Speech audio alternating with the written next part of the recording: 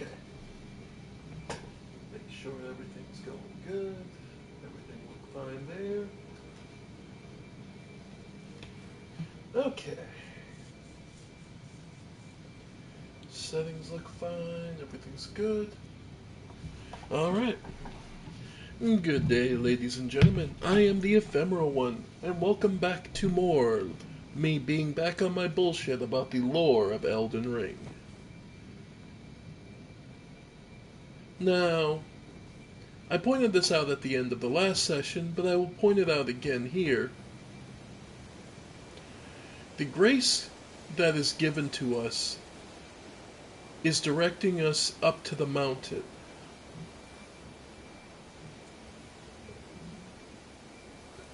I truly believe that the grace is this is basically shards of...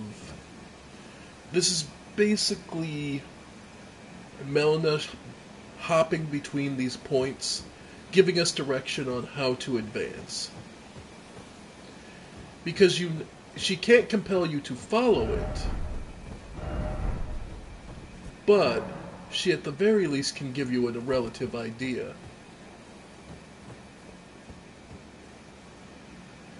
Which would explain the kind of flip-floppy nature of never really picking one place and just sticking with it.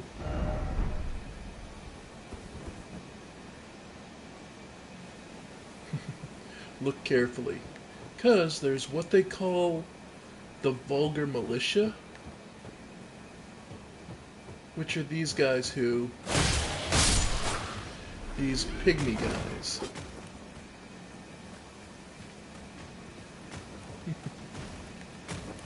Wow. Huh.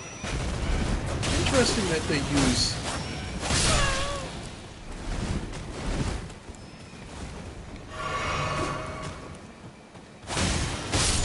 Much like Caelid, there is a natural just damage buff every enemy gets for being in this area.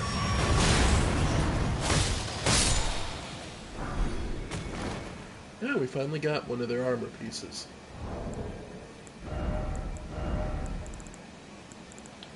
Let's see. Helm worn by lean, mean, and filthy militiamen. The upward extension serves to create an appearance of larger size, however slightly. But yeah, they're militia, so they're below even the soldiers that we see commonly.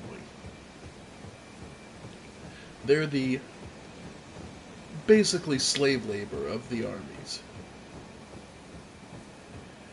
But that just means they rely more on dirtier tricks to get it done. But that's no surprise. After all, this is all just purely survival for them.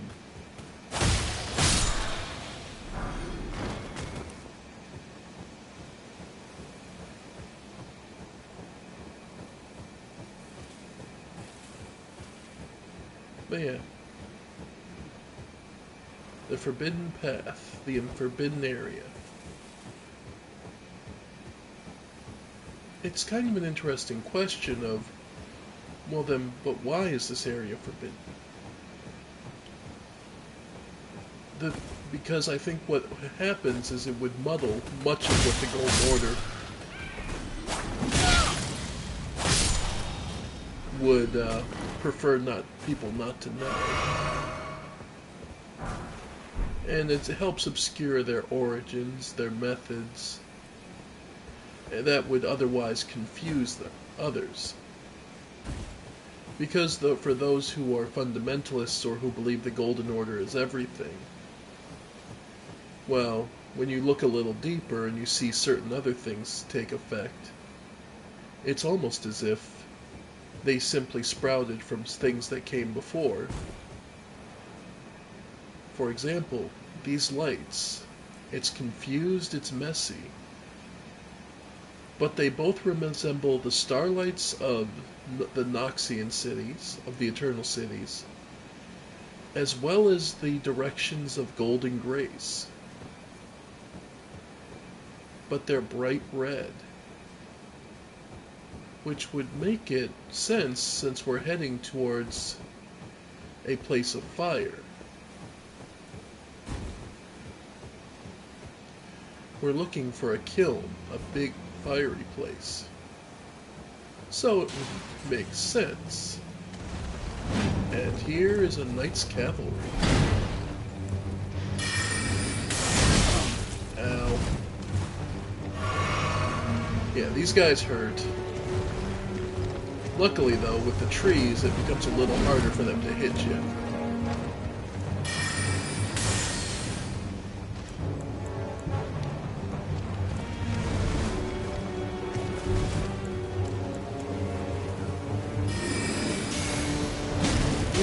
But you can't. Oop, wrong weapon. Ow. Yeah. Yep. Got it on the shield. Yeah. Yeah. It's awkward here. There's a lot that can go wrong.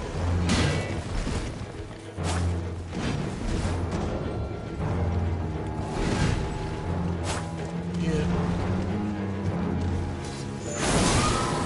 Nice. Yeah. Yeah. Got me on the shield, but that's fine.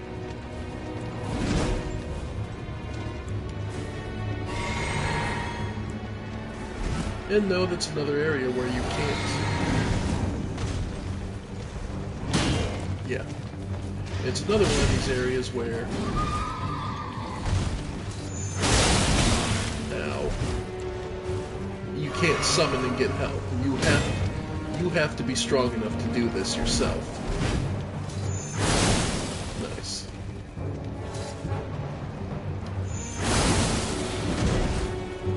Yep. Because at the end of the day, you're aiming to be Elden Lord, and the Elden Lord requires some level of strength of their own.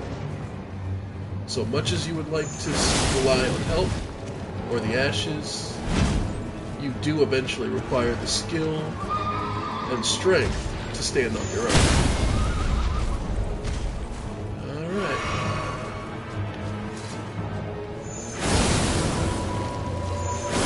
No, I did not know he could just summon another horse.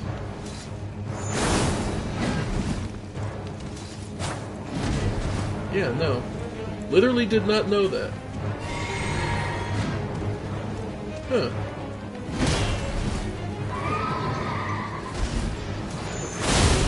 Ow.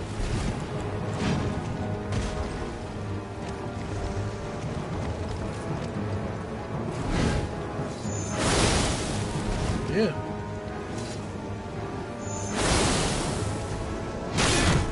Yep, got me on the shield. Nice. And got it.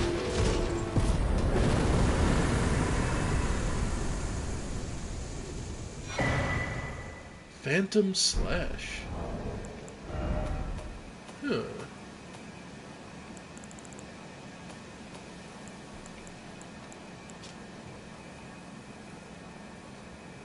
Phantom spell by the Fountain of Remembrance. The Knight's Cavalry creates an apparition of the knight's former instructor, who guides a joint lunging upward swing. Usable on polearms and twin blades. I don't remember getting that, so I may have to come back here and look for that for my other character that uses spears. Still, I must have missed that. I must have came through during the day. Hey, there's always more to learn about this game. And nascent butterflies. Again, they're places of they come into places of tranquility where things don't really change much, which I guess makes sense for the frozen wasteland we're in.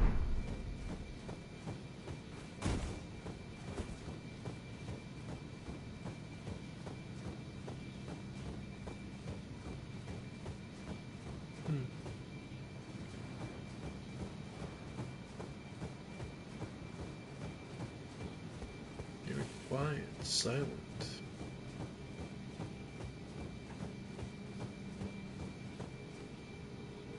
Almost ominous. Oh. We doubled back on ourselves. Okay. Which is entirely easy to do. This place...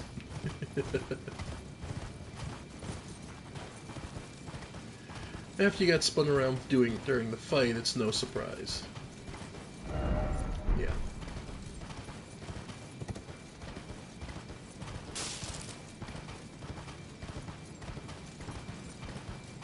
But yeah.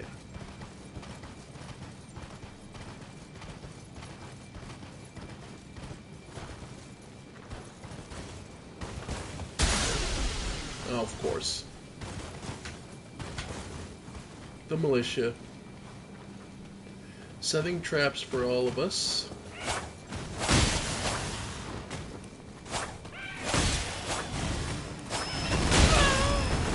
Oh! Okay. I took him a little too unseriously. I was just figuring... Didn't expect him to go for the claw attack. Well, now it's daytime. Okay.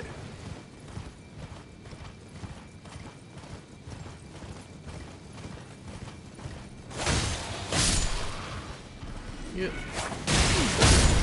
Wow. Nope. Not letting that happen again. Okay.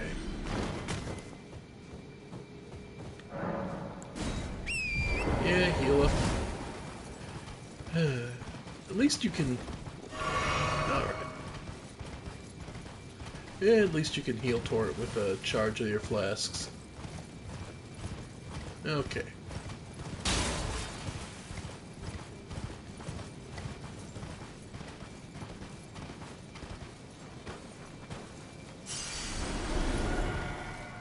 Alright. So actually, let's do this on foot.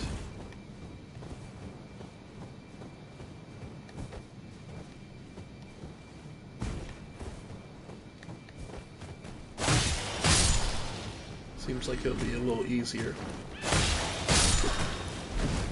Yeah, these guys are very clearly used to basically sniping off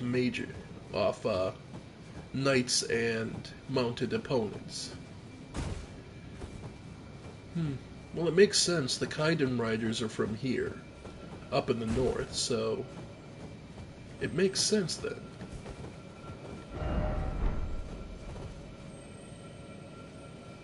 Well, I can hear one of the bugs is nearby.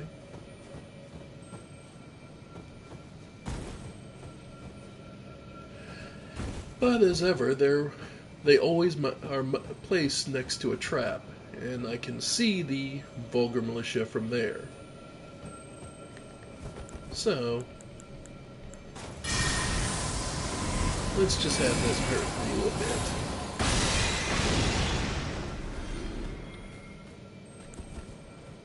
And of course that brings out these guys. Oh! Wow.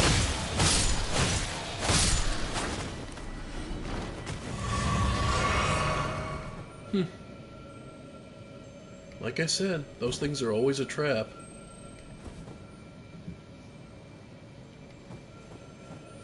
Well.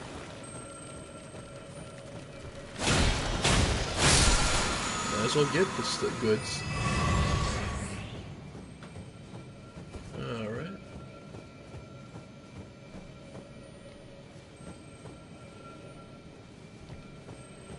And I think I see another golden light, which means there's a couple more, probably vulgar militia. That looked like someone who just walked off a cliff. Yeah, that's for health. The flying is the blue one, so that's just for MP recharge.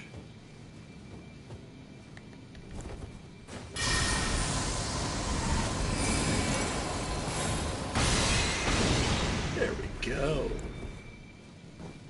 Oh yeah, let me unequip that. So I stopped doing that. because I don't need the seal. The seal was purely for last time to reveal the one statue where if you do perform a particular miracle of regression, it reveals that Radigan and Marika are sharing flesh.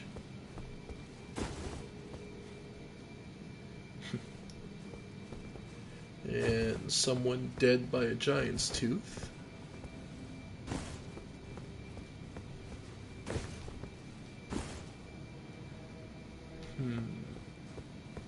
Is there a way actually in?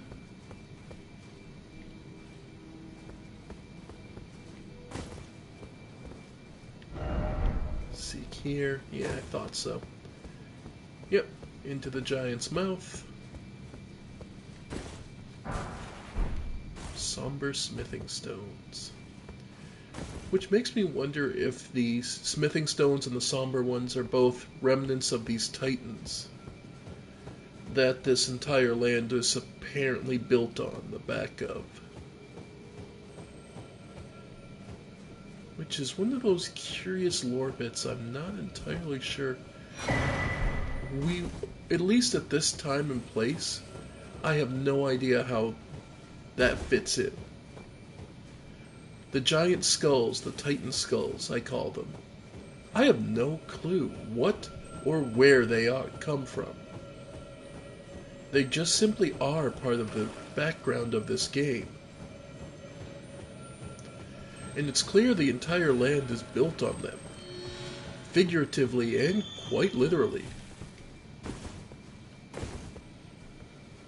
So I have but they are not acknowledged at all.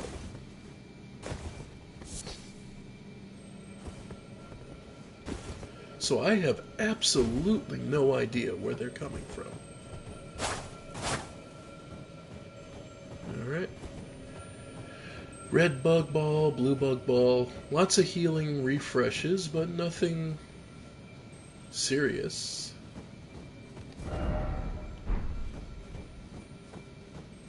And as things stand, we're just... Boss ahead, try dashing through. Oh. At least it would explain all the refreshes. What is the boss here, though? Well, they're gonna give me the time to set up, so... Alright. Black Blade Kindred.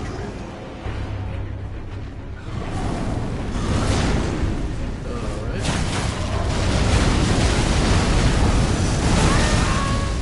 Huh. The Black Blade is the blade of Malekith, who wields the power of the Rune of Death.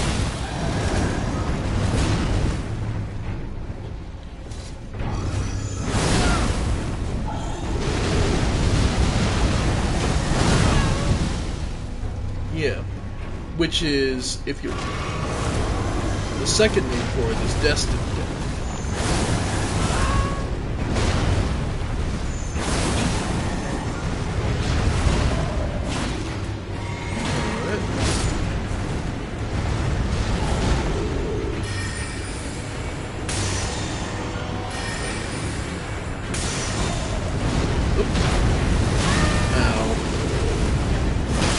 Okay. Managed to shield the second one.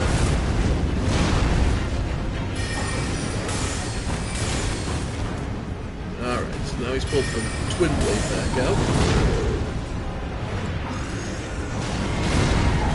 Yep, okay. Yep.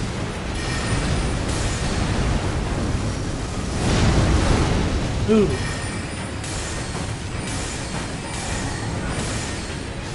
Got it.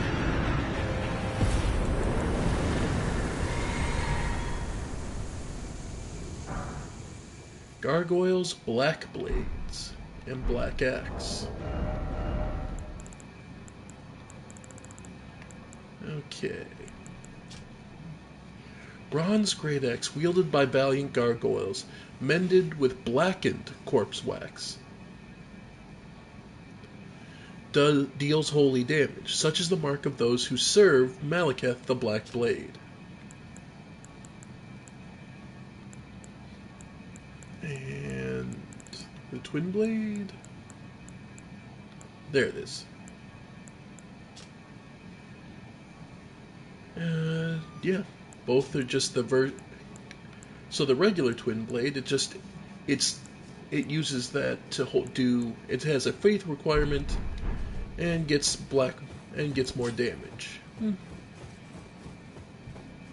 But it's from the blackened corpse wax. So the corpse is killed specifically by the Rune of Death. Interesting. Which means more than likely the corpses used to make that particular corpse wax are a completely different build and breed.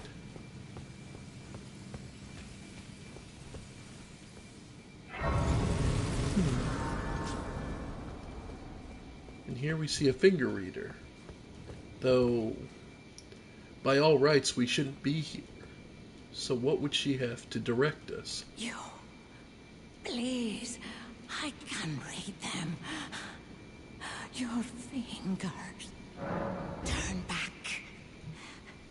Ahead lies the land of the giant's flame. And the way forth is forbidden. Hear me. The burning of the Earth Tree is the first cardinal sin. Doing so will unbind destined death and slay the world itself. Who would dare put you up to such a task? Most certainly not the fingers. So, that's about what I expected. The cardinal sin, the first sin, the original sin, is the burning of the Erd Tree. The one thing the Golden Order could never allow is the burning of the Erd Tree. 70, so...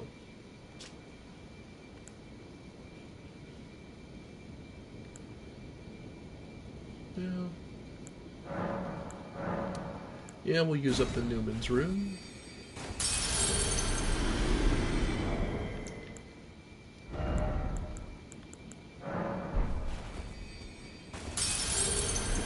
And that should be enough for 2 levels.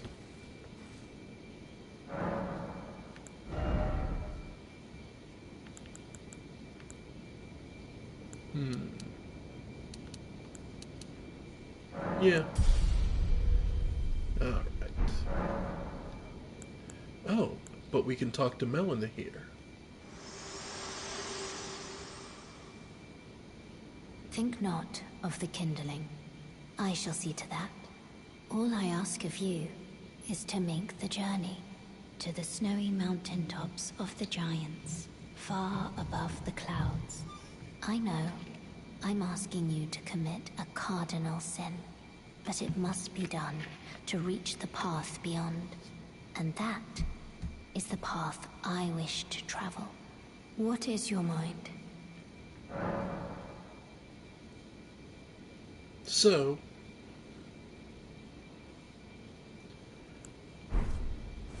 we have the quest. Melina wishes us, as she is not able to travel directly. She can only probably reach the...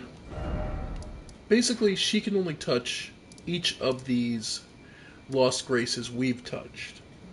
She can't access new ones on her own. So,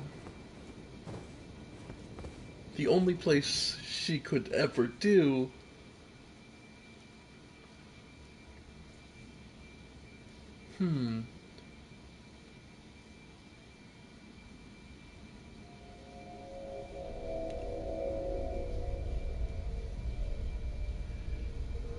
Interesting. The only place she's able to move freely in is the only place where she would be able to help, where she was able to help us fight, which was back at the court for the Elden Ring, for defeating Margit. Anywhere else, she can't manifest strongly enough. And the only time she can manifest is near each of these during certain locations. Because if she could make the journey herself, I very much imagine Melina would. But as she said, she was burned and bodiless.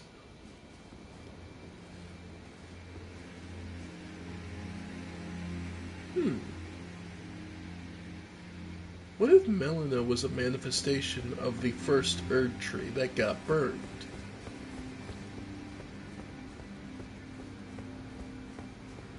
I know it sounds cracked, but hear me out. It would make sense that why she's bound to the Erd tree. She's one of the original manifestations.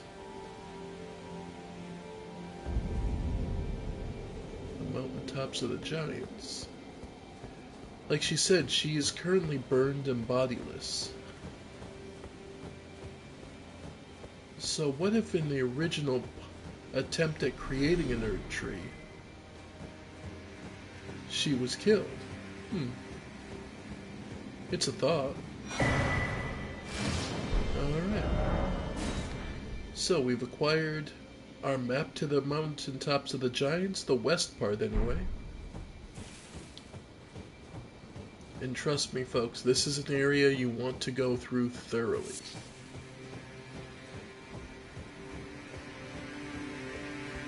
But make no mistake, it's not going to be a simple matter.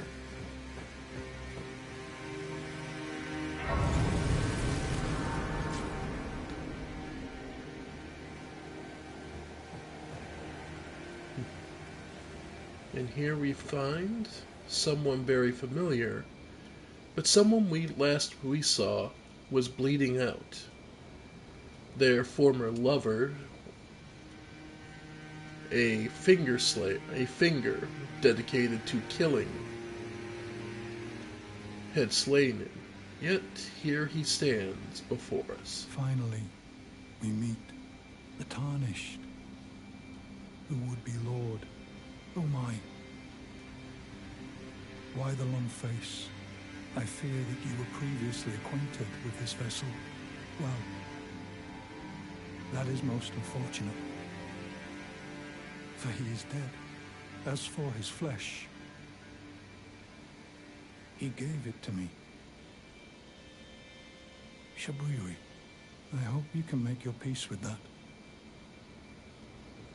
So you are the legendary Shabriri, for whom Shabriri grapes, or those eyes, are named for. You were about to sacrifice something precious, the life of a fair maiden, that you would toss into the fiery forge, only so that you may be Lord. What a horrible thing to ponder. Your ascendancy requires her sacrifice, whether she wishes it or not. But how would the Lord, crowned so, be looked upon? So, he spoils the secret. The reason Melina tells you to not worry about the kindling is because she plans to sacrifice her own ashes and self into the fire to burn the Erd tree. Normally it would require something very powerful to stoke those flames. Melina, daughter of Marika, would certainly suffice. Chosen Tarnished and would-be Lord, dare to tread the path of true rigor. Spare the poor girl, and singe your own flesh in her stead. If you are prepared to show resolve, and attain lordship through righteous hardship, then heed the words of I, Shabriri. Chosen Tarnish, descend to seek audience with the three. If you inherit the flame of friend and the girl, setting you on the righteous path, the path of the Lord of Chaos. Burn the Erd Tree to the ground and incinerate all that divides and distinguishes. Ah, may Chaos take the world. May Chaos take the world! Chosen to descend into the seek audience. And that is another possible path. The path of the Chaos Flame, the Lord of Frenzy. You will know, though, that is the only path out of all possible endings in the game. That is the only path that will set Melina against you. In her own words in that ending, as night follows day, I shall be the one to end you. There are paths deep below, but that's not an ending I particularly am fond of myself. You burn the Erd Tree, and then proceed to burn everything to the ground. The world itself melts away. As they say, you destroy the lines between all that divide and distinguish. Effectively, everything becomes one. Everything becomes ash.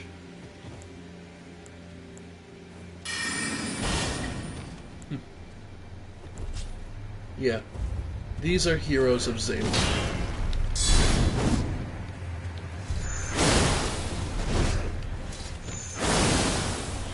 Quite potent fighters. As you might expect, quite adept with more ice magic, as you might expect from fighters out this way. There we go.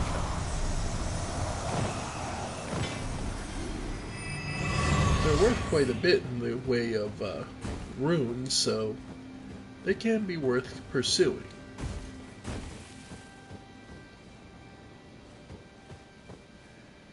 But, as you can also see, there are ghosts of plants, of animals everywhere. The roaming and remaining spirits of all that lived up here at one point. Though this area is far too cold now for them to have survived.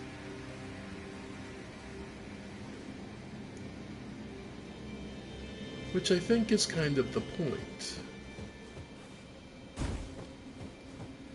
If I'm perfectly honest, the birds, the spirits, even the trees, these are all lands.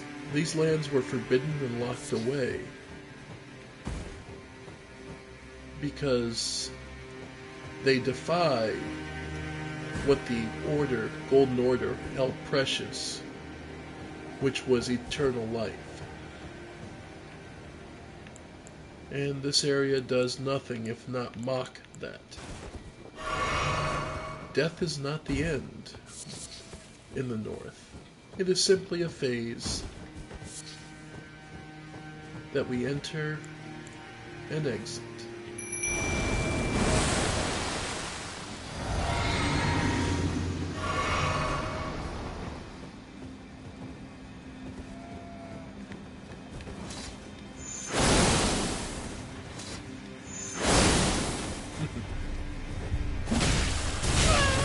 Ow. Like it. Yep. Nice. Yep, that hurt. Got him.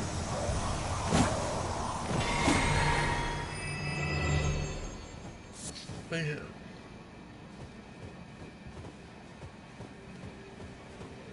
But there's also so many other secrets on why this area is forbidden.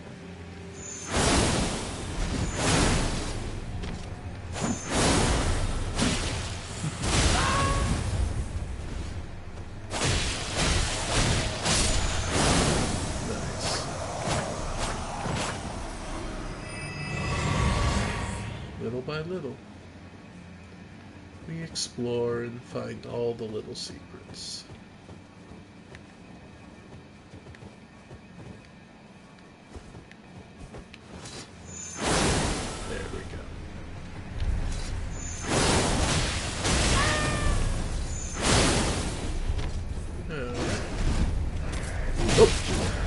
Nope, not taking that.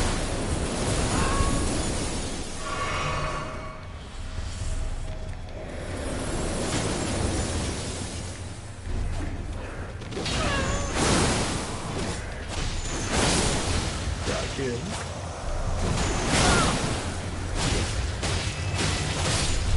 Nice. Man, there are many of these heroes down here, around here. So what treasure could they possibly be protecting? No death ahead.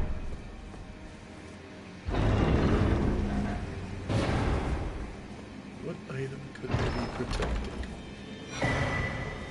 Okay. A miner's ball bearing basically allows you to get more resources. So, yeah, makes sense.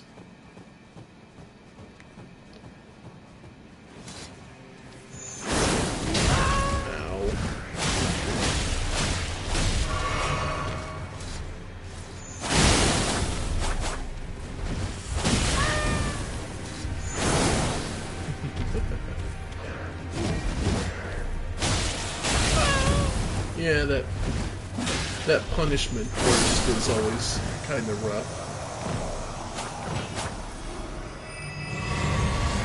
Still, if you... Oh, and there's an item you should be on the lookout. You probably found a bunch of them in Langdale. This is as good a time as any to show that if you have an item called a warming stone,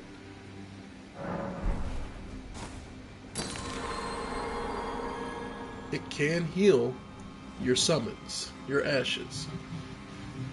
It lasts a while and it does restore a considerable amount of HP, but it does take a little bit. It also heals yourself, so it is worth considering if you're just kind of stuck in a position where an ash is being useful, but has taken quite a few hits.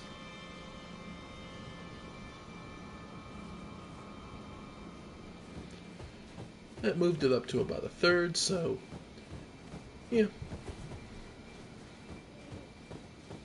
It's not the most useful thing ever, but it can help.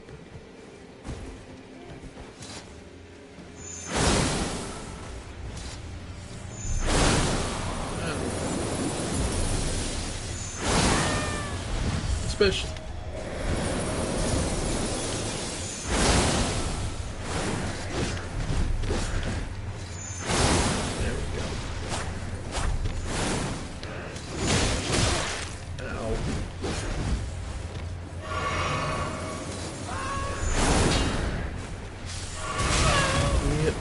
Hit the wrong button. There we go. But yeah.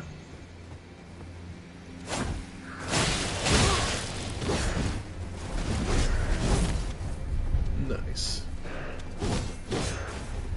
Go up. There we go. Alright. Got a shield. And heal. Okay. Nice.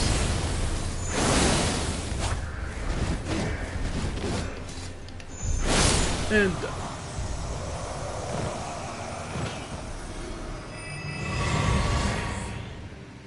Not perfect, but it helps get you through. And like you saw, Every little bit helps when it comes to certain ashes, so if they're in a little rough of a way, you obviously get more back if they have multiple bodies. So if you're using an ash with multiple units, basically you would want to be able to. They'll obviously get more out of a warming stone because each individual HP unit has its own HP bar. So just something to consider. Oh, thought I heard something. There we go.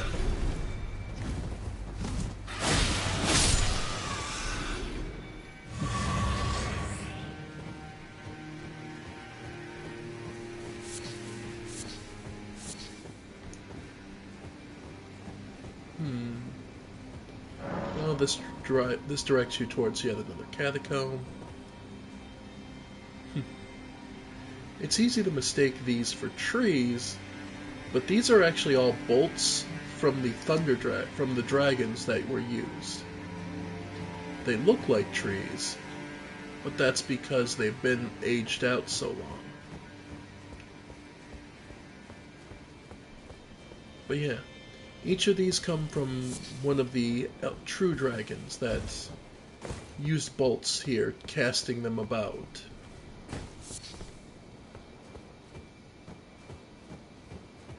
Yep, nascent butterflies. Which means that this is an area that doesn't truly change much.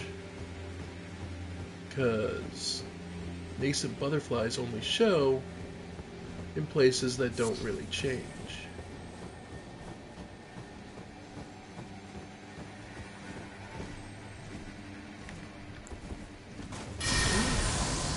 Big bird. Big bird go by. I can hear one of the bugs, don't see it though.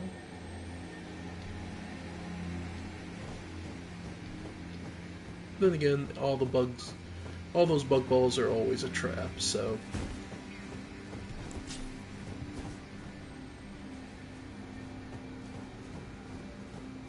We'll have to wait and see.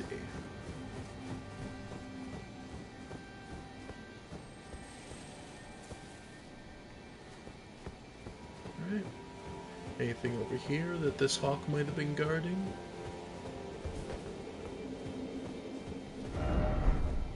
No items, supposedly. Yep, and it's nothing. Just an overlook, but it lets you get an idea. It also lets you see that there's, to the north of to the southwest of the ruins, there is a small snowfield, but there's not much really there. Another one of the eagles feeding, so more of the birds, but nothing absolutely critical.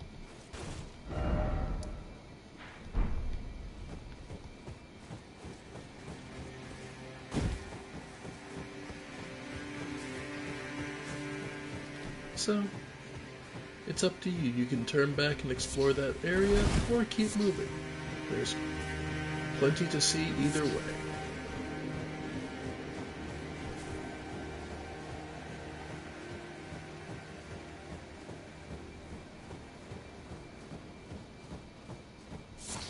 Smoldering butterflies.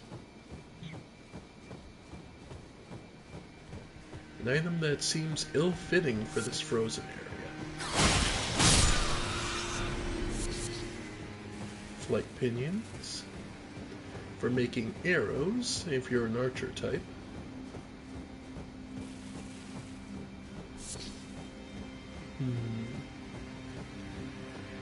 And fire monks.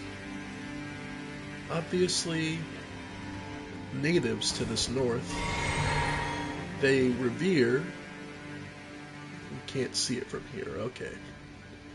They revere the giant's chalice that exists, the giant's forge that exists here.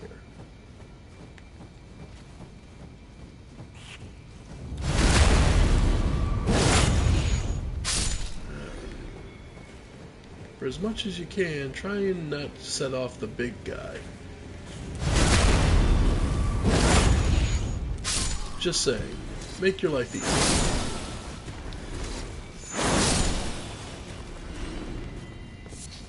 Yep. Set him off. Hey, Enzyme. Nope, I don't have anywhere near the followers nor hours subscribers to have a donation button. There's a coffee if you want in the description if you'd like to, but I'm not going to. I'm nowhere near big enough for YouTube to deem me worthy of it. Alright.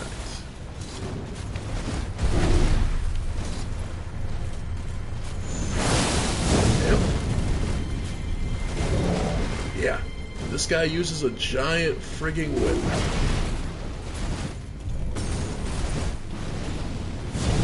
Nope. Ow. Okay. Wow.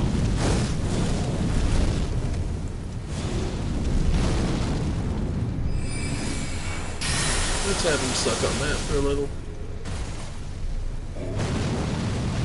Oh yeah, the fun bit of this fight. And one of the reasons I said, don't piss him off until you have to.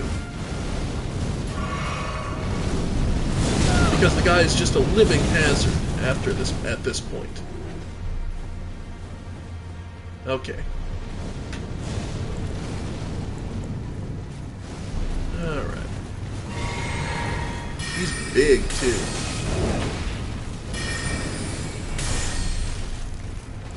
Okay, the fire went out. Yep.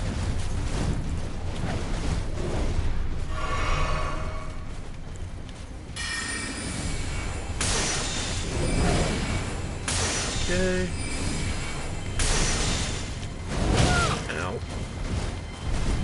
Almost there. Alright. Yep. Fires it, but that leaves him vulnerable. Whew. Yeah, the fire prelates. Oh, man. Okay. Take a look at his armor. Black iron armor adorned with a red cloth. Attire of the fire prelates, commanders of the fire monks. The weighty frames of the prelates symbolize the onus of their grave vows as guardians of the flame. Etch this sight upon thine breast, of my thunderous gravity. Yeah. And yeah, we could have used an ash to try and make this a little easier, but there's just more fun to be had sometimes. Doing it while challenging yourself.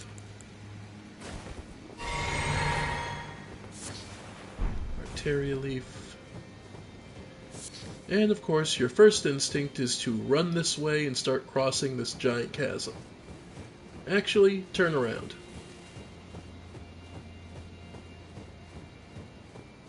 There's a catacomb hidden deep right here. It's really easy to miss.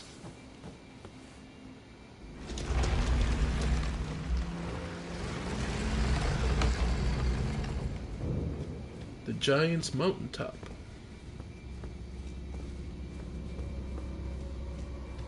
And the Beast Eye quivers. That's right, I haven't gotten all the death root. I believe there's 10 of them in total in the game. And as I've said so many times, you're underground. Get out your hammer, get out your club, get out your knuckles, I don't care. Blunt damage. You are underground. That is what you used under here.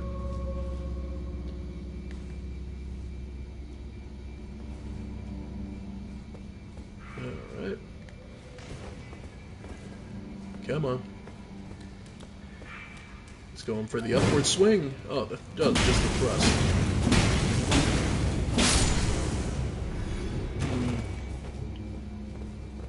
I could probably switch this off of being... I probably could go back to doing like arcane damage to this.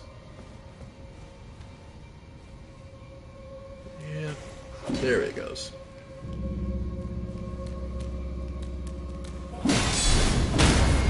Nice. And good night. Fire damage is nice, but we're high int build, so... No, the fire making them flinch like that. I might have to keep it as fire. I don't believe fire really grows off of... Yeah, fire doesn't grow off of any particular stats in this game.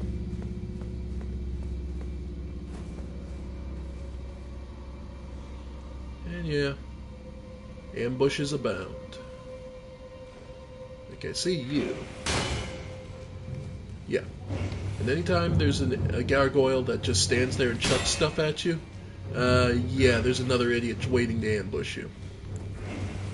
So, that's why you always pack some form of range damage, even if it's just knives. Always pack ranged.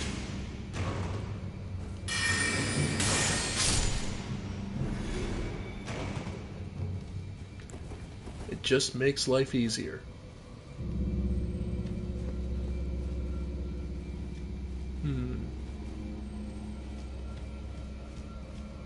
Alright. And we've reached the elevator. Ooh, gray violets.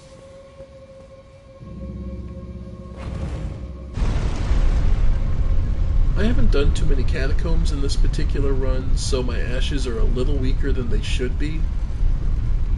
But it's not the worst thing. Okay. Yeah. As I say, common trick is if you've got to the... is to hide and make you have to go down the elevator shaft. But nothing too major here. I thought so. I was waiting to see where the ambush was coming from.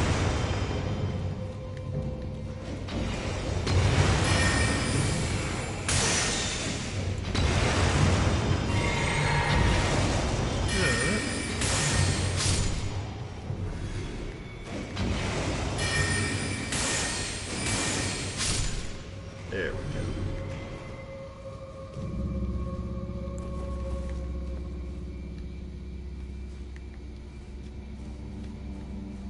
And the others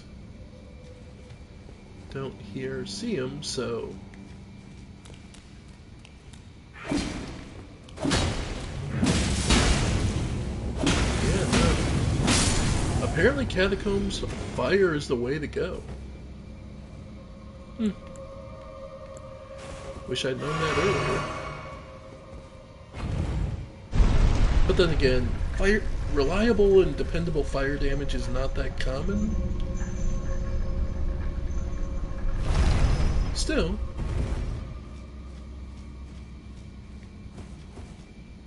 Oh yeah, this is an ambush room. I see the mini pot there. See a couple mini pots.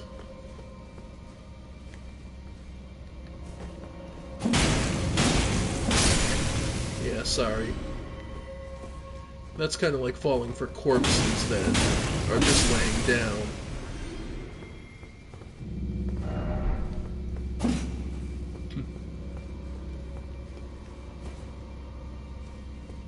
Here's the switch.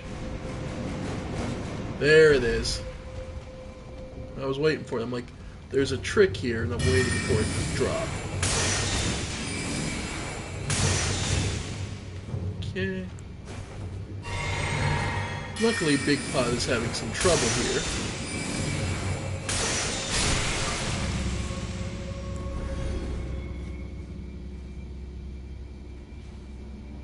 And I saw a Little Pot there.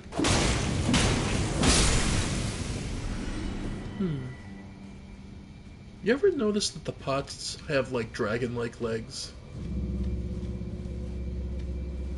Considering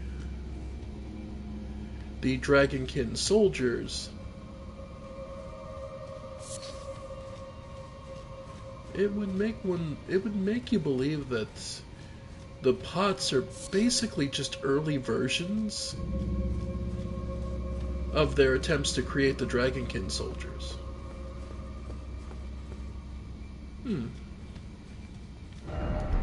Trap ahead, yeah.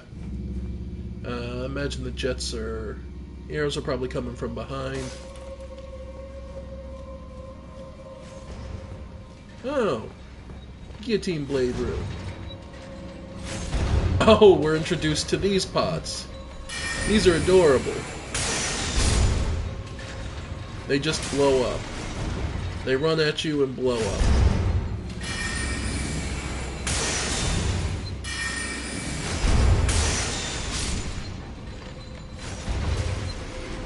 Yeah.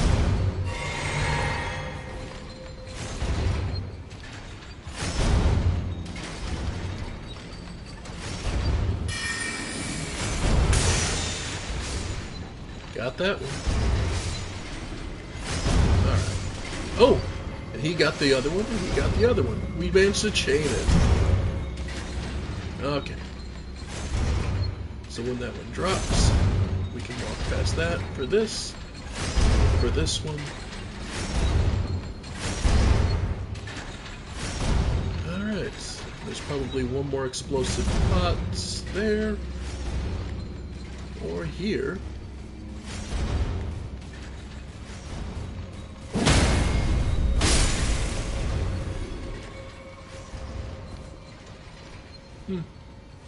Nothing? Okay.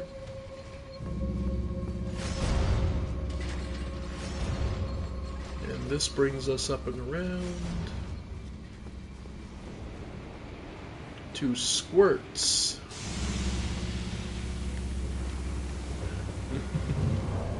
Let's see. I probably have a ton of these. Do I have any? Yeah. Fun fact, squirts are actually weak to poison despite using them.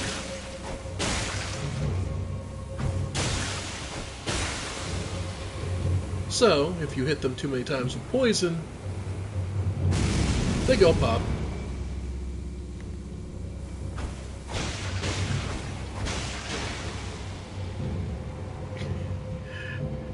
Yeah.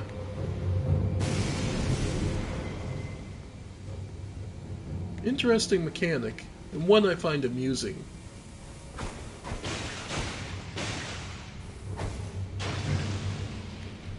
Alright. And it's not like these daggers are anywhere near rare.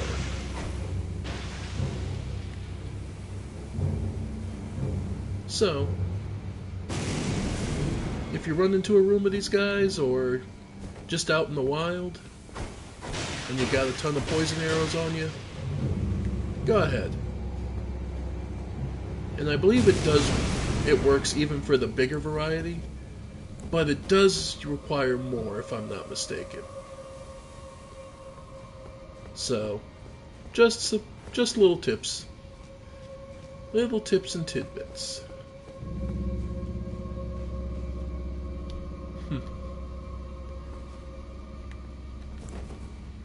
And we can see there's another trick switch in the middle of the room, where the pots would love to push you onto it so the arrows pop out and kill you.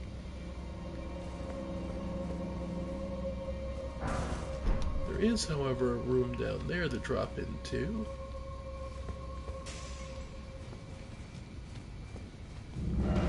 Beware your enemy, therefore time for trap. And spins.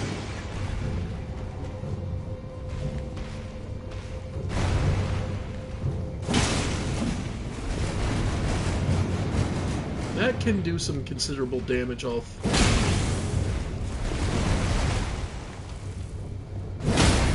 Damn.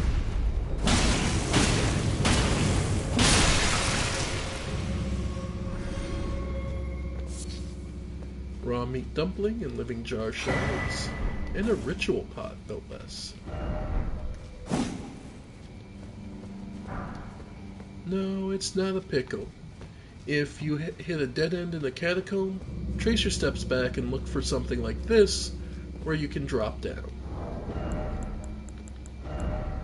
And I'm just going to throw that on in case something goes wrong and I lose out all my runes. I'm not out completely.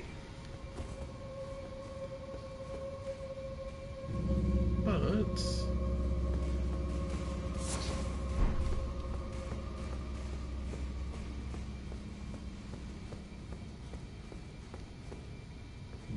blocked off.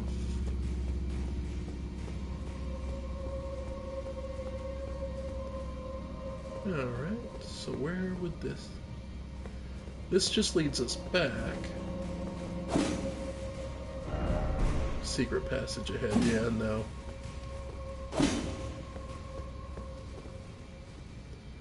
Alright, so it looks like we've completed the loop up here.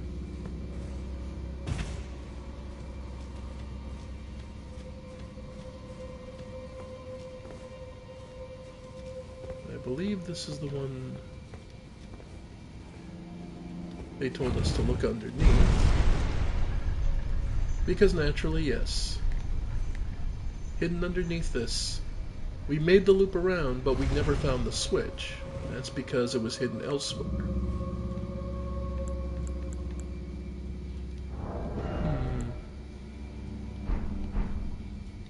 Well.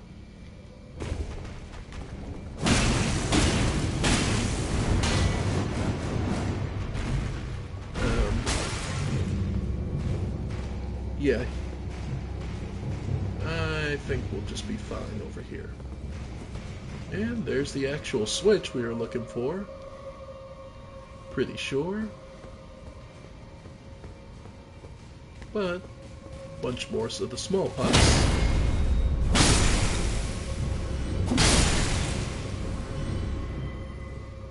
In our way. Ooh, Golden Rune 10. And the boss is now accessible.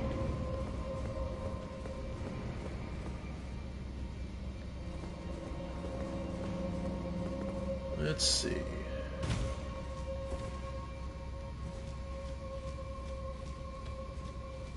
Anything else back here?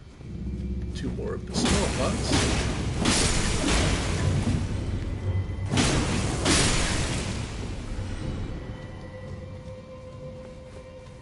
And I think that's about it.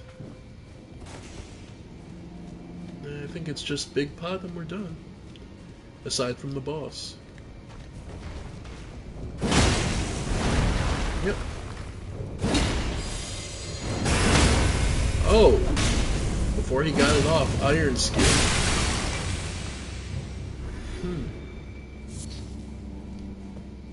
Managed to get that off pretty nice.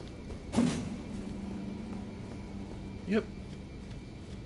And from here, we can head on up.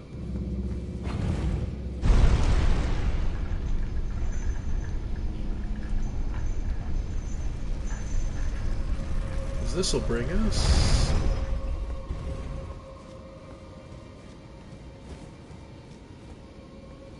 back up to where...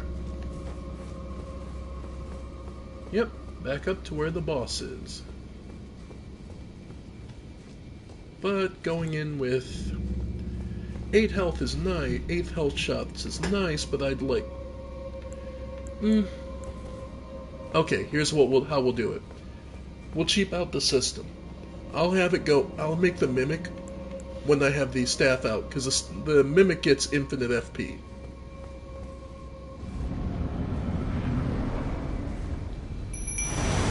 Okay. Ulcerated Tree Spirit, of course.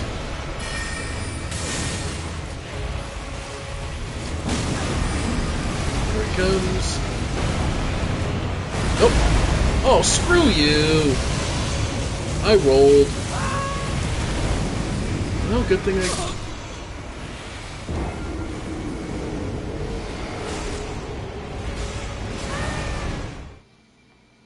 Yeah, good thing I friggin' put that stick on.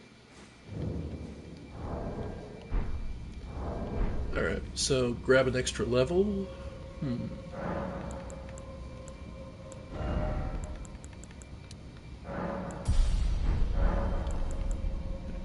Even here, you have something to say, Melna? There is something I'd like to say. My purpose was given to me by my mother, but now I act of my own volition. I have set my heart upon the world that I would have, regardless of my mother's designs. I won't allow anyone to speak ill of that, not even you. So this is entirely her decision. She wants to live or die according to her own desires. And she will not tolerate anyone speaking ill of that. Which is basically her answer to Shabriri. Of, screw you, I know what you're trying, but no, I will do what I want.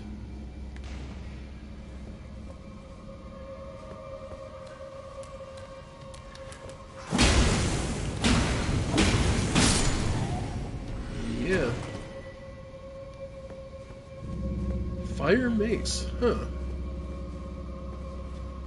Who would have thought?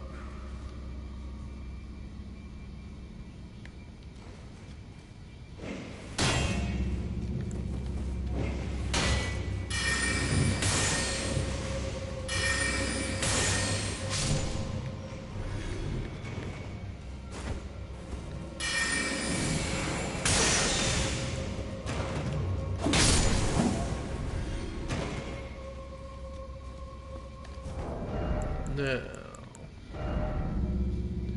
as far as dealing with, you know what, casting time. Yeah, casting time.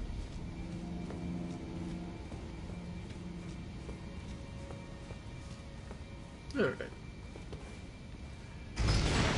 Because this should bring us back down to the boss fight. Let's see.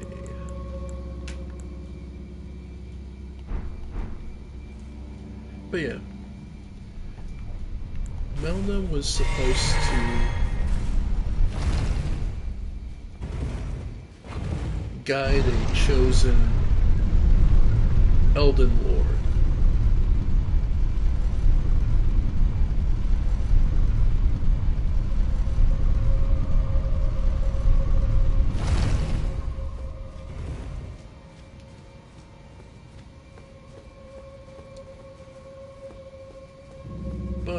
And she did.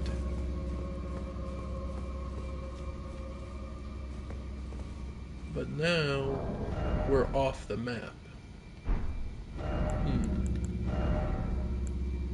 Suppose... yeah, let's try out Engvall's. Haven't tried him out in a bit.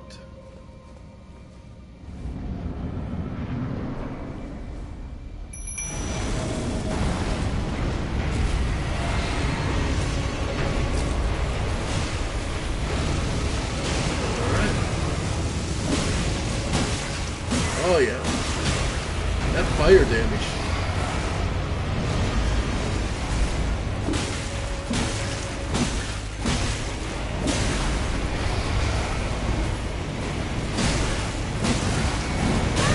Ow.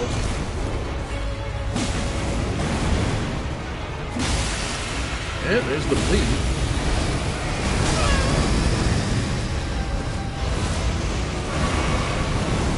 Nope. And got me again, damn it. And that's probably death.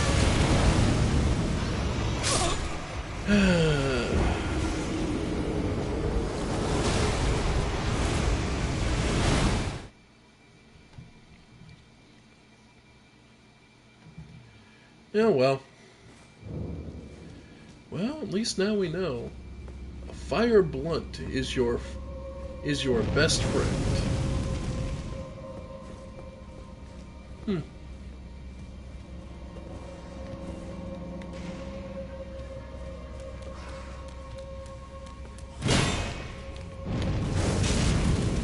Oh yeah.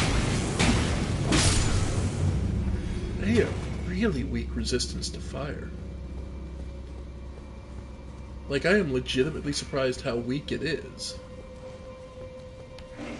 It's almost worth aiming for the arcane stuff. Throwing a few points in arcane just to start using some of the Gelmir fire.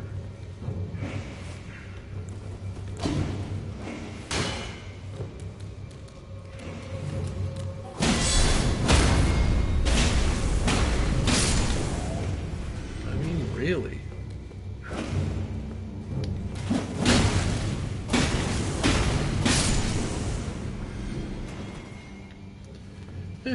Live and learn.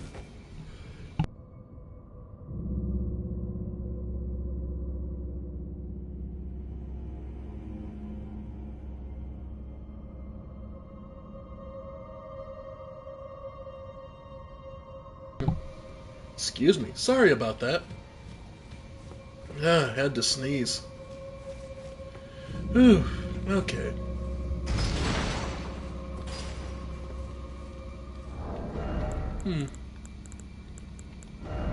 Well, we saw that worked. Any other one that's... Yeah, Depray Perfumer does fire damage too. Why not? We'll try it out.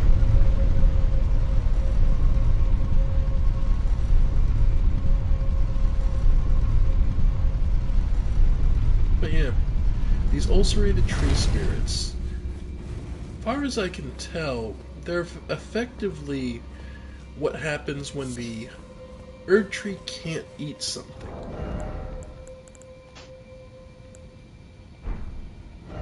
Or at least that's the theory I have. Effectively, they're...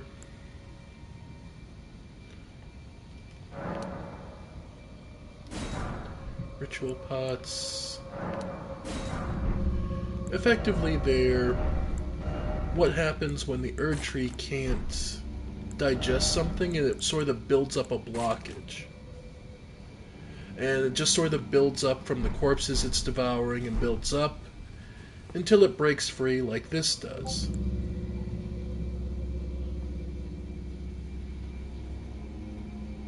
Oh, give me 1 second.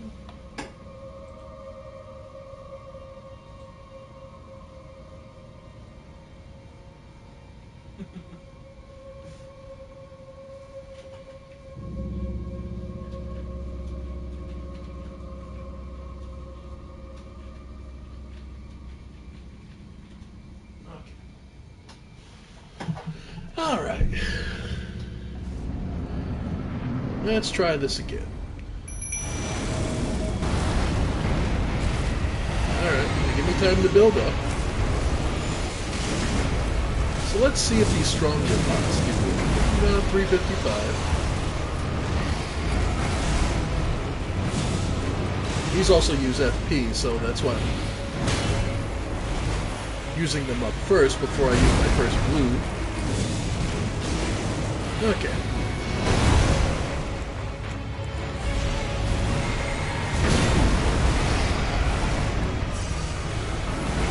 Alright. Ah, he's finally targeting the perfumer. Nope.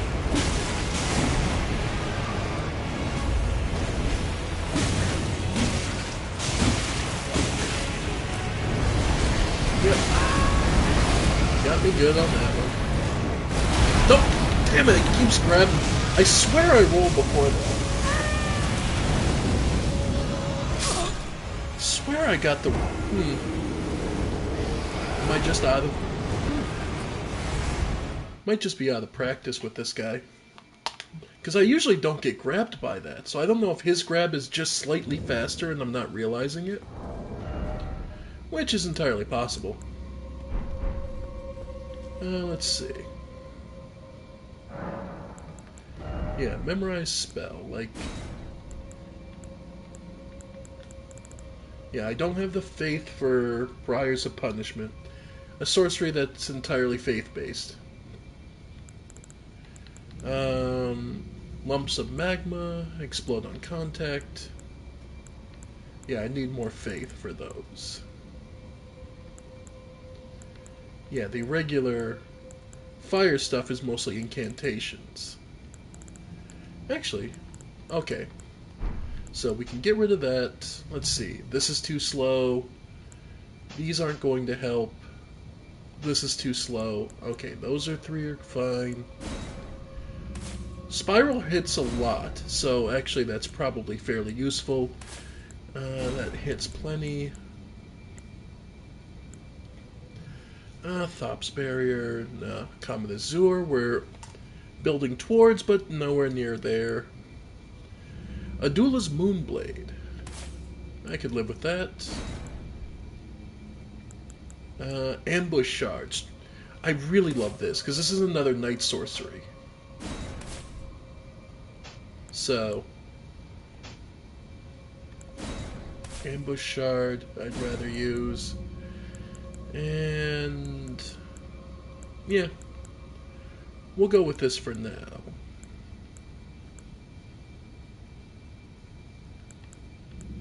Yeah, don't have the faith to be able to Magma Shot or Rolling Magma. Alright. I guess we're finally gonna have to use it. Not that. Before we enter the fight, I guess it's going bad enough. And these guys are mostly... yeah. And just to show off Spiral, because I haven't had a chance to yet.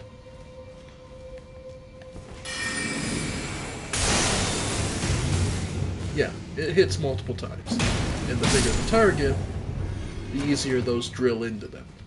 So, just be aware, that is entirely possible to use.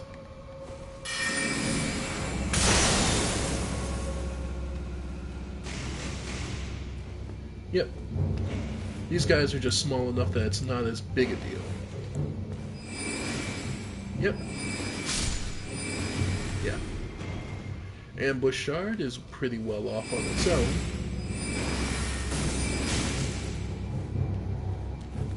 Yep.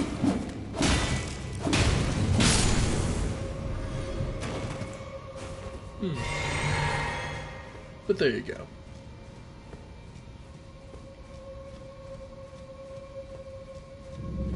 Yeah, there's plenty of sorceries in this game that when you're using sorceries, you have options.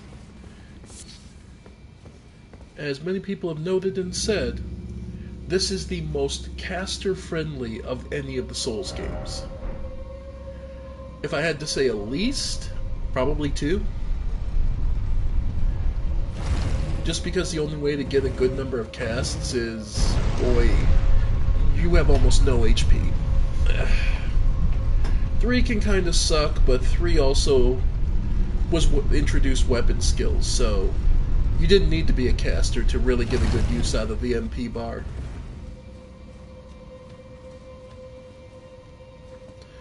And 1 was 1. 1, as much as you would love to be able to just stand there and cast, yeah. Alright, so, what I was talking about with items I want to use, yep, great boiled crab. A prime specimen of plump and moist meat. A true connoisseurs know how to keep it from over-salting. Greatly boost physical damage negation for a certain duration. Unlike the prawn sold, this truly is crab. Not that it matters, it's delicious all the same. Yep. We're gonna use it. Alright.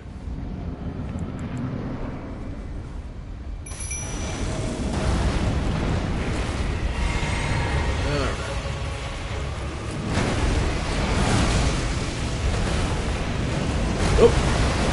Managed to get out of it that time.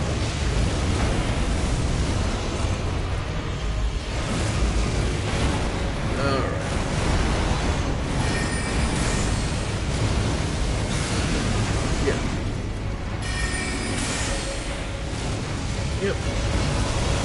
Like you can see, it does remarkable damage. It's just getting that cast off.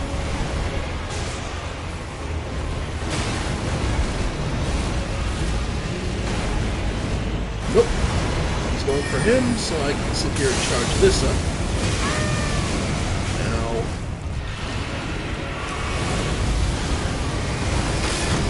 Oof. Yeah.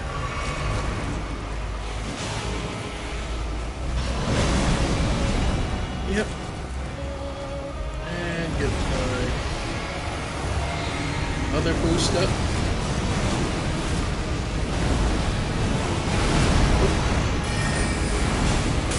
There we go. Okay. Get a good number of casts out of this too.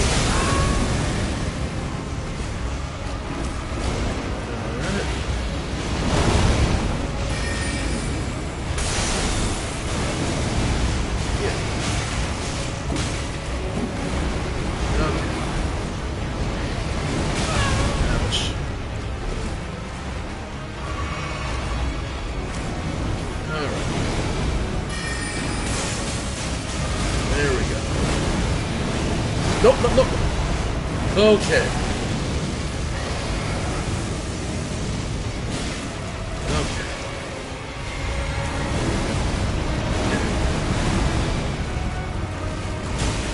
Alright. We went for the Ing Ball, so I can cast this. There we go.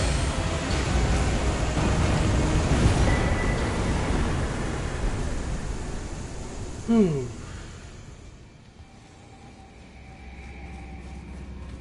And finally, for our efforts we get another piece of Death Root. I believe technically it's supposed to be your 10th, because I think this is the last catacomb that has one.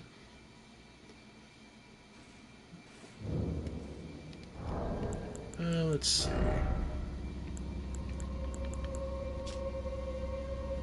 50,000. It takes how much to get to another level? 72. Okay, no, we don't need that. 72, so...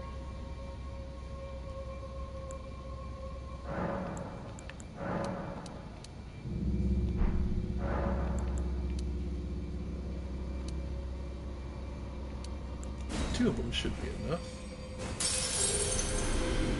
Yep.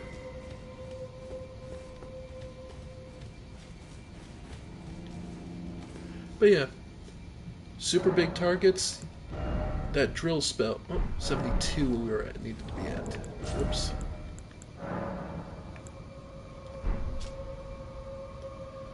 But we should just be able to use this. Really wish you could use items while you were waiting, but... And of course...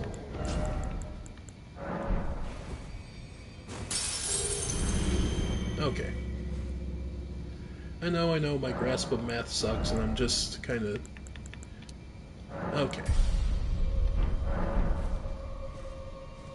But yeah.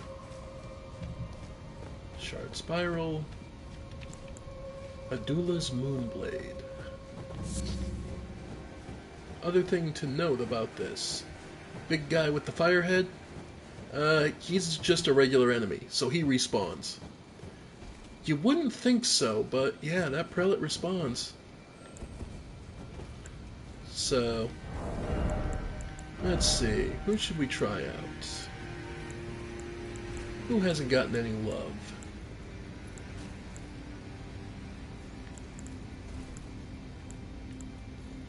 Alright, we'll give Rollo a chance, because I remember seeing a list the other day about how Rollo was underappreciated. So, I am going to switch back to Moonveil, just because, yeah, magic damage is our preference.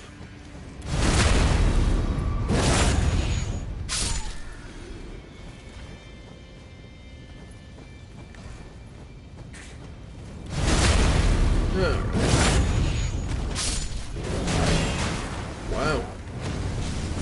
Halo takes it rough.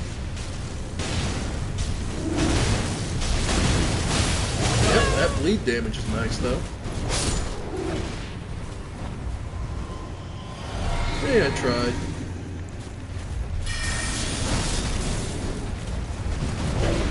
I imagine he's got almost all the resistance to frost. Like, I assume he's just immune.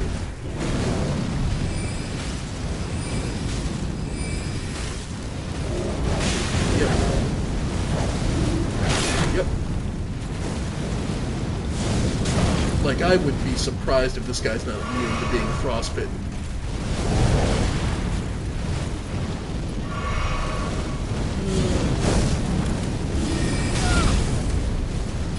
Now, Nightmane's Mist, on the other hand, this, I imagine, he's a big enough target that he'll be melted in.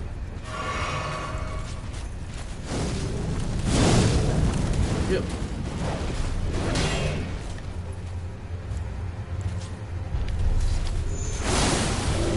Nope. And good.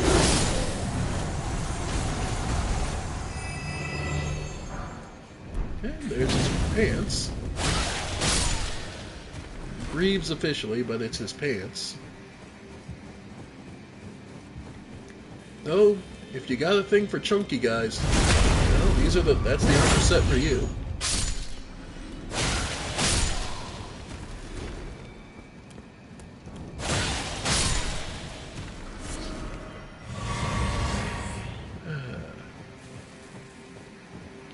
I mean, nothing wrong with it. Everyone's got their tastes.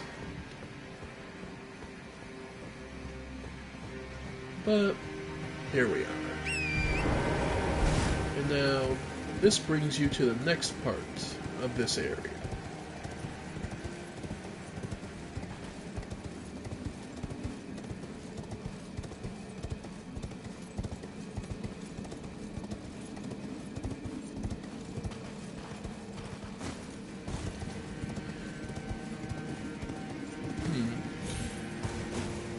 Now I'm just trying to posit in my skull the idea of... Because they point out that what you're doing, burning the Erd Tree, will unbind the Rune of Death.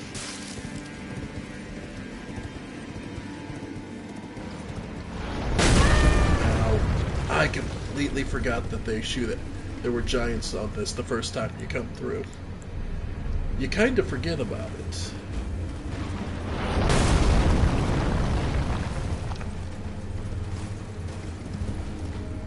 Because it's one of those things where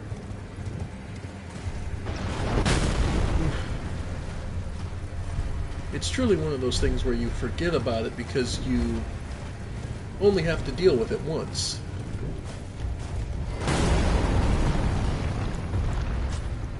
There we go. Just break his ankles.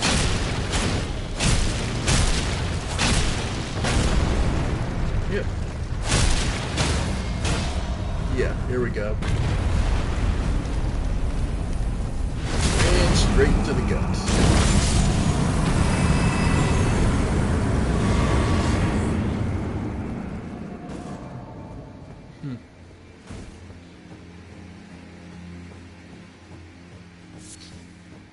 Arteria leaf.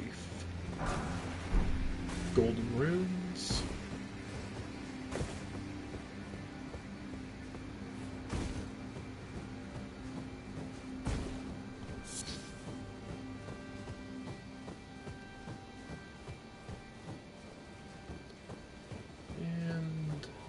As I've said so many times, and will continue to warn you, every one of these big bugs is a trap.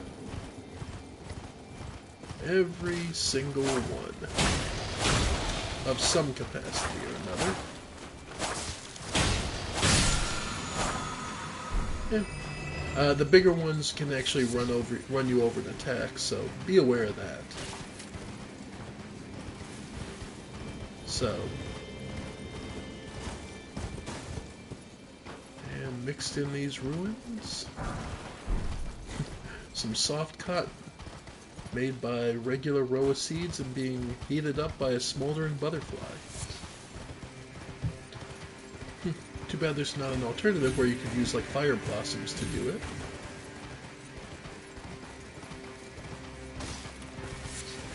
But we have managed to reach across the bridge to another location.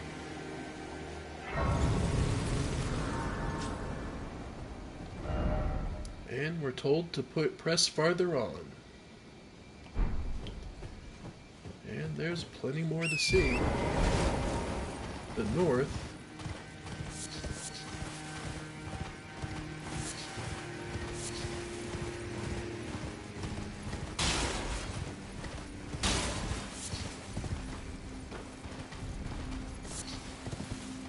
And here we see one of the golems still wandering about patrolling. Let's see. Once again, all you gotta do is break his ankles. And it pulled what I was saying, remember, when he does that stomp, there is a pull-up that is also an attack.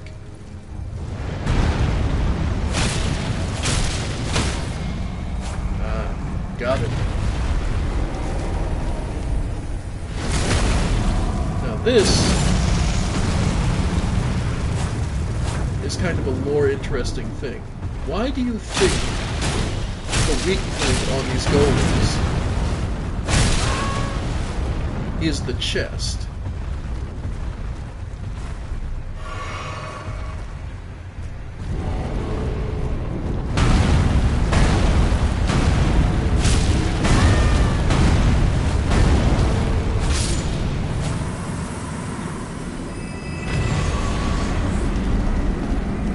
Kind of an interesting question, but why do you think the weak point would be the chest? Hello, Derek.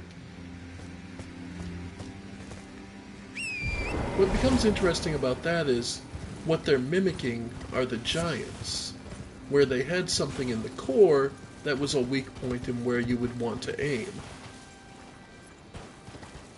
Which makes me believe the gargoyles were actually something of a training dummy almost. For forces like, for certain forces. Guards slash training dummies slash... Yeah, just a thought. After all, if you know you're going to be fighting something large like that, surely you'd want to get practice. And up here we get to see two conflicting forces.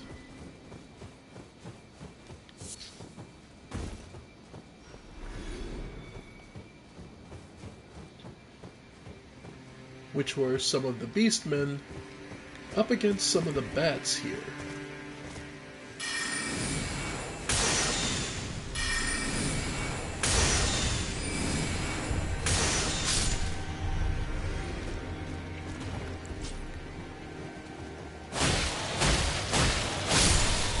There's a surprisingly large amount of bats here, actually. Which is kind of interesting.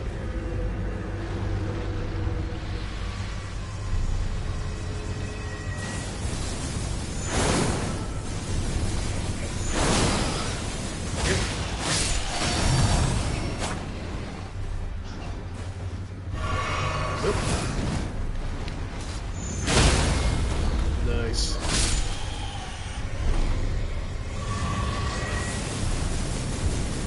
Now there's something shooting at us.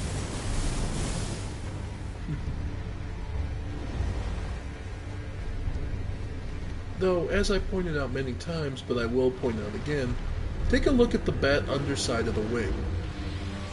Note that it looks like eyes. Specifically bright yellow eyes.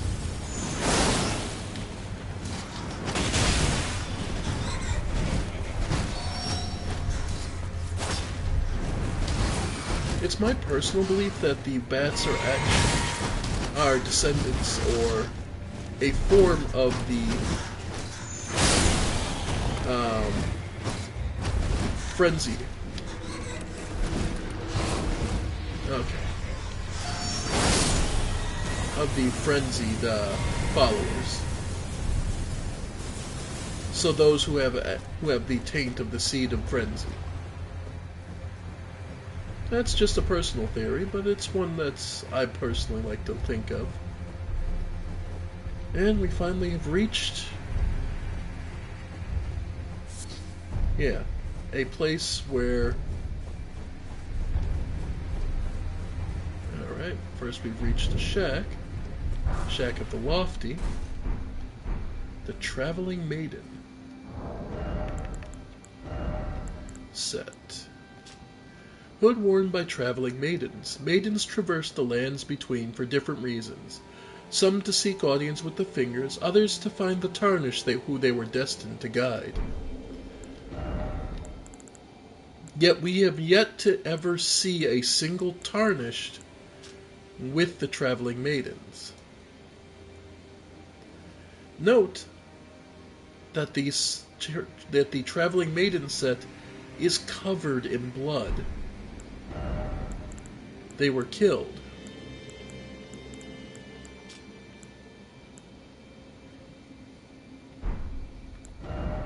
Again, let's see.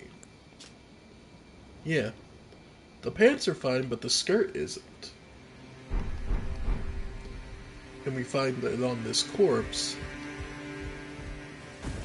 which has clearly been afflicted with something.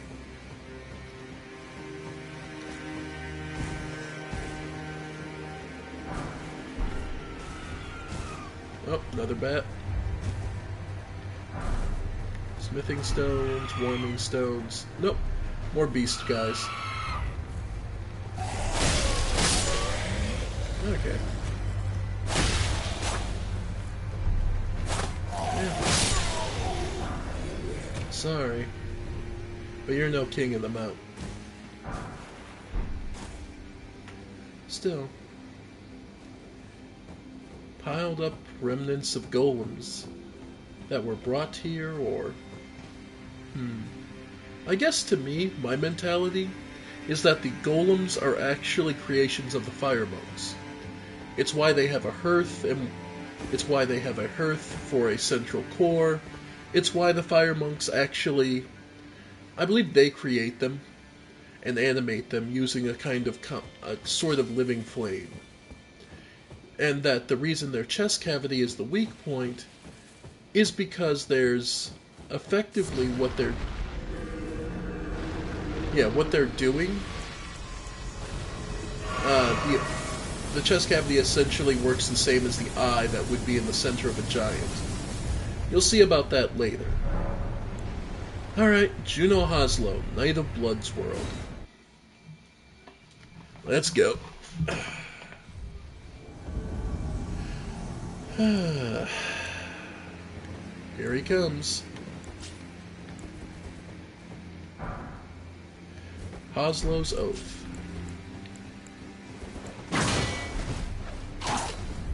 Yep.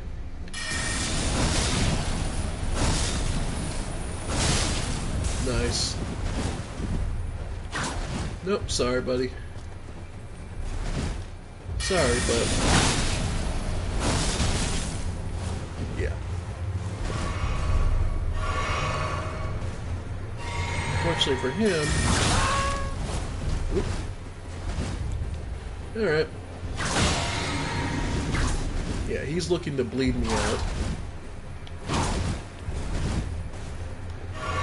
But... oof. He actually managed to get me out of Adula's Moonblade. That's rare. Alright. Yep. Oh, got me. Actually got me. That is so rare.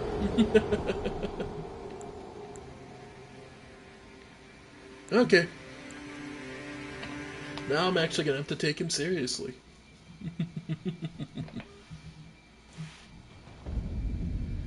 Alright.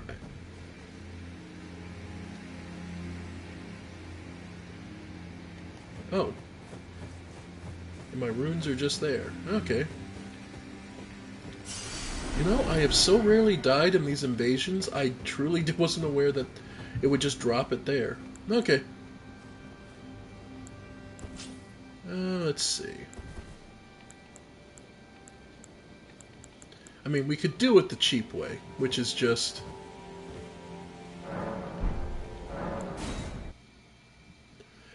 It's kind of dull, but he's also easily baited, so...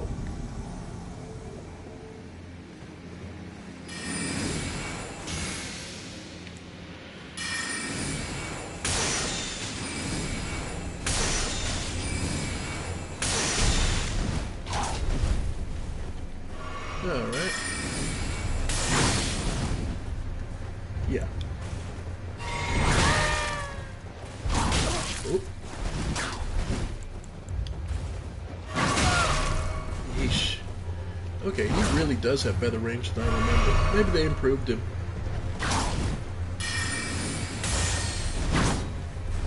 Alright. Alright. Yep.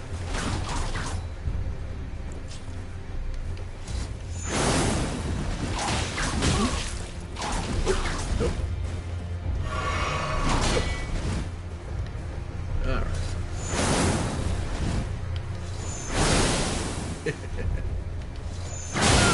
Got him on that. Yeah, you're out of...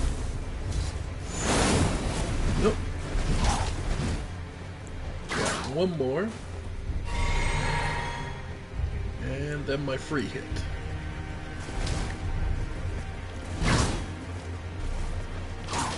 Yeah, he's looking to keep you at middle range. Yep. Alright.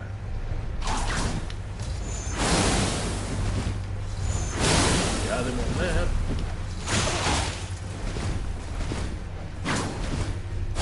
Alright. I guess I have to take him seriously and actually go toe to toe.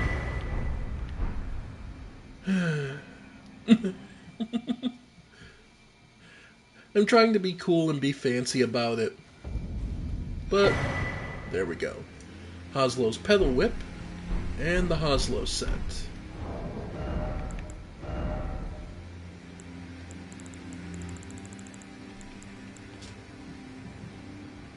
A twin-tailed silver helm, decorated with flowery adornment, symbol of the head of the revered house of Hoslow.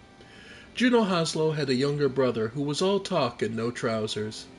His inability to commit to action was such that Juno inherited the Hoslow legacy without resistance, granting him the freedom to shower his little brother with adorations.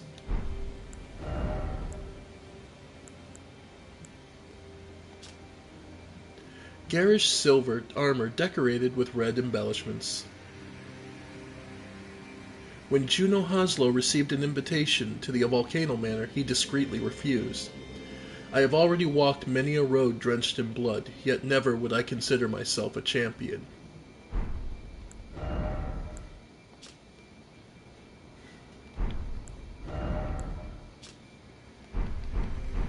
So, this seems an incredibly personal hit job for the Volcano Manor. And we have accomplished it. So, let's head the whole way back.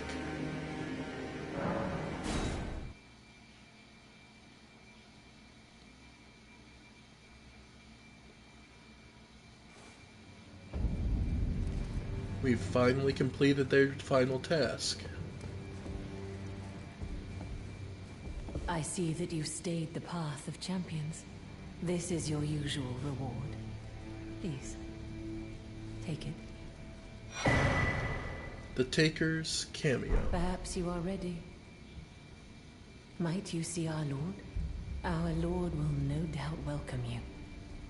Another kindred spirit, treading the path of champions. We shall see the Lord. Yes. As it should be. Now, close your eyes for a moment. I will transport you to the Lord's chamber. We've actually reached here before. Farewell, then. May your visit be fruitful. We've actually reached this the hard way, by fighting through the prison town. But I didn't want to go in here until we were ready. And I wanted to earn it in both ways.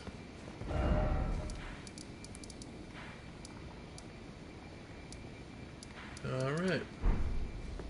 So let's head out. And meet the final demigod of the main original group.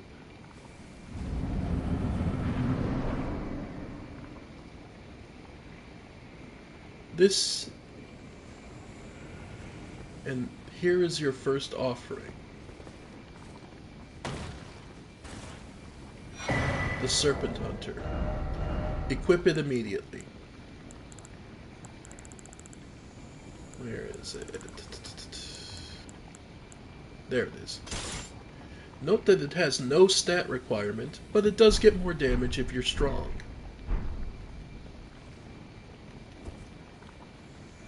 So, in other words, you want to two-hand it. This is because this fight in particular is one of the big dramatic ones. The God-devouring serpent.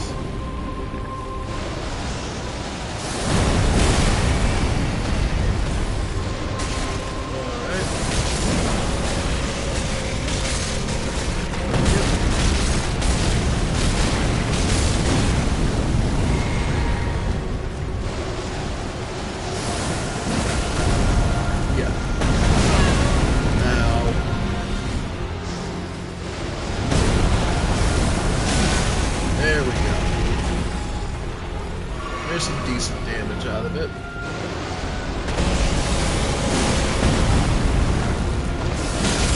Note that it does build up.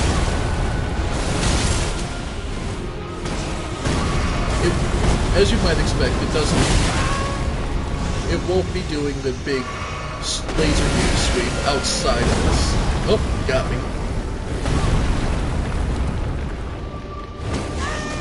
Yeah.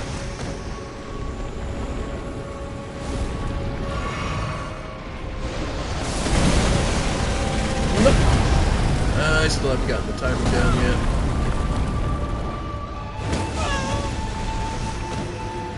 Though the title is auspicious, the God-devouring serpent.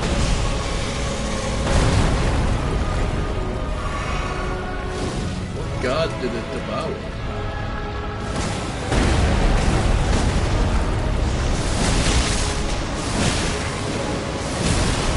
Yep.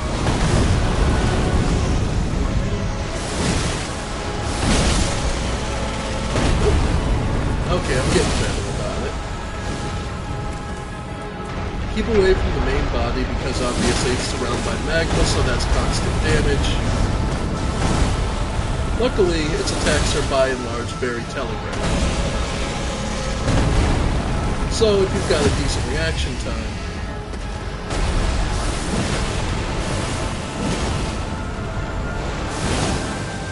it can do some decent damage. No, if you are having trouble with this fight, feel free to take the serpent, to take the spear, and go upgrade it. It does upgrade like a normal weapon, and it does do more. Oh.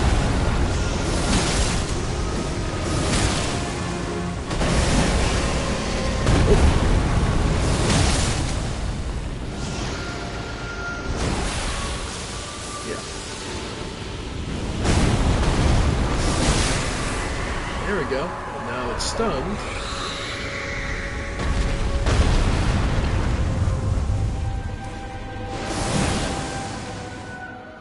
And we're through phase 1.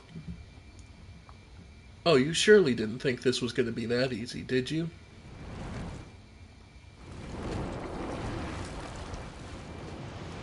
Now the snake reveals its truest form.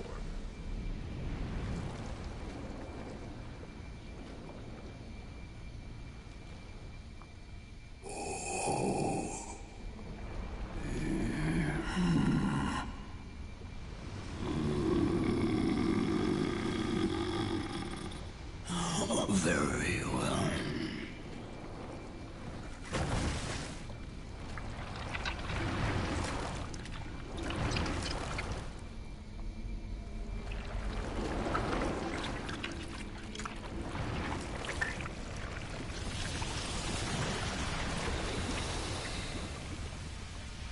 A weapon forged of death and corpses. Join myself and King as remedy. Together we will devour the very god.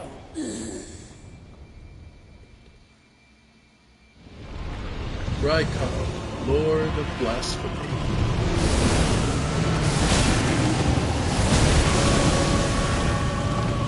This attack.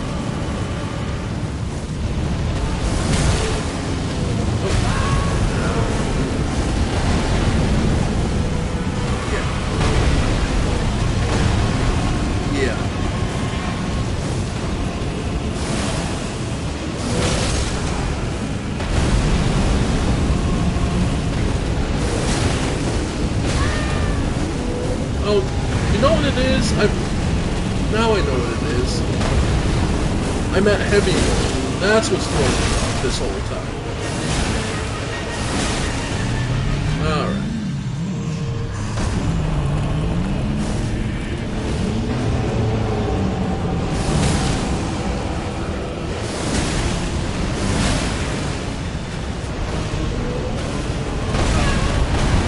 Yeah, that's what it is.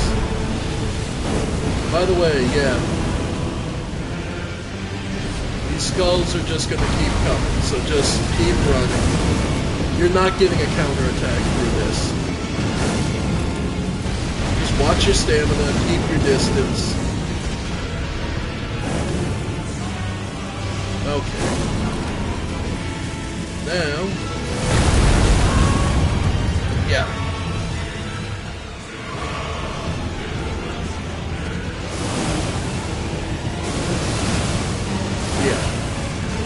Make no mistake, now the attack just starts over.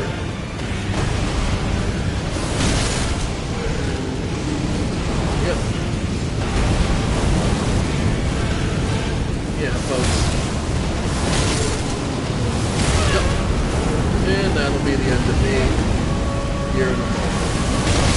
Yep. Now we can devour God together. Except we don't stay dead. We don't stay here for him to devour us. We get popped back to the last lost grace. So, yeah. Okay. So, first off, we need to get back down. So, let's see.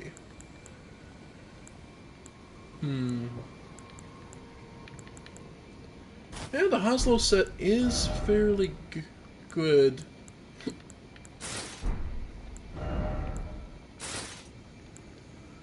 Okay. Because obviously fire damage is what you're looking to avoid. Oh, actually, Blades isn't bad. Yeah, Blades is just an overall improvement. Okay. And those all move us to heavy. Okay, so we'll keep the one hood. Okay. So we're looking at medium, still using the... oh, what am I doing? I can take off the glintstone staff because we're not going to be using that in this fight. Okay, so that gets us back to medium roll. Excellent. Yeah. Stamina man, this this whole section is basically stamina management, more than anything. Alright. Actually, if we use the Mimic tier... Ooh, wonder if it gets the bonuses too. Well, let's try it out. Alright, so before we go back in, I have to use the bathroom real quick, but I'll be right back.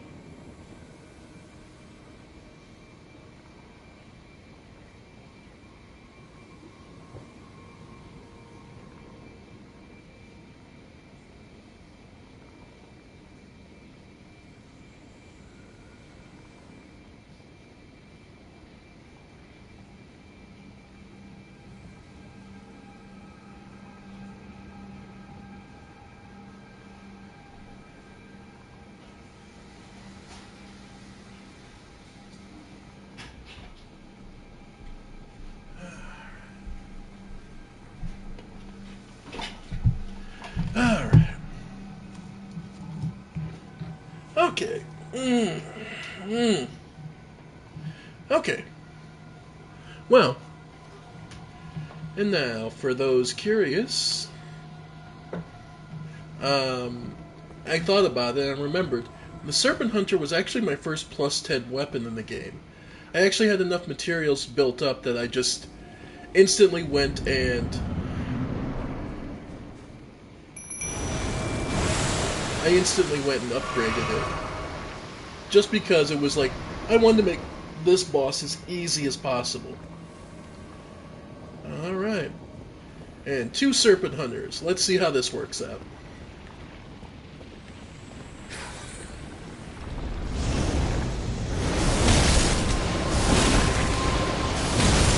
Nope. Okay. Let's see, do they get the same?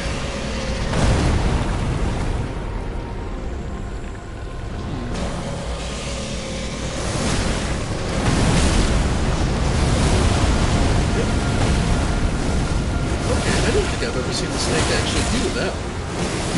Yep, and they do get the same bonuses, so yeah, you can get double Serpent Hunter in this fight. The downside is, the Mimic's kind of stupid and will walk in the lava.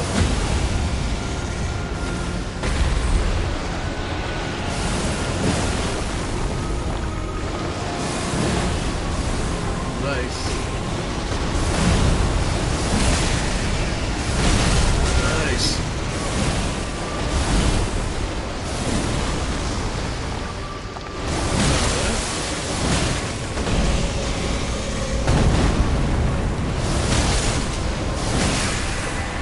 Okay, first phase down. And managed to get him out of the lava for a minute. Only one chug down. Hey, not bad. And yeah, now we're into ride cards. Yep, that was it. It was just the heavy roll that was getting me. Yeah.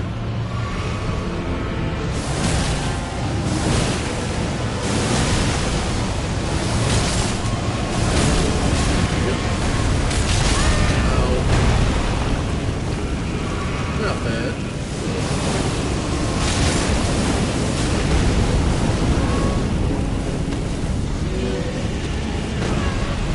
Still.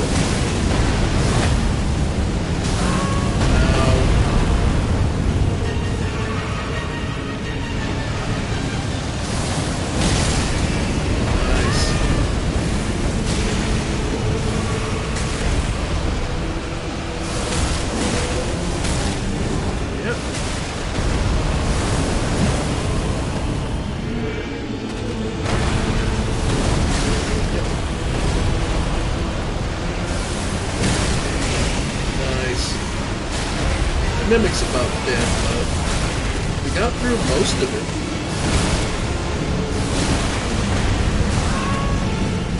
Yeah.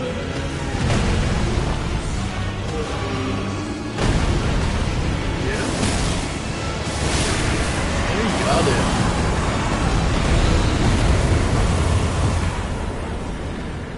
it. Rykard's great room. Remember.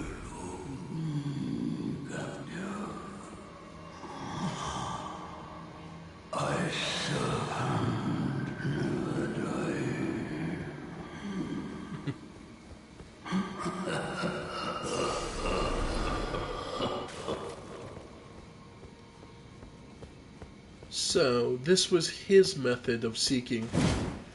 And as you can see, the second the serpent's gone, the power of this weapon is gone as well.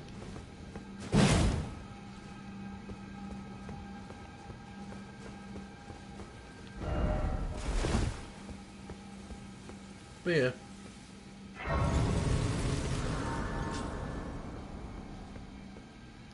A serpent never dies. The power of its namesake can be unlocked by a finger reader, alternatively can be used to gain a great bounty of runes. Rykard took the form of a giant serpent that he might devour, grow, and live eternally. I understand. The road of blasphemy is long and perilous. One cannot walk it unprepared to sin. So,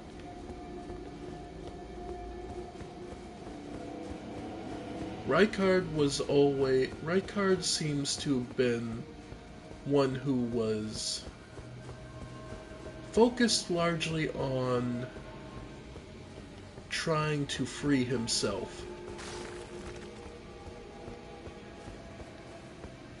from the constraints of his position. And where Ronnie was taught and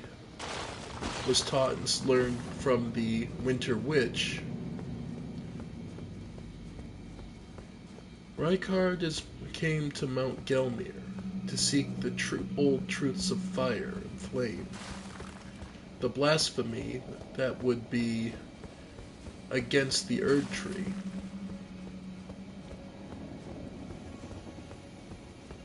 Where Ronnie sought knowledge through the Noxians, he sought the power of the Serpent People. All because in each one, because what they're looking to break free of is the control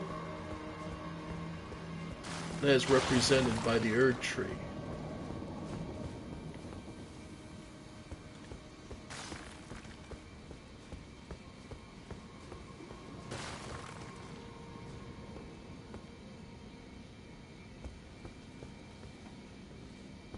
And if you take a look at these burned corpses, you'll see they're piled up and piled around.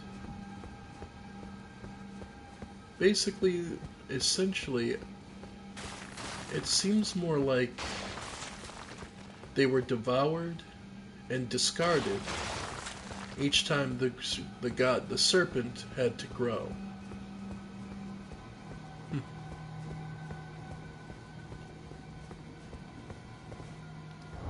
And let's see. 74, so about 15. Yeah, so should have enough for 2 more levels.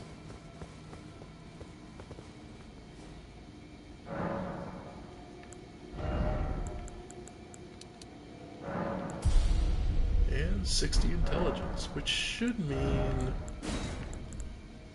Let's see. Yeah, they require 68 and 70. What was it that required 60?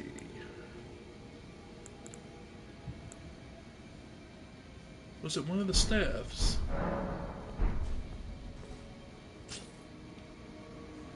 Wasn't a spell. Well, let's go see what's left in Volcano Manor now that we've taken out their lord. Because obviously things can't remain the same now.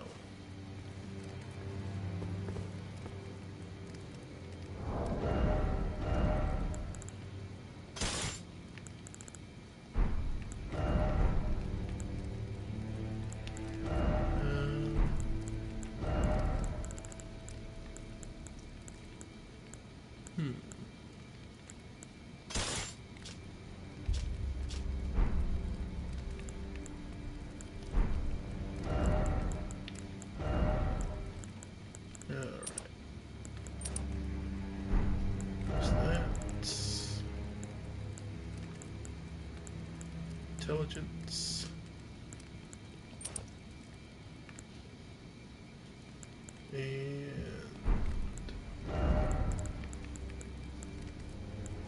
And Raven.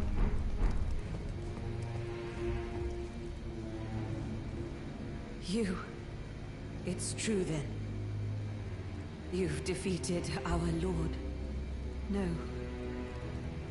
I must thank you. Our lord was yet weak. You have taught us that. Defeat is not the end. Our lord is immortal, and will one day rise again. Stronger. Until then, I must stay the path and do my part. Note that the Oath of Nonviolence is still in the corner. I will leave the Volcano Manor before long.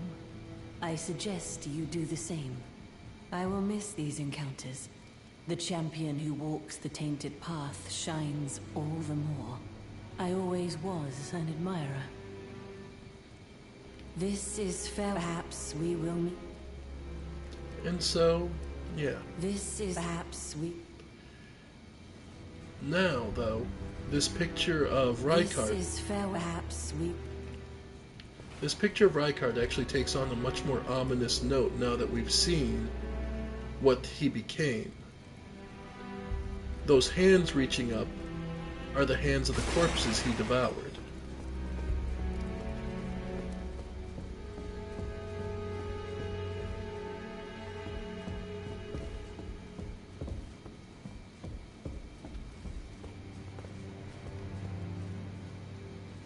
Nothing here. And at the back, my thanks. There was a spirit pleading with us to defeat him. In your opinion, now that... So, you killed Rykard. I harbor you no ill will. The strong, even he was prepared to meet a wretched end when he first took blasphemy unto his very flesh. Hi, Jessica. But any road, the Volcano Manor is no more. Though we may yet fulfill and we hunted our own kind, and with everything in hand. But, oh greater will, hear my voice. I am the recusant Bernal, inheritor of my brother's will. And you will fall to my blade. We refuse to become your pawns. Consider this fair warning. Oh great, I am the recusant. We refused. So, that's for them.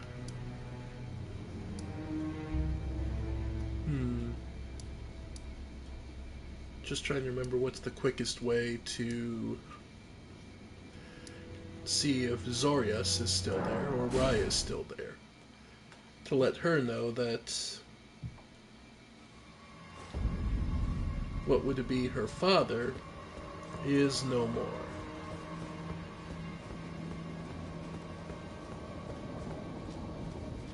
Of course, I'm referring to the god-eating serpent, not Rykard. Alright.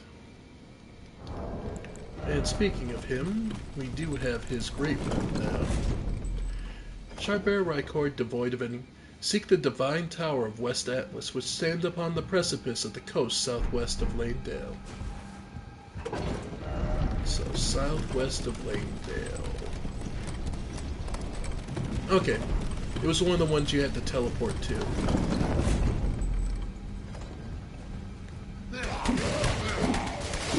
Yep.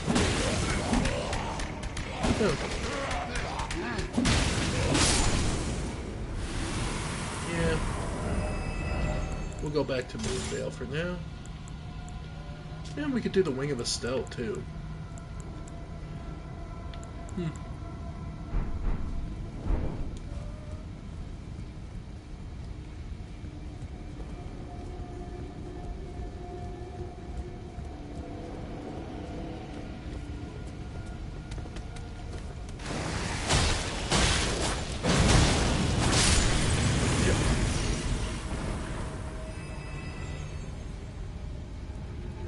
There's an item over there. Probably not worth it, but hey. Okay, so it was down here.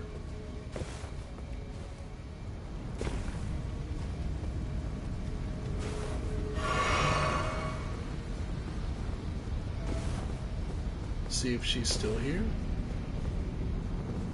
You're not willing to... You've always been so kind and uncompromising. I suppose... How kind. Alright, so nothing more. Well, maybe with later. But now, the next thing we would want to do...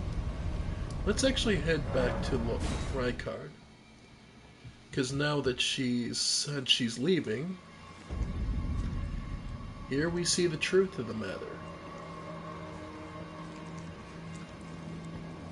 She's looking to devour and be devoured by the serpent, the immortal god, the immortal serpent. Oh, you... Allow me some time. Our lord's carcass is vast, and not easily consumed. Dear Rykard, please, find purchase within me. I wish to be your serpent, your family.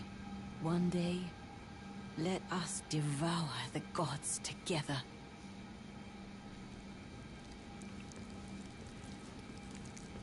And so she'll sit there and be consumed and consumed.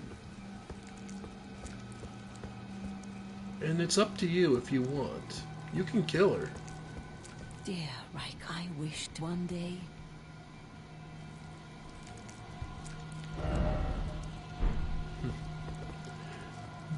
You can kill her, and her bodyguard will arrive to exact revenge. But you can leave her be as well. And return to Volcano Manor. Let's see. The only person left was Patches, who seemed to have a crush on the Lady Tanith. Now you've gone and killed Rykard. You scheming little doxy. Cripes, you make this nonsense seem, well, less nonsensical. Perhaps a Tarnished will be Elden Lord after all. But for now, this manor is finished. The demigod beast is slain, and Tanith has lost her head. A fine mess. But how else could it end? When Daddy Ambition's head over heels courting Lady Blasphemy. Well, here I am, untethered, once again. Goodbye, my friend. What is it? Oh, come to make a parting donation? Of course. How could we ever resist giving Patches more runes? A couple of fan daggers. Cheers for that. I believe he ends up going back to the base where he started. So yeah, Tanith will remain there. You can kill her if you wish, or you can leave her there eating a giant carcass. I believe Raya will take... So, like, if we leave...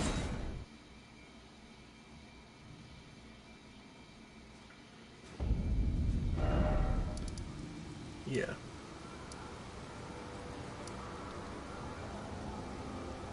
I was gonna say, I think Raya comes back here.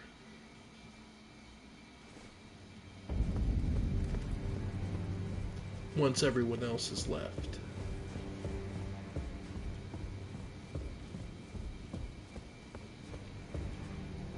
Oh.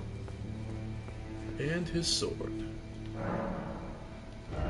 And he's left us the ability to pick up these extras if we want them.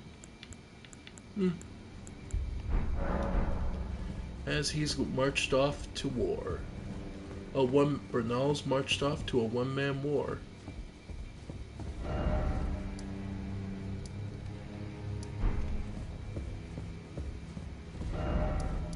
Either way, we have the place, so let's go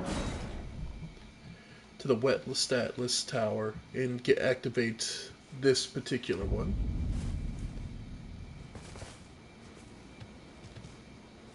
I believe it was just it was one of those cases where you just needed to find the location. Find the gate.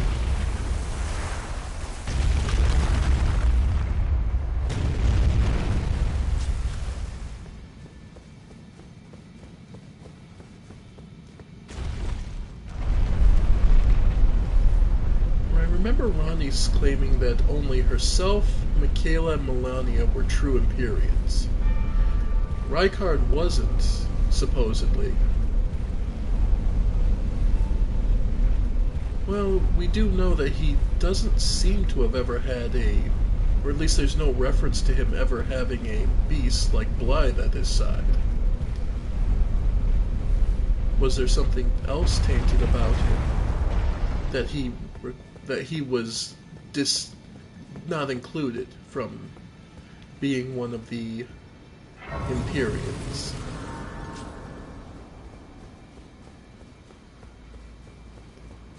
I mean, before the whole snake thing. But no, he had a two fingers.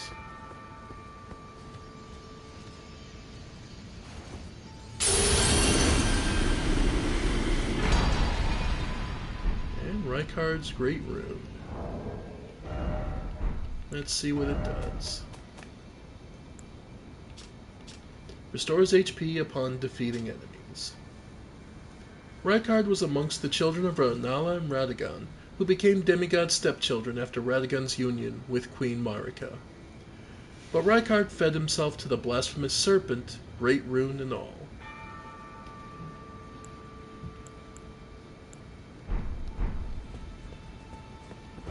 So, we've managed to clear out every of the main demigods that we were told of, or at least the initial wave.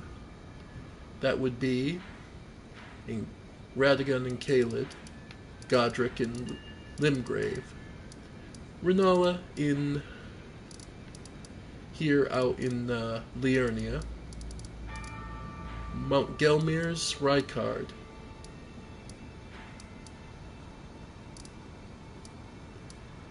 and so now we have only the hidden ones left, the less obvious, and the much harder to find. And trust me, it'll be quite a feat to get those.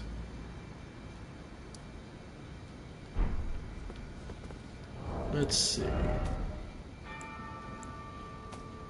Just thinking.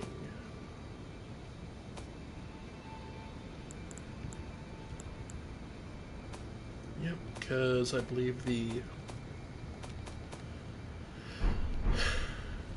Alright. Just thinking about where we want to go next.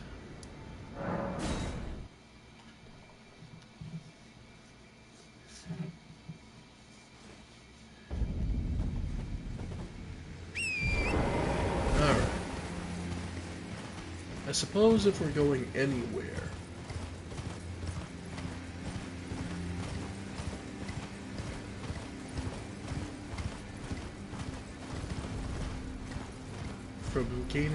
from ending Rykard, I suppose the next best place to go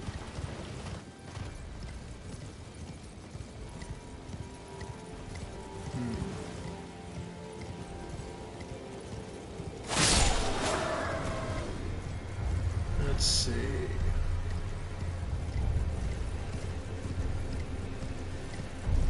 The bats and the beast folk fighting don't really matter much.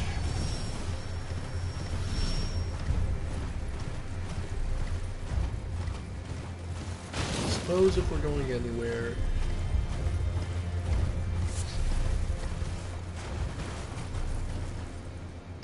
we'll follow this path, because I believe this will bring us around and up. Yep, here's a vent. And this brings us to the upper area.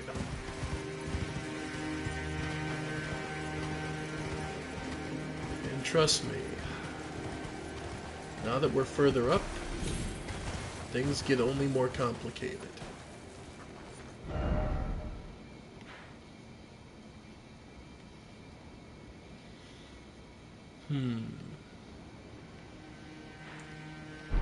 Yep, well, there's ruins all over here. Covered in bats.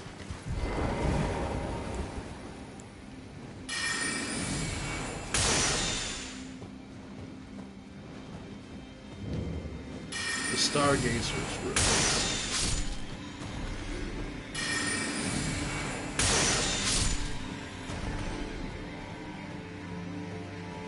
So this would be one of the places where astrologers, the origins of Carian glintstone, existed.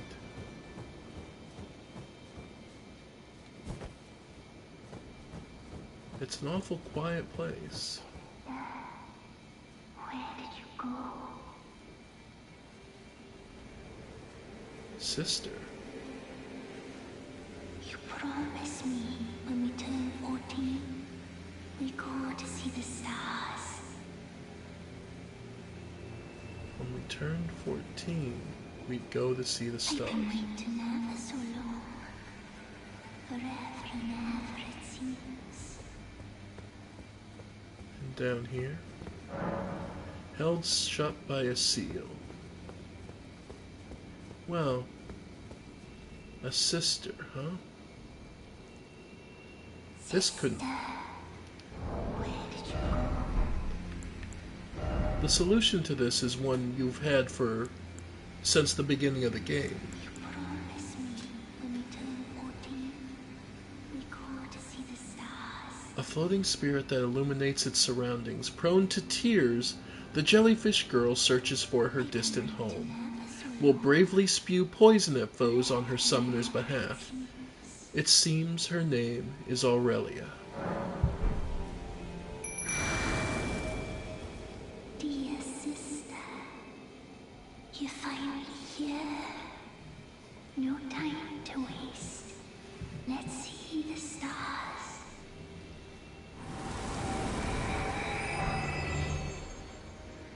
And we got the fancy spin. In addition, the seal was broken.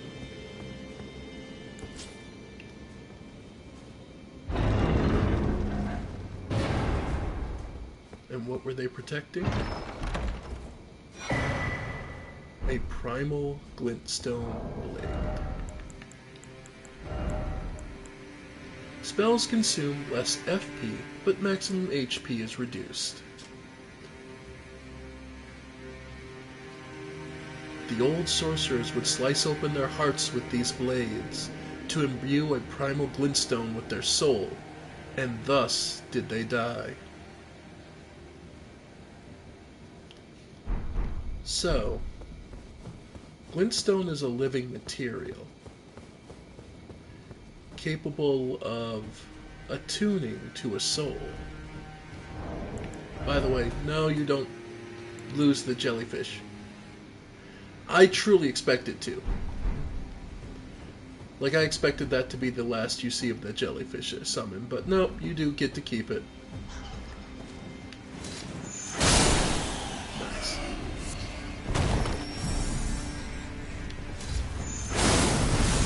Yep.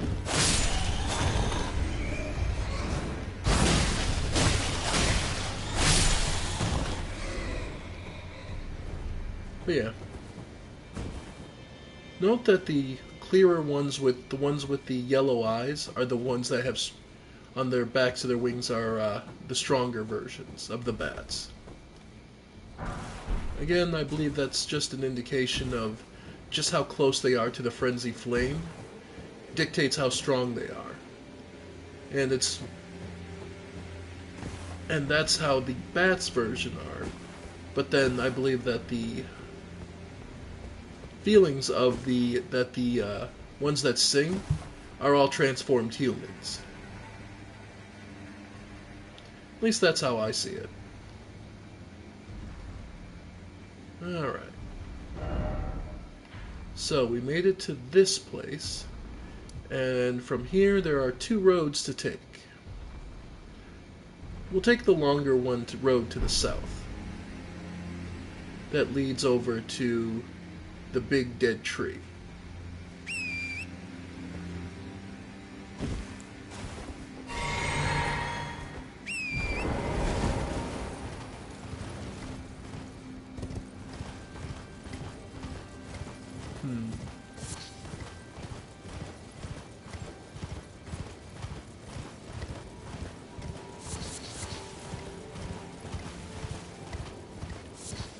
Though it's interesting that all these spirit trees exist. Remember, all these spirits are burned. So that means that there was a time when the flame went out of control. And all these spirits burned, leaving behind their ashes and only their souls. Somber smithing stone, 9. So that's a good potential power.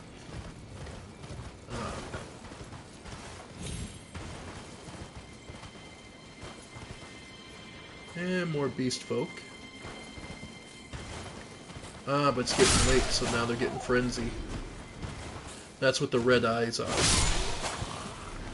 Is they get more aggressive and angry.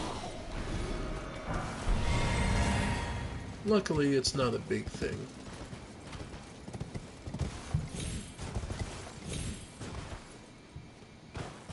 But it's just something to be wary of at night.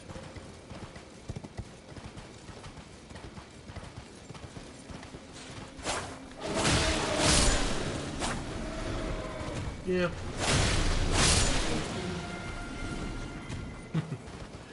When you're at the point where you have 60 in a stat, typically most things don't stand up too well.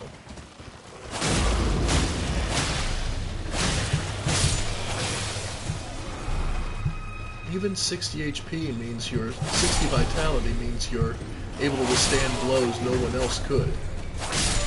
60 endurance means you have stamina such that you should never have to fear.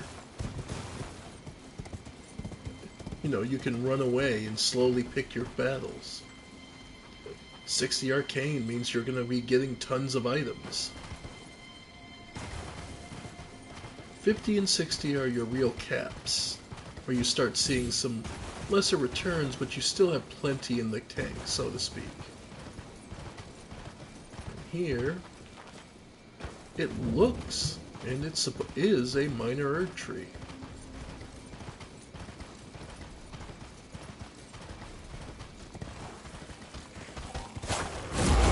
It's a little odd, though.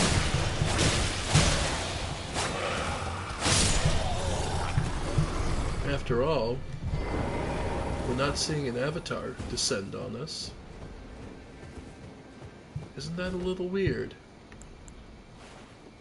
No, the only thing we're finding are these beasts.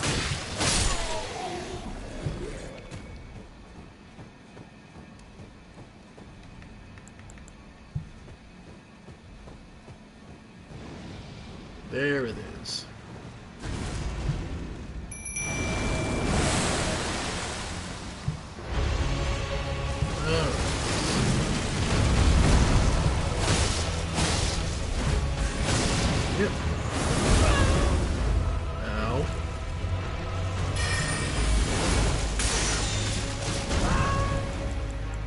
Yeah, shard spiral is big enough, it justifies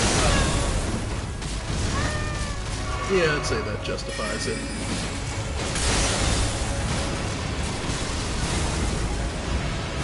Okay. And now the hard part.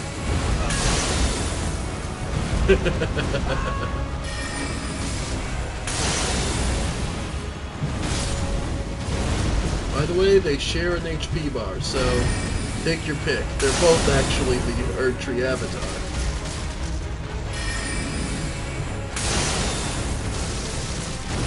Yep.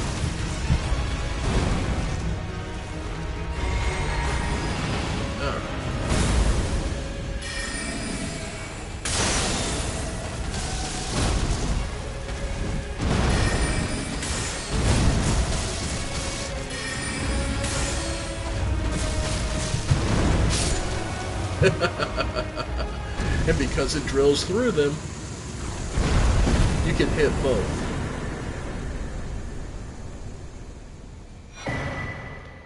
The other cerulean crystal tier, and the crimson bubble tier.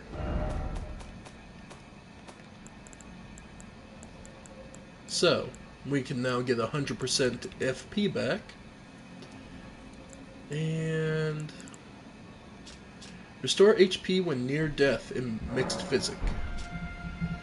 Crystal tier forms slowly over the ages, where the Erd Tree's bounty falls to the ground.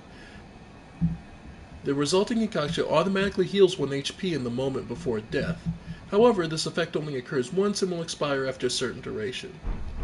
Basically, if you're expecting to get hit and killed, pop this, and you get a free full heal back to HP. You get a free heal back to trying your best.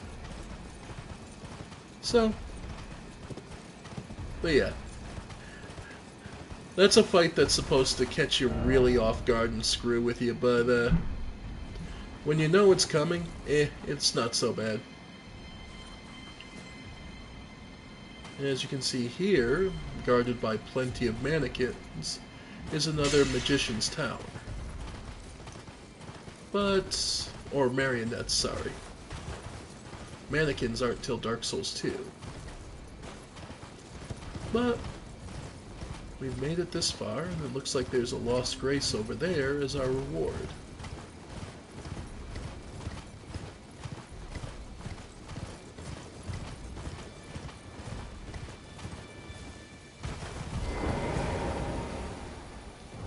Let's see, yep.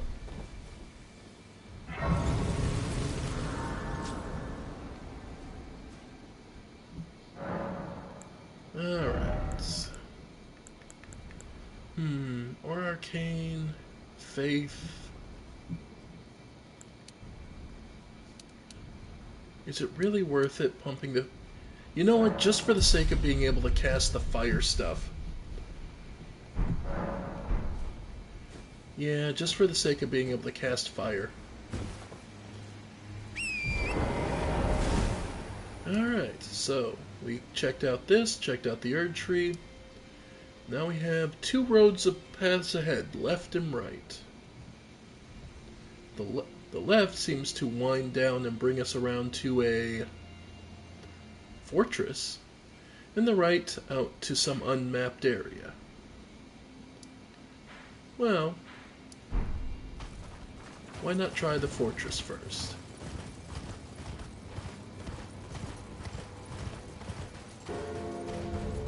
And a walking mausoleum as well. The beast eye quivers. There's something here. Oh. And indeed there is.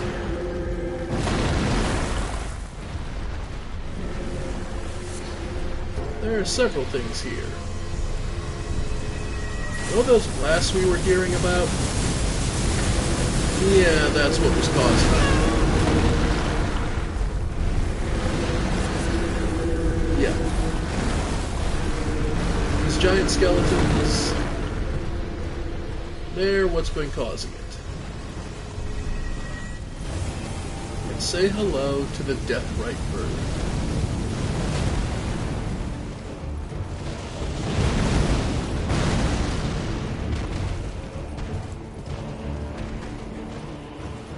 This is one of the Reapers of this world.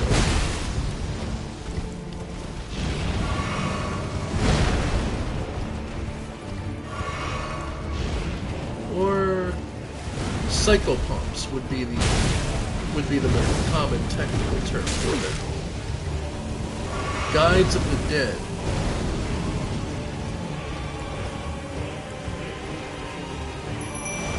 But it's clear it's been injured. It's been destroyed, decayed, what have you.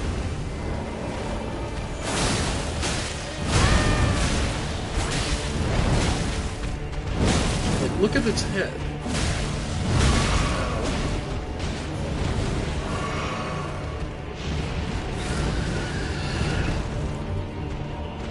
It's clearly been damaged. And actually, of all things, what's similar to is a stele.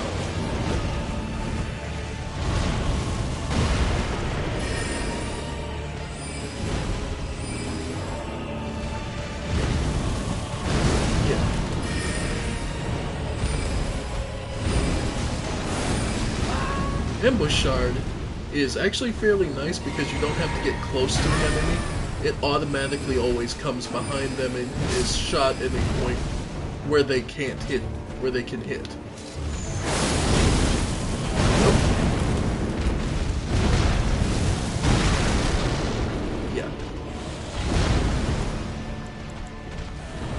Yep. Oof. Oh, got me.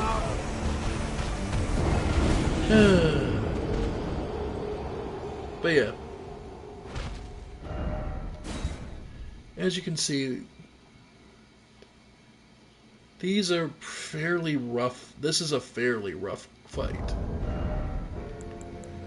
Let's see. We'll go back and see if maybe... We'll see if Engball can help a little more. Like, I'm pretty sure the bird can spawn day or night, so... Yep, I was gonna say it.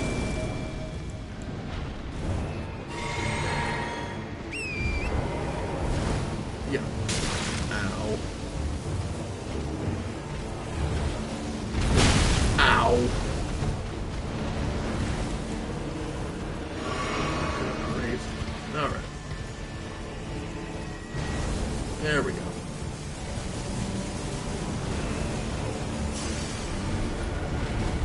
Alright.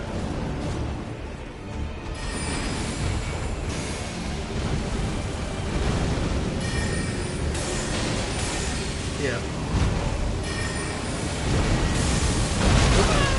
Ow.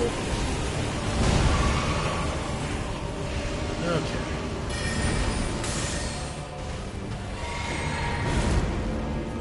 Okay. Chuck to get my resistances up.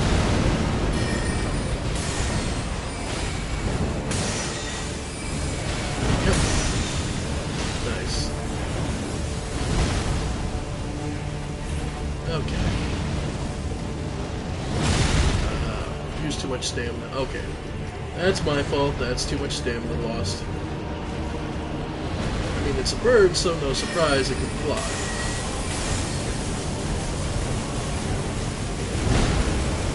Yeah.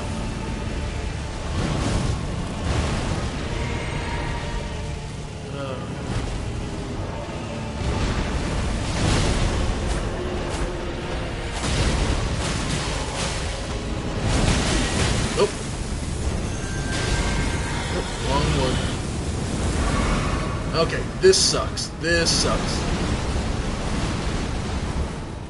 Yeah, because that will just maul straight through.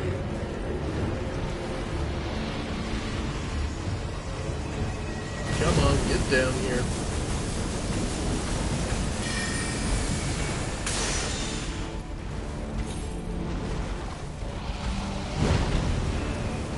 Yeah.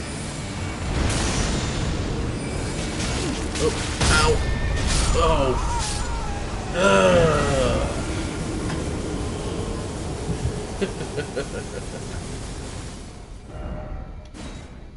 Okay. I'm trying to remember what the good way to do this, because there, as far as I remember, there is no good way to do this. Alright. Buff.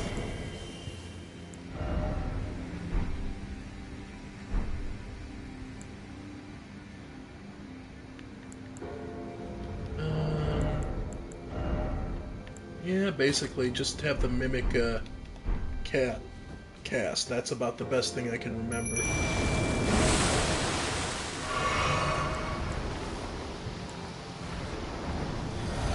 There we go.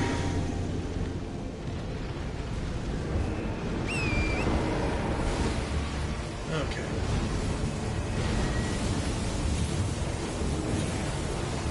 Yep.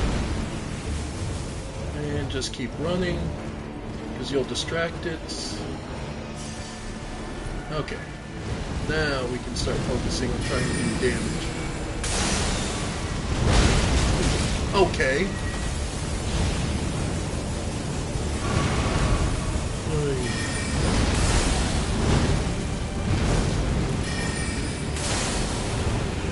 Yep.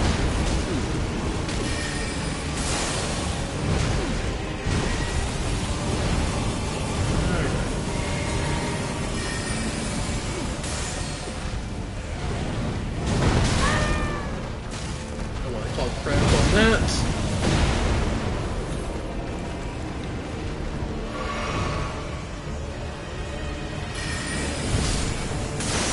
Okay, so now... So Mimic does crap with...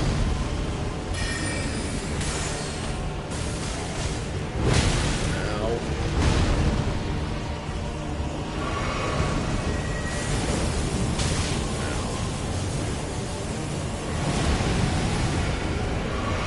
And there's the Home of the Spirits.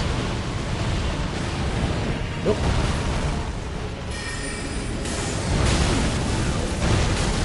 Ow, that thrust... That explosion is always way too good. Huh.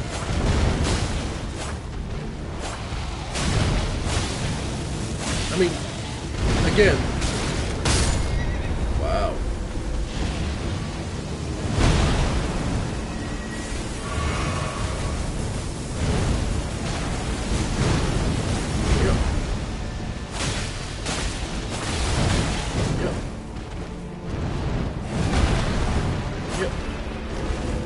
Okay, there we go.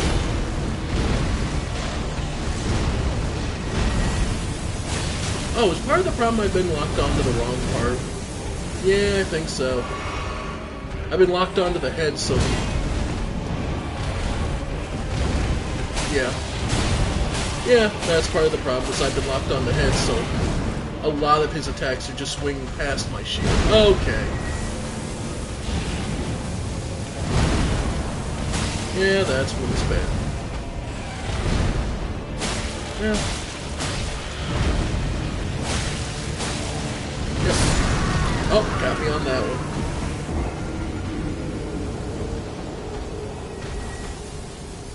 one. Okay. I'm like, this boss shouldn't be this hard. Why am I struggling so much? I'm locked onto the wrong thing, so I keep moving. Okay.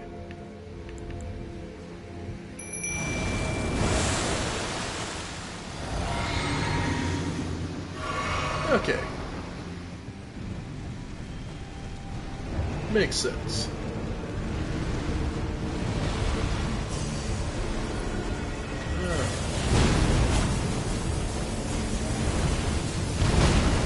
Yeah, there we go. Yeah. Oh, that hurts. Come on, let go, let go! Ah! Why is everything a one-hit kill?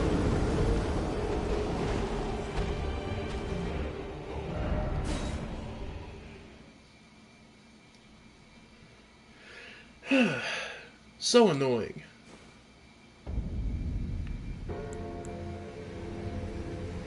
Like, I wouldn't mind it if it was half, but it's always a one-hit kill.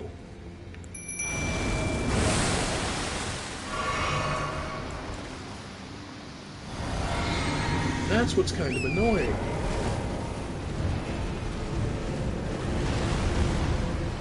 Okay.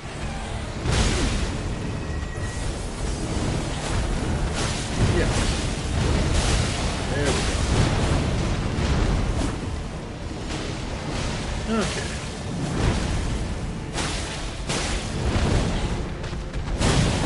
Yep.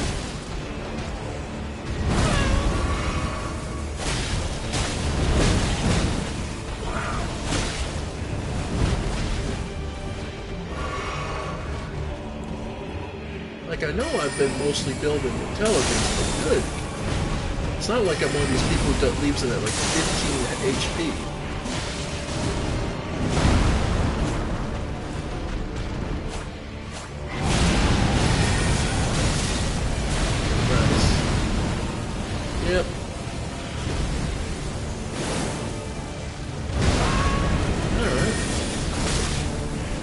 ease.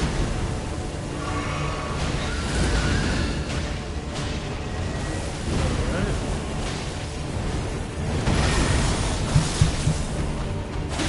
Oh. Oof. Managed to take it on the shield.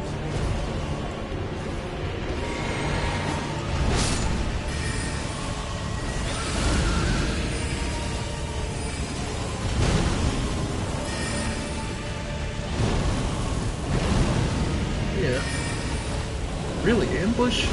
The fact that ambush doesn't require a specific range is really nice.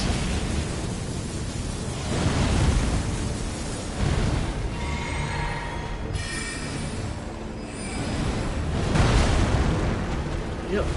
Get away before he starts. Yep. Yep. Come on, I can do this. Okay. Okay. And here comes the really sucky part. Yeah. Alright.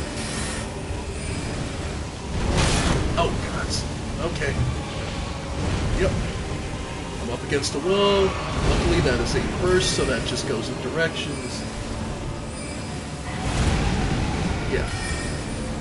Alright, so I just need to find a place to block those. Oof.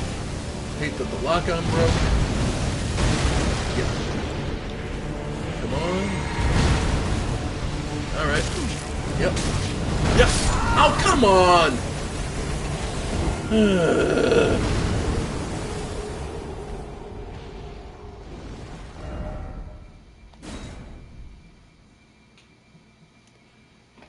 Yes, he's optional. No, I don't want to give up just yet. Okay. So you know what? Let's piss him off.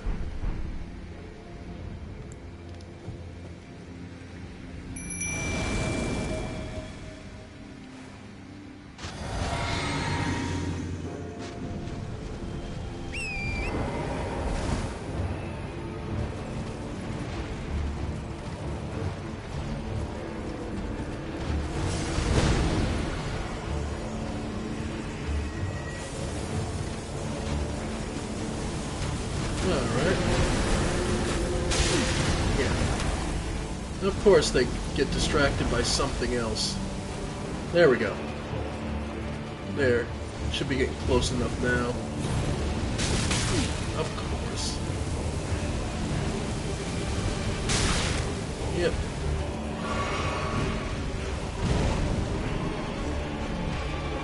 I just had to see, yeah. Okay. Like I said, though, he's completely optional, because if we go around here...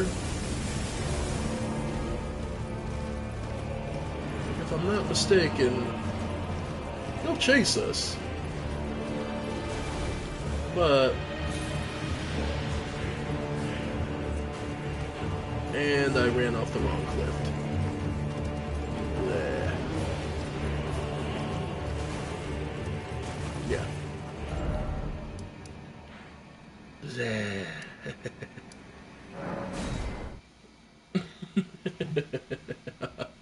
Wrong cliff, wrong direction.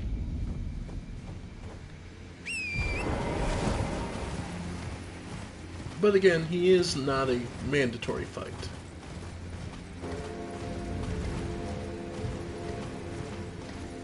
The beast on quivers, because I believe there is in fact a Tibia Mariner somewhere around here.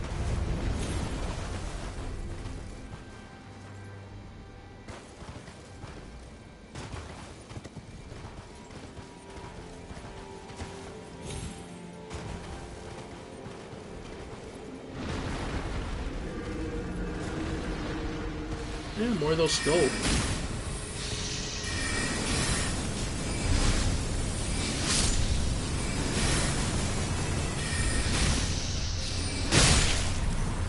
Nice.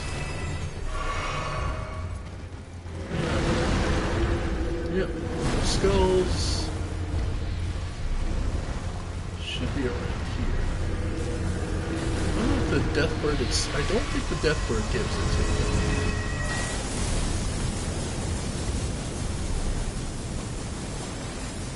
Because he just spawns over there.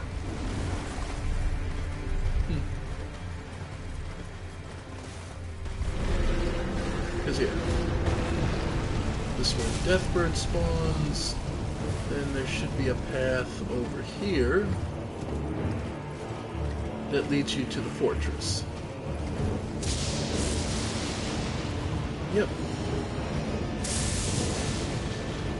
And the Death Viper.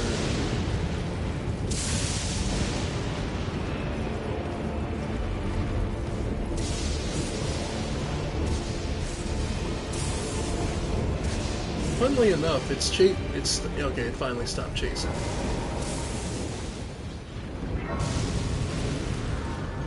Now, from a lore perspective, I know I keep saying that, but it's interesting, like I said. The Deathbird is a cycle pump, a guide for souls. So, a walking mausoleum like this makes sense. Now, this fortress here, Castle Soul.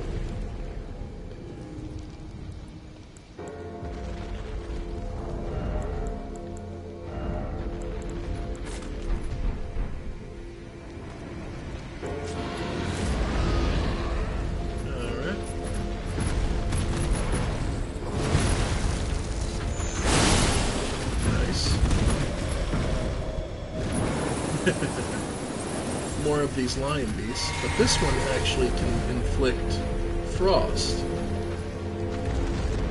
Oh. I guess that comes with the territory.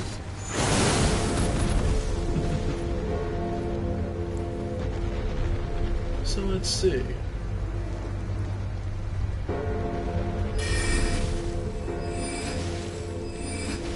He can't dodge these because he can't see them coming. It's kind of interesting, he's just not...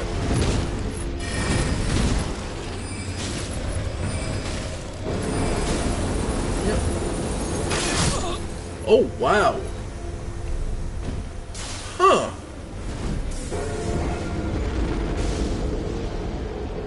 Well, hey folks, remember me saying how everything gets a damage buff up here in the north? Just the same way everything got a buff in Caelid? It's easy to forget how much that buffing, how far that buff goes.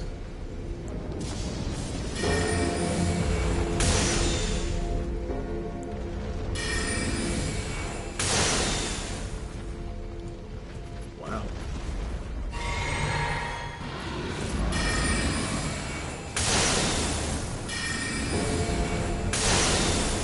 Wow, that's better homing than I was expecting.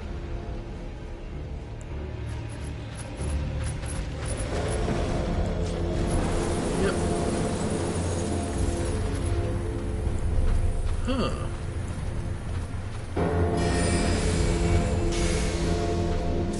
Well, when all else fails, Night Maiden's missed.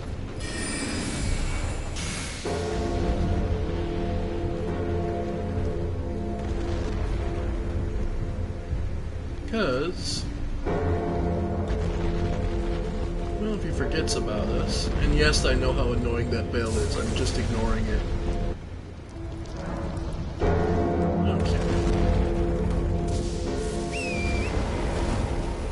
Let's see, is there anything? Nope, nothing along the side. No secret pathway in. Though it's interesting, smoldering butterflies are here. Alright. Look, we're gonna be here for a minute. I'm gonna start.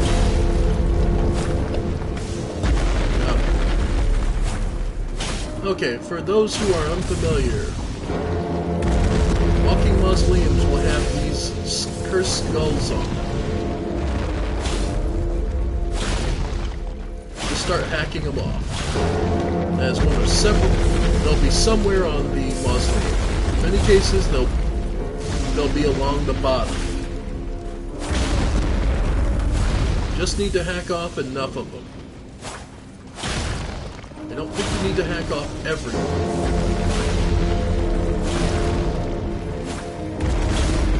And yes, the feet just stomping up and down will do damage to you.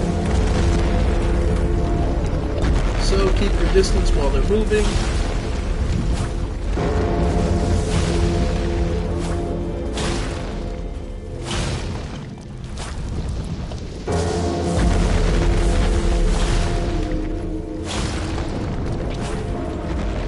Trust me, you'll know when you've hacked off enough. Because this will happen. They'll start to fall apart, collapse, and finish.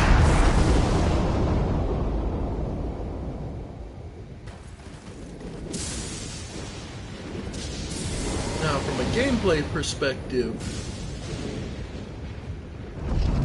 what the walking mausoleums represent is a great chance to gain something unique. Nope, these are not chests. I'm just showing you these are not chests. Do not bother. This corpse in the middle, though, headless. Remembrance duplication menu. You can duplicate the remembrances you've previously acquired. So, essentially what you can do is get a second chance at some of these. So if you got one item and you wanted the second one, this is a great way to do it. Or if you just want a great amount of, more runes, that's another thing you can do. I'm just showing this off so you are aware. That and to silence the damn thing. Alright. Human Bill, Beast Lure Pots. Alright. So we get to show these off finally.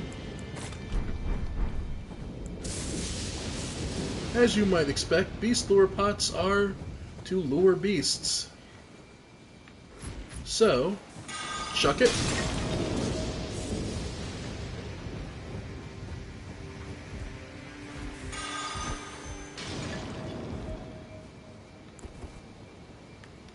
Did they reduce the range on it?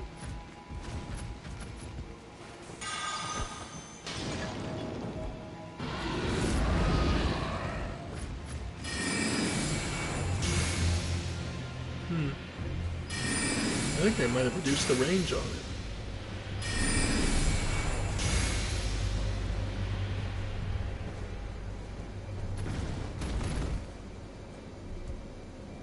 Huh.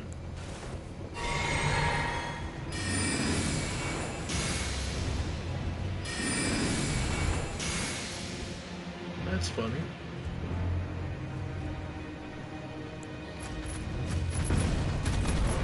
There we go.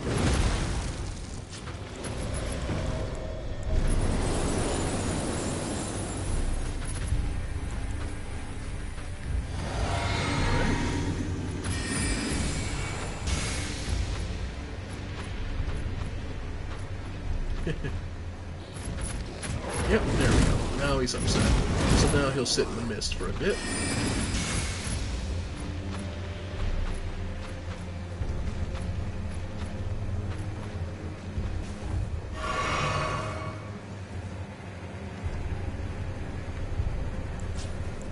Alright.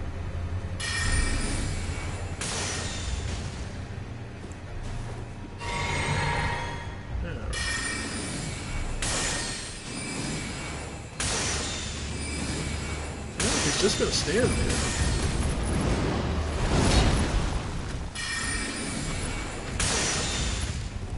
I mean, really. These lions are every bit as powerful as you can admit, as you've seen. So, there we go. The reason I was so careful is because there's two of these bastards here. Though you'll see, the second one's pretty hurt.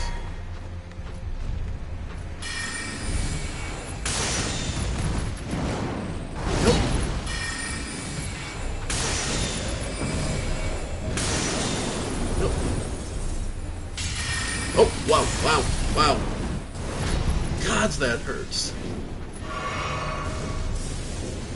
Wow, that mist hurts far more than I keep thinking it does. Alright.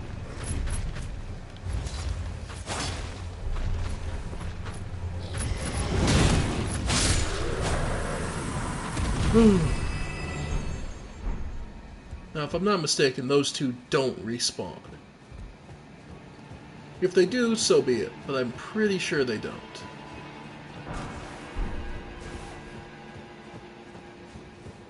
Oi. Castle Soul. As you might take, as most people would figure out, it's the Castle Sun. But that's kind of an odd choice for the middle of a frozen wasteland. Well, then again, the sun is all the more necessary in this kind of place. And this is the homeland of the fire monks, so maybe it's their dedication to the sun? Well, either way, this place is very large, very complicated, and there is a lot to see. I don't think I've ever picked apart the entirety of this place.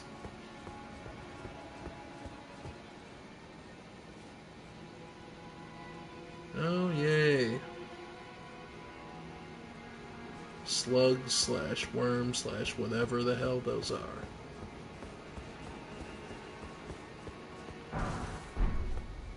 Calling fingers. And the backside of an elevator. Okay.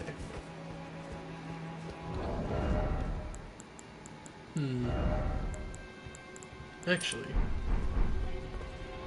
But oh, by the way, the item we got for completing all the quests isn't that great. A talisman engraved with stern likeness of Praetor Rykard, Master of Volcano Men. Restores HP upon defeating enemies. So, yeah. Along with the Ancestral Spirit's Horn, you can just regen every time you kill.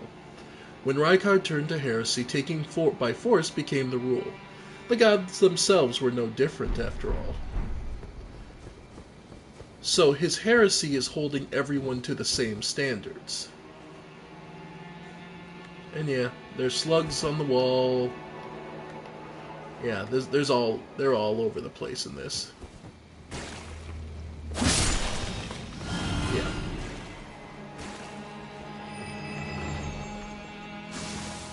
Yep.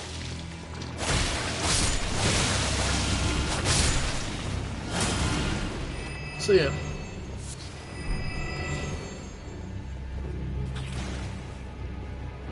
Yeah, yet another slug.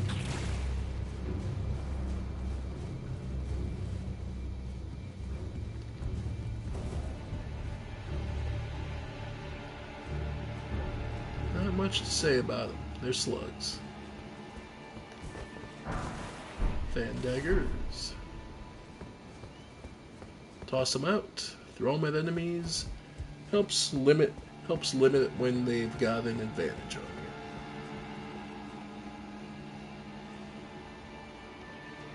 Now, here, oh.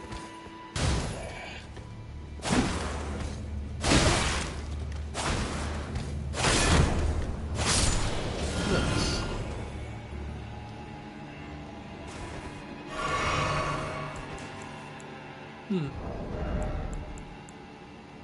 You know what? Why not? Let's get HP and FP back from every kill. Why not?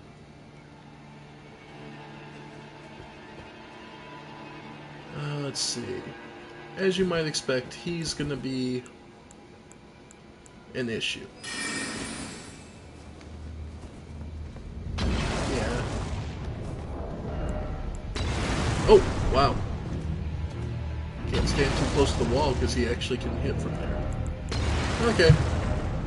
But that's what we have chunkables for, so throwing daggers.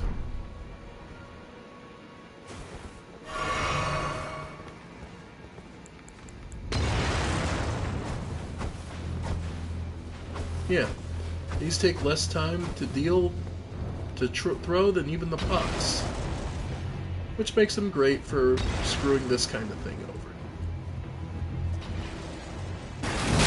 Ow.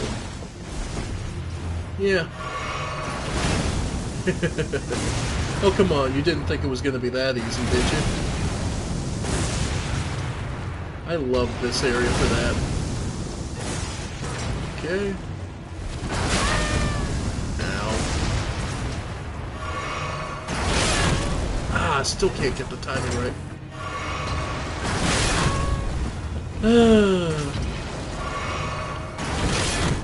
Alright. There we go. Okay.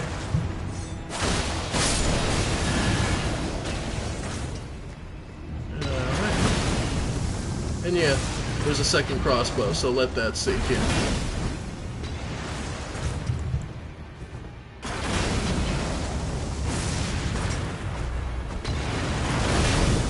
Yep.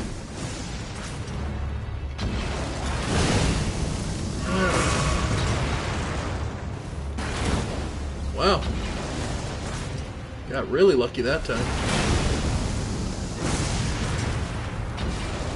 Got him. Alright, so after the next shot, we go. We're good there, because now he can hurt himself.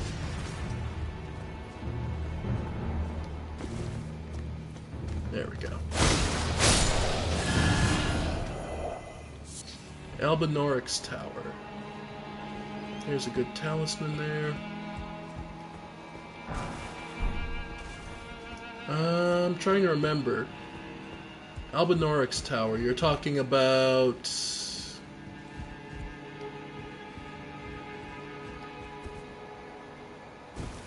You're talking about the tower filled with Albenorix here, or are you talking about something else? Another painting.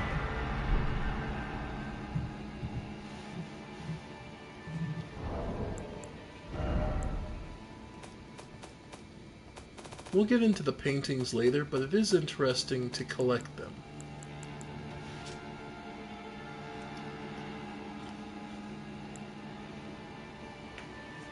Okay, you're talking about the tower that's got the Albenorix in there. Yeah. Oh.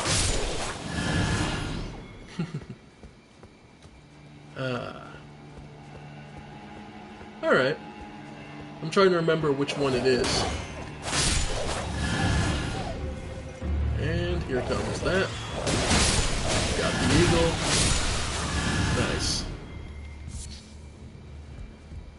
Alright, got the Stormhawk, rather. Let's see, because this is just...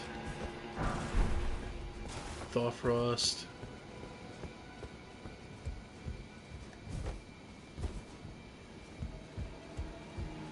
Well, yeah, you have to get the secret... Okay, you have to get the secret medallion, yeah.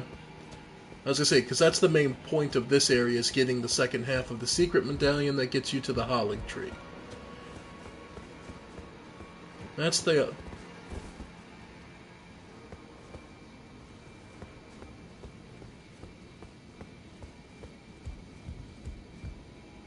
Like, that's the entire point of this area. Alright. Alright. This isn't so bad. Nice. Ooh! That counter. But, yeah. I just remembered, the second I walk up there, yeah, no. Yep.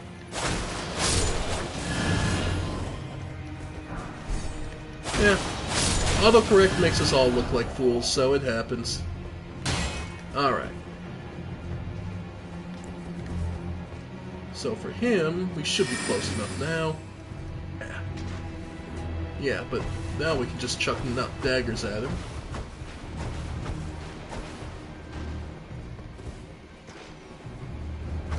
There we go. Alright. Because I really want that archer gone because we're now about to walk into one of the most annoying... Oh crap, and I'm out of juice. Oh, this is gonna be fun. Okay. Go ahead and spawn. I know you're there. I hate you guys here so much. Alright. Alright, screw it. If I'm dying, I'm at least getting this.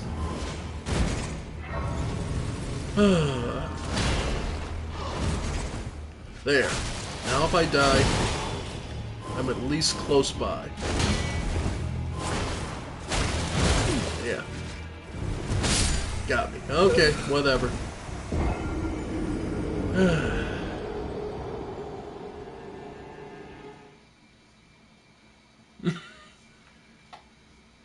Alright. There we go. I hate... The nights in this place suck. And it only gets worse. Alright. Eclipse Shoto. This has more story significance than anything else.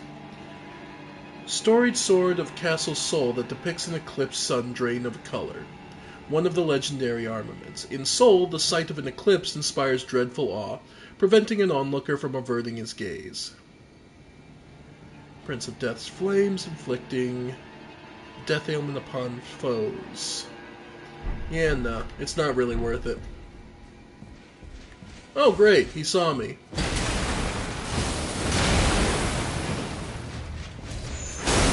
Yeah.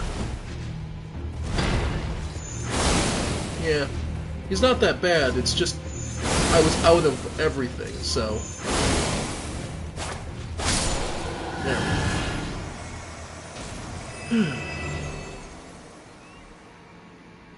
go. Okay.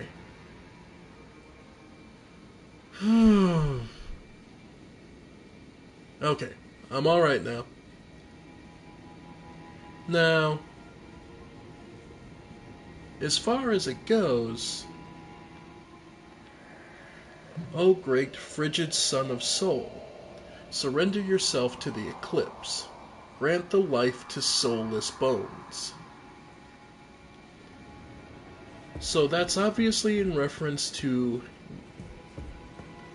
Soulless bones would obviously be Godwyn, the Golden, who effectively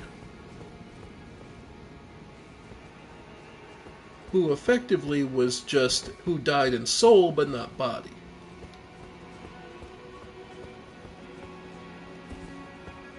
O great frigid sun.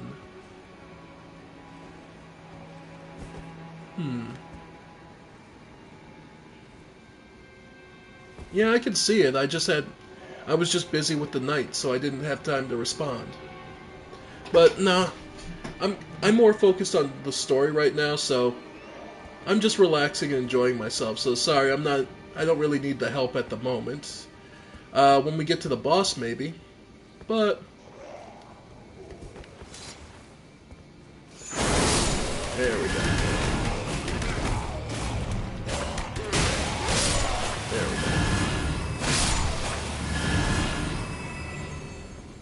we go. Alright. Black Dumpling. I believe that's their head. That's their unique head.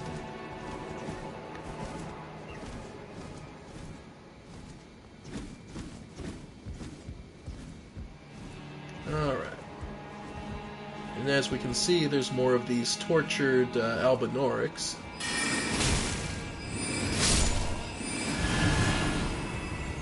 Alright. So now, there's another one up here. Alright. There we go. Thanks, we'll see how we go. This boss does take a bit, and I'll probably end up needing it, but I want to at least show him off.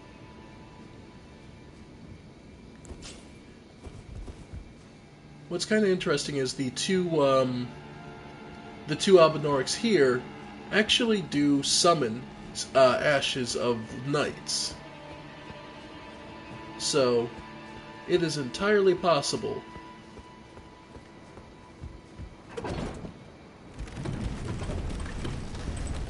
to struggle with it, but it is entirely possible to bypass them. He's not so bad by himself, it's his reinforcements that's the real problem.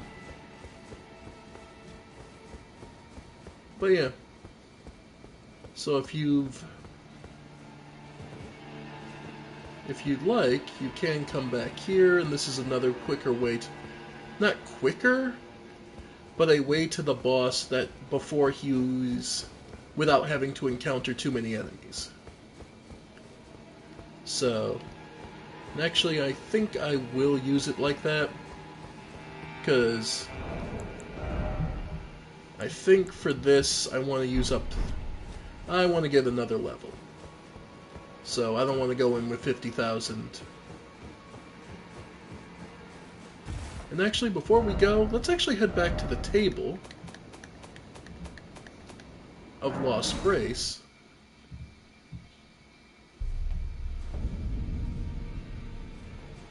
Because we do still have the soul of Rykard.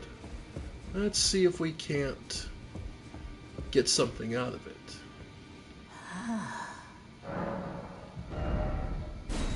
So, you can either get the Blasphemous Blade, Sacred Sword of Rykard, Lord of Blasphemy. Remains of countless heroes has devoured and writhed upon the surface of this blade. Now they share the same blood, bound together as family.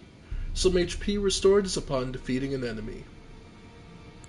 Or an incantation, I believe? Oh no, it's a sorcery. I'm wielding Moonveil. The terrible power of Rykard, Lord of Blasphemy, summons searing spirits that leave a trail of delayed explosions in their wake. The spirits manifest the rancor of heroes who met a violent end. The Lord granted them an audience, whereupon they were welcomed to the maw of the great serpent, and within the serpent's bowels they became the Lord's kin. Okay, we'll take that.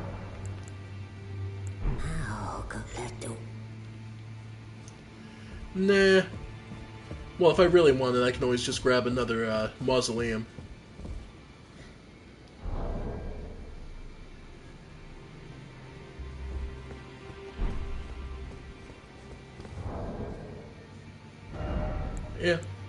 But yeah, I have Moonveil. +9. Let's see. Take a quick look at our equipment, see if there's anything we need to improve, or have the availability to... I took you for no man to lay out your own. Alright. So we can boost... Yeah, we can boost Lusette's staff, so might as well. Let's see. Mace, I'm still missing 2 more 7s. Alright. Greetings, are you here for spirit? Let's see. We do have enough Ghost Gravewort to improve them, so might as well get the Marionettes. Because they come in handy in odd little times. And for 48,000... I think we're about good. So, we'll just pop 48. How many do we need for level 78? So that's a bit much. So 6. Should only need 6 of these.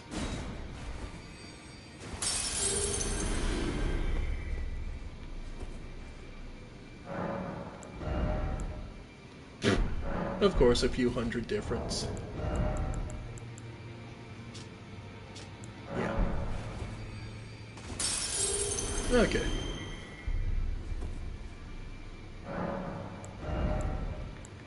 Yeah, we'll just go... Okay. just so we can begin trying to use the fire sorceries.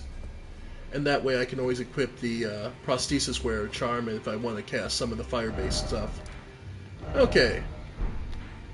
So now, with that taken care of, let's head back to Castle Sol. Up here in the north. And go and fight one of the most stubborn bosses that ends up being more painful than it needs to be. Alright. And yeah, the two beasts here were both one-shots. You only had to defeat them once. Alright.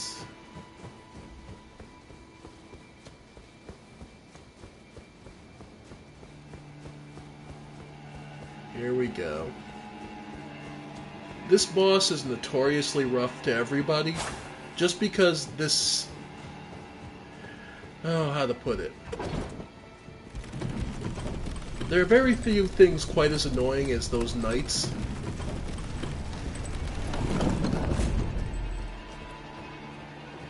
And it's one of the few times, even with the ashes, you're outnumbered. So... Alright, so take those off. Yeah, we'll use the Mimic Tear first, just to show it off. Commander in the All. Yep, those knights I don't like, you're about to see why.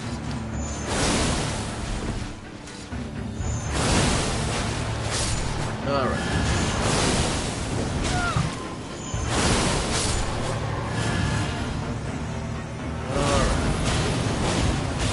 Comes.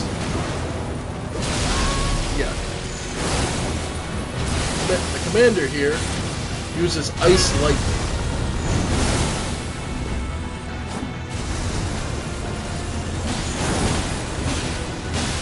Yep. Yep. Ow. Yeah. Ooh. Yep, I rolled too late.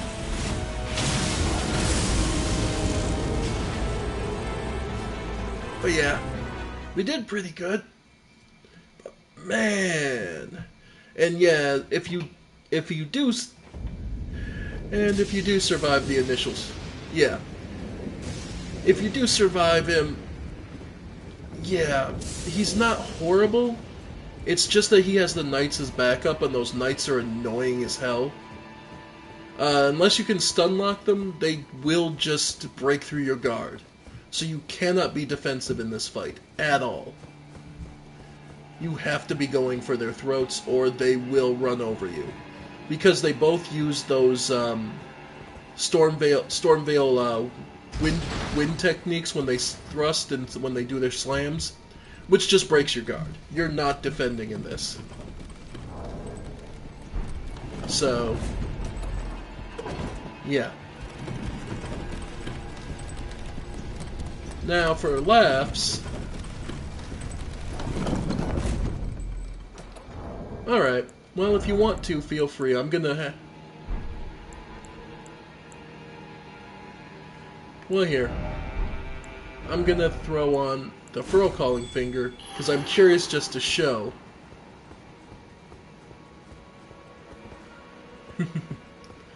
Let's see, any summoning, It's rare. It's rare there's not a huge lineup for this. Huh. Usually this is one of those areas that... Yeah. This is usually one of those areas where there just ends up being a huge amount of people waiting to go just because it is a pain. Well, nah, I didn't bother with a password right now. So we'll leave one, see how quick this happens. Alright. And 5, 4, 3, 2, 1. Huh, I'm surprised.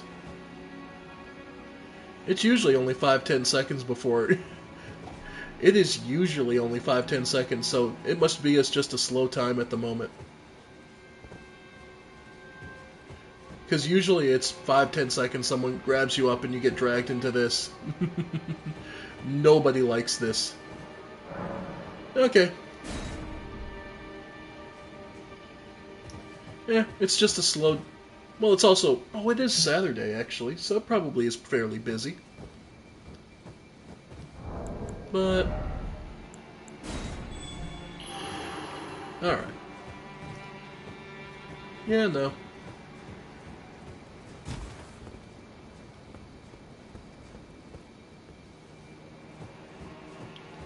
Comet Azul is... I don't have the intelligence yet for a Comet Azul. I think it's 6... Comet Azul is 60? Comet Azur is... No, 60. Okay. I keep thinking that it's hot. I keep thinking the moons are the 70s. Comet Azur is definitely nice, but Comet Azur also locks you into position, and that can be a death sentence with the knights. So, okay. Nullify it, so I'm able to go in and summon. Alright.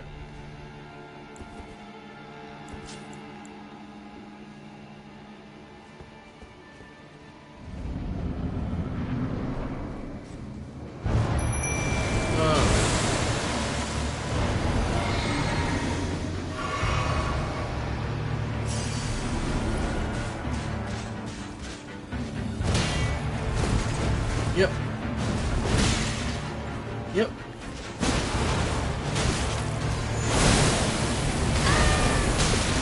Yep. Here we go.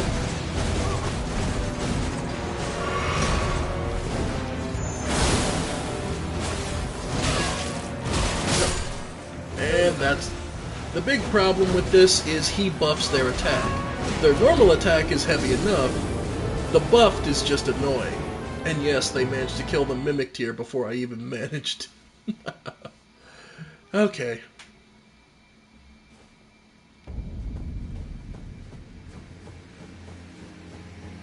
Yeah.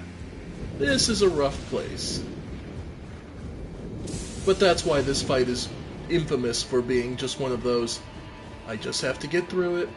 You only have to win once.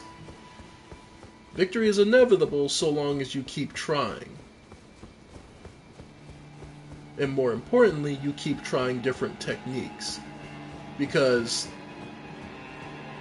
the definition of insanity is trying the same thing over and over and expecting different results.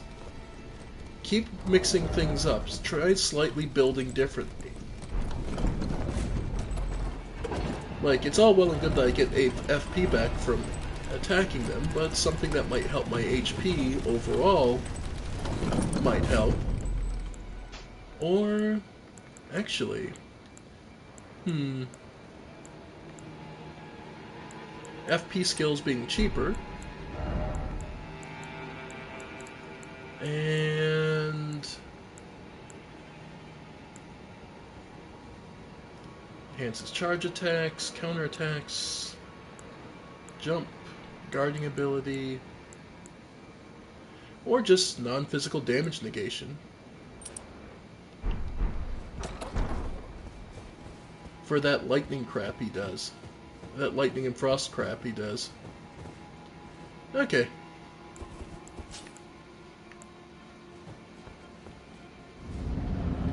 Try changing up the physics you're using.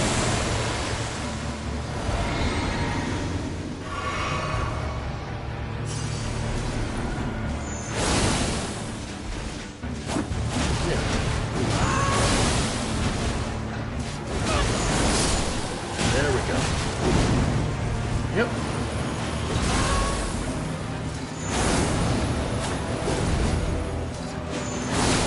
Nice. Okay, got the knight at the very least. And there goes the big area. And from there... I can hold my distance.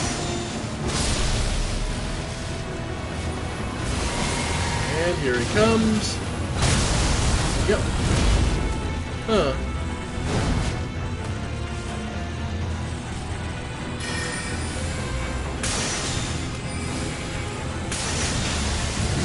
Oh. Oh, got me good on that one. Nope. Not getting me on that.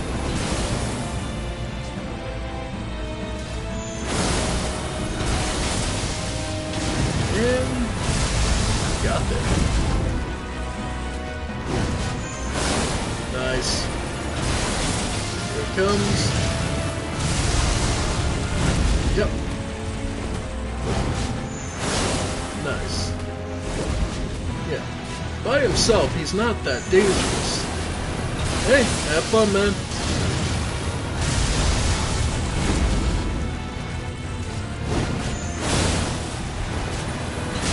Oh. Nope.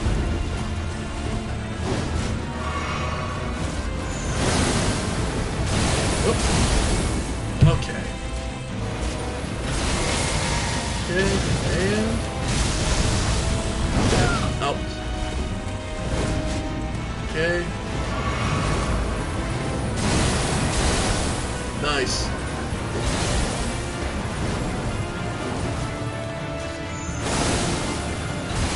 Okay, there he goes. Nope. Ow.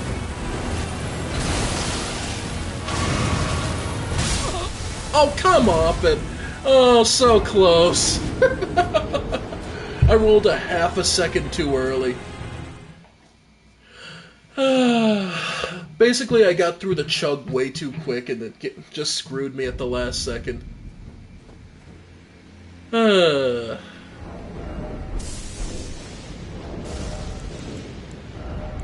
Should I go back to the scaled? Yeah, might as well. Because the scaled is just better. Anything else? By the way, Black Dumpling. Mask forced on the victim's head to lend torture an extra degree of cruelty. It magnifies one's fears and makes them acutely aware of all forms of pain. Raises attack power when the wearer suffers from madness. When the Black Dumpling goes on, the torturer no longer seeks answers, only to inflict suffering without the hope of relief. So those are just masks they're being forced to wear.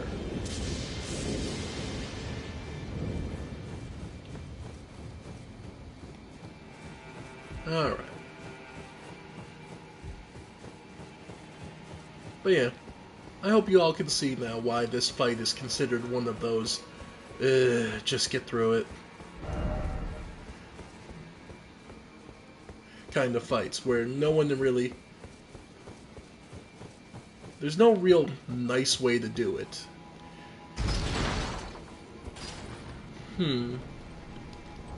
Yeah, maybe I should just try Yangval. Yeah, what the hell. Fight knight with knight?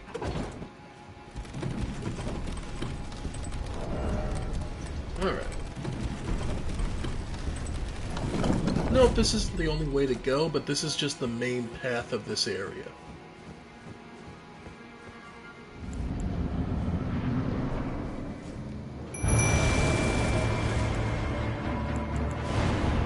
Okay.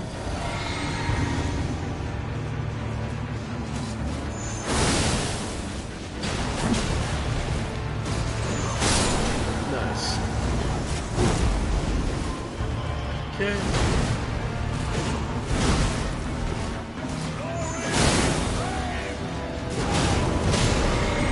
Yep.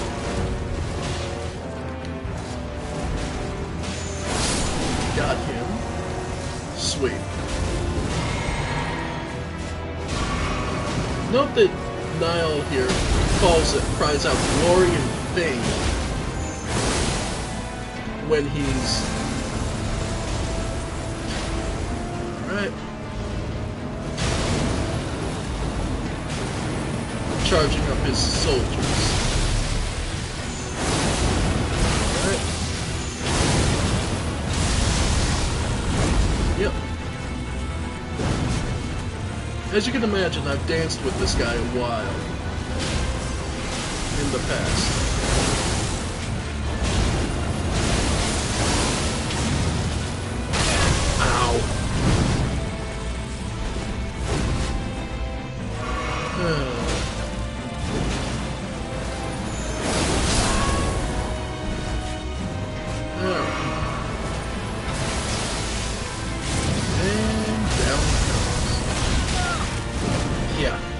That backhand smack.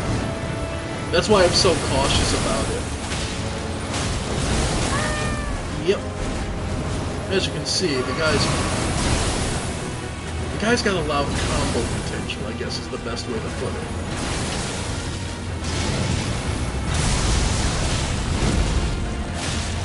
Yeah. Yep. Up. Nope. Yep. Yep. Yeah. Just by being near him, he builds up a lot of frostbite. Yep. And if your roll's even the slightest bit off, yeah. Yeah, this is a fight no one enjoys. Just being perfectly honest. Alright. I mean, could do the lightning one specifically, the bolt drake. It'll jump it to 37.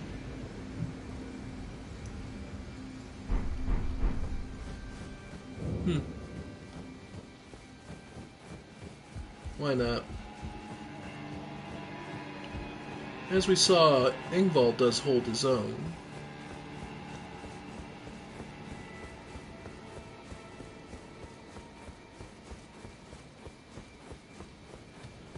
And...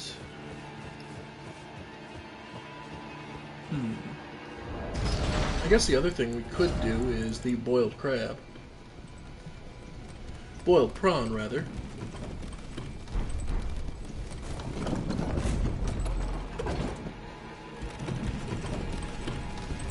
Why not?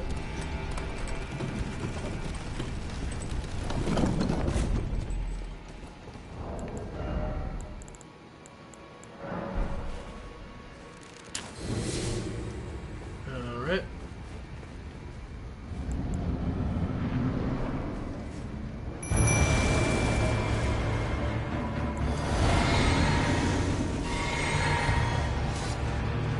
Alright.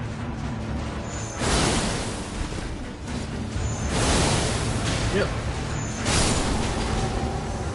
Nice.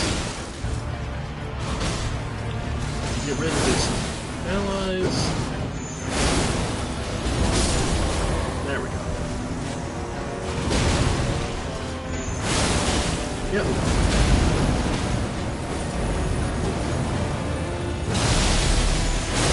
Nice. Alright. Get back up to full. Yep. Nice. Okay, took it on the shield at the very least. Alright.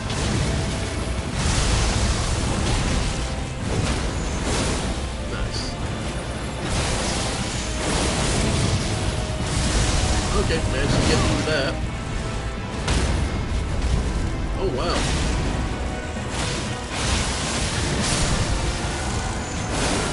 Nice. What? Was I still in the... I must have been locked in... Must have my animation lock. Yeah. Such a pain.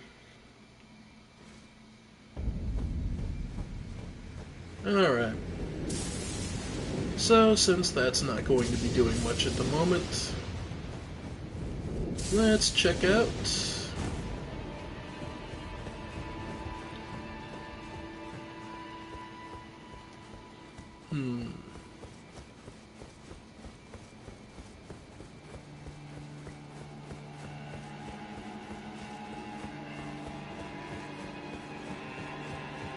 Let's see.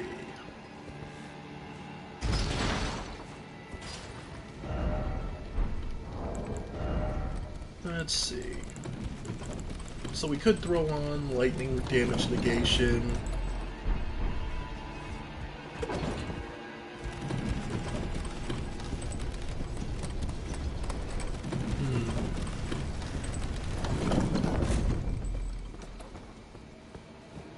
Just trying to think of anything else that would help.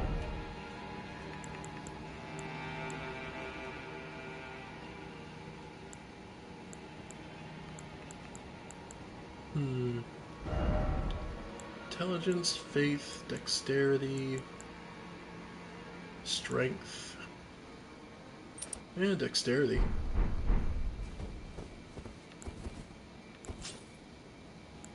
Because he doesn't give you enough time to really cast. You're not going to get the time to. Not in this case.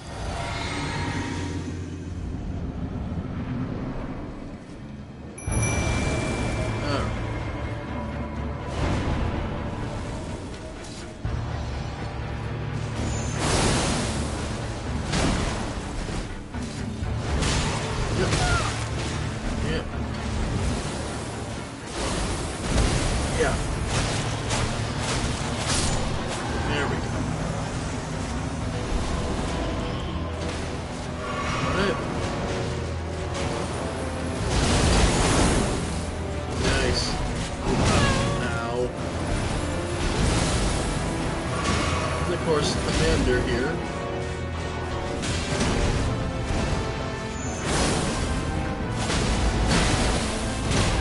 Yep. Got it.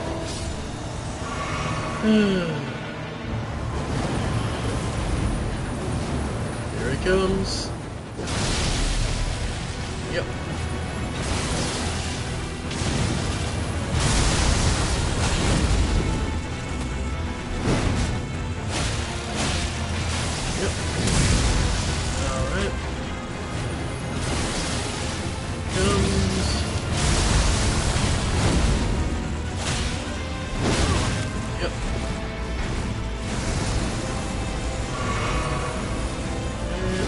First. Yep.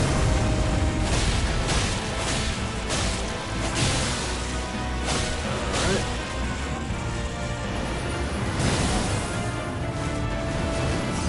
Here he comes. Yep. Yeah, he just does way too much damage.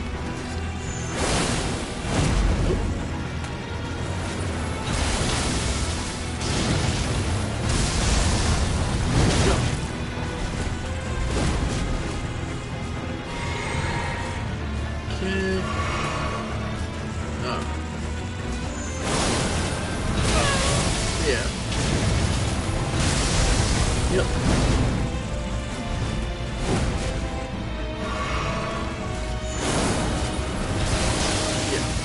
The problem is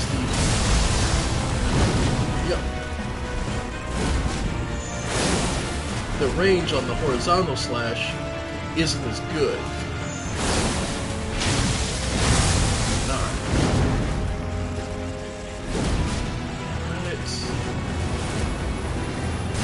Comes, sweet. And, yep. Now. Yeah.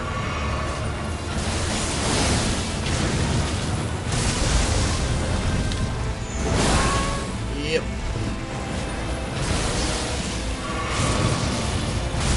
Yep. Yeah.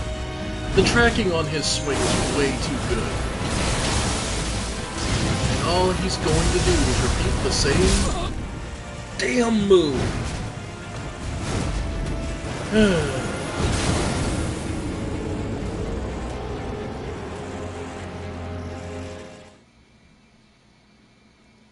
Well, we were suggested... Okay, so let's try something else.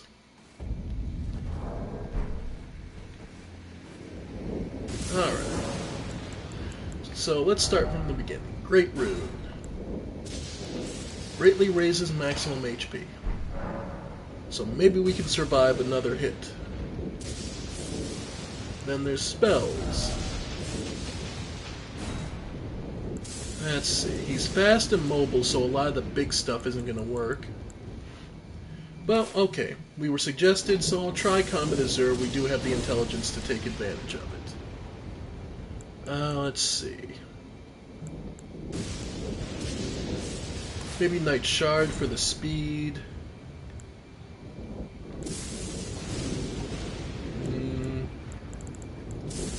Carrion Slicer. And we could throw the Faith on.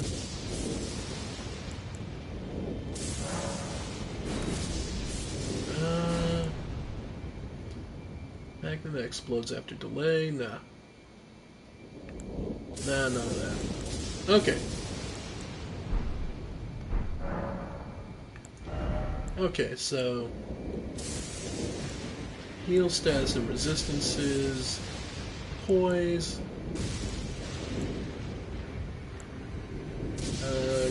restores HP when near death, enhanced charged attacks,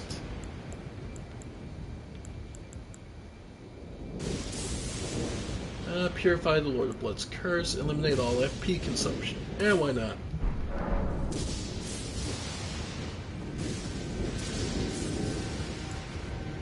Okay. So then...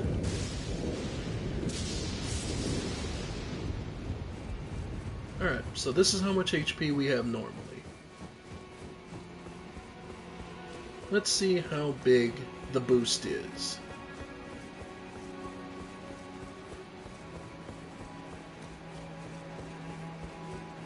Alright.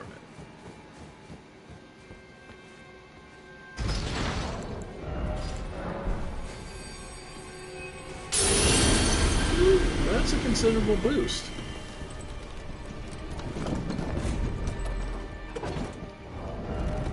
Alright, so we'll try the Mimic again.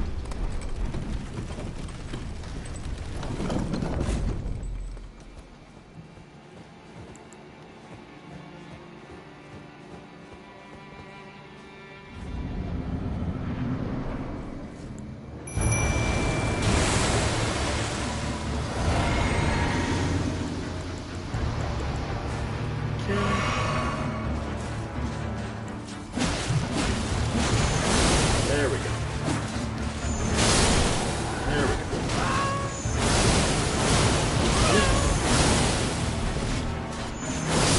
There we go. So, this is Comet Azure. Yep. Go straight through your FP. It's basically a big fuck-off laser. And with blue sets, I only get one cast per, Nope! Hey, I survived.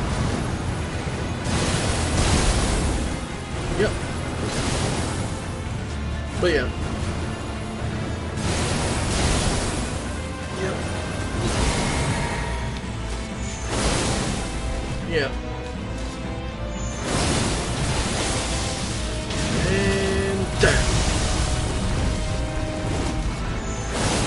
Yep, I only Yep, but that's what that rune is for.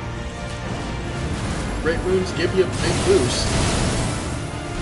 But just gotta hold it.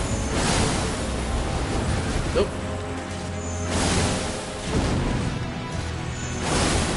Nope. Nope.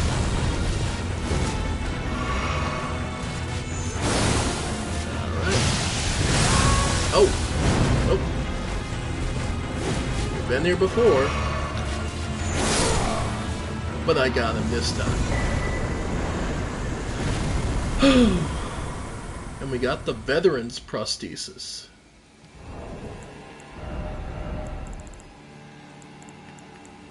Where is it? There it is. Considered a fist weapon. Bladed prosthetic leg enwreathed with the power of lightning. Instead attached to the first commander of lightning. Instead attached to the first to fist commander. Oh, attached to the fist. Commander Niall, veteran of Castle Sol, offered his prosthesis in exchange for the lives of defeated knights held prisoner. He went on to lead these men as an army of no nation. Creating a storm, followed up a strong attack, perform lightning-infused jumping attack. So, we made it.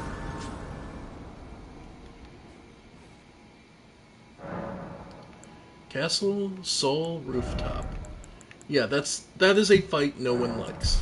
Like, just point blank, no one likes that fight. Let's see. Raises dexterity. 2 fingers. So now we have Magma Shot. Not much on its own, but it does do damage and creates an area to limit opponents.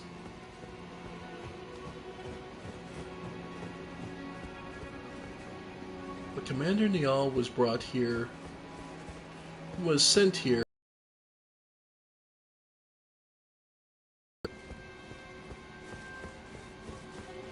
to protect something up here.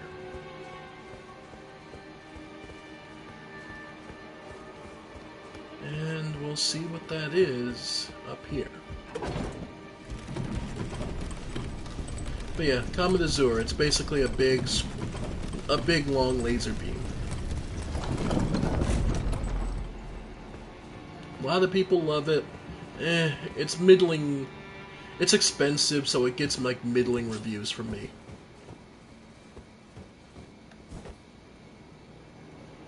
And up here, at the top of Castle Sol, we find the Howling Tree's secret medallion left.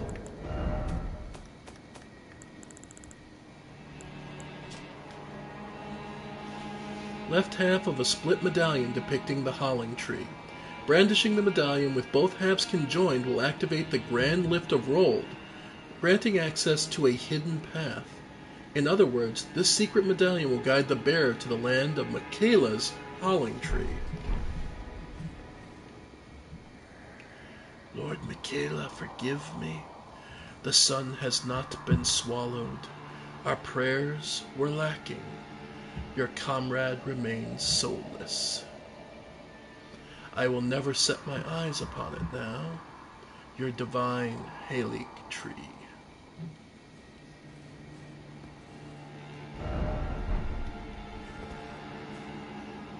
And there is a tree in front of us, but it's worth noting that we can go to what they call the Halik tree. But there's something to know about it. It's incomplete.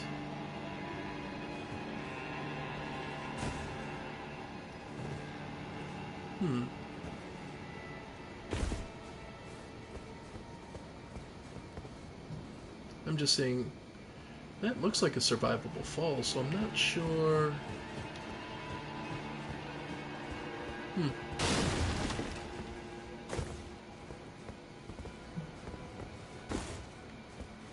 Is there anything even down there?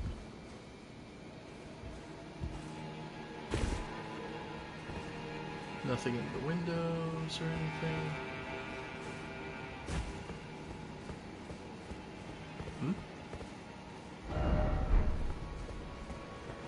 Let's just see if maybe there's a side path to take down.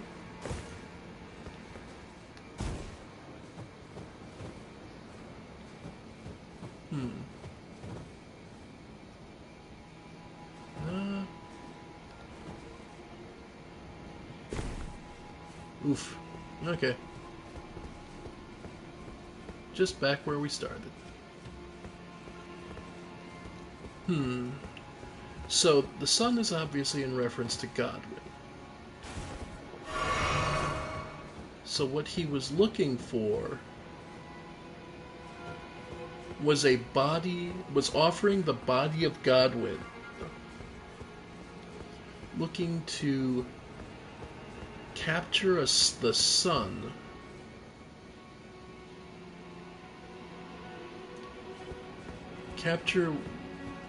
Castle Soul, which is a reference to sun. He was looking to the Sword of the Eclipse. He was looking to capture the sun to power his divine Holig tree. Because the difference and the reason his Holig tree didn't grow to become the same as the Erd tree is because it didn't have any outside force. So maybe he was looking to capture... Well, my first thought is just... When they mean sun, they might mean the god of fire, maybe?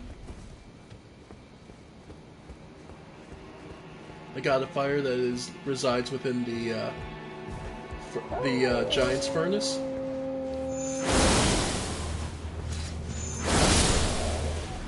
That's an idea.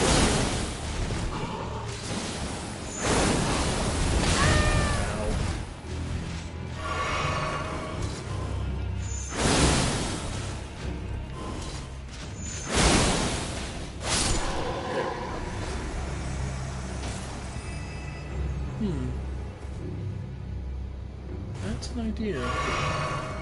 What he was looking for was to capture something to strengthen his Holig tree with something he lacked.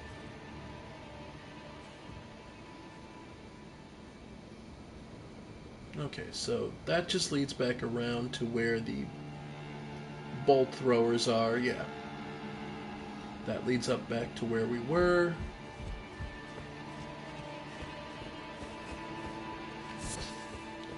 And where does this lead?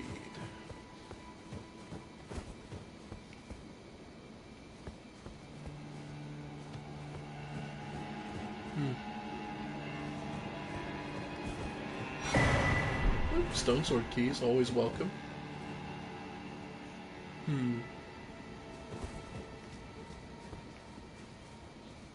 He did mention an Albinorix tower.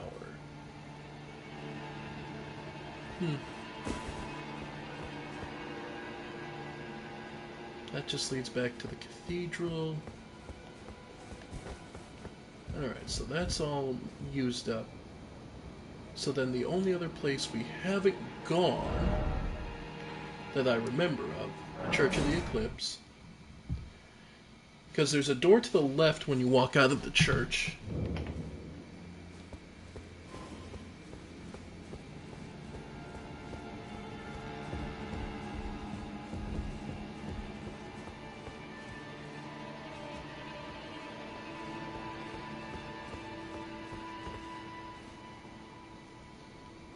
Which looks like a shortcut there. Which, to do that...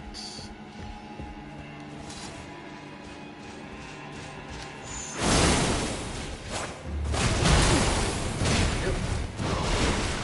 Oop.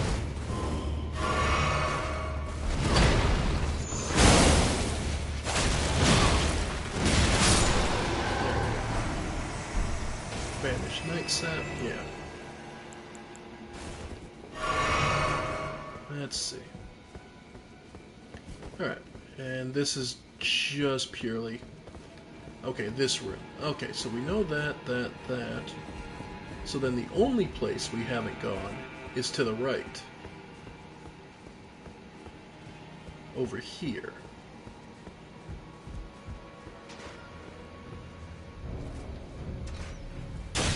Yeah.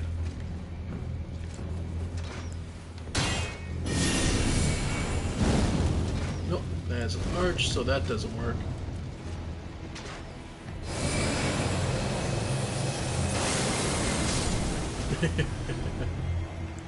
Yeah. it definitely does damage, but might be a little much.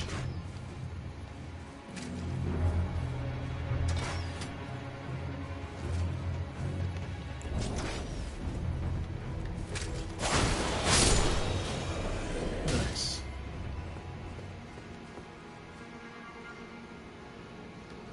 Alright. So let's see. This is the back side of the castle.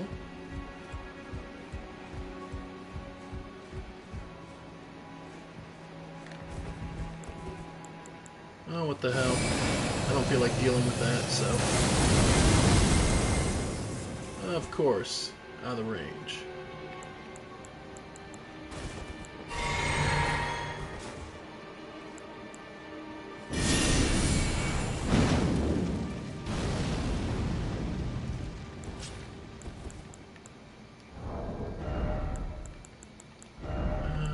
Where'd those daggers go?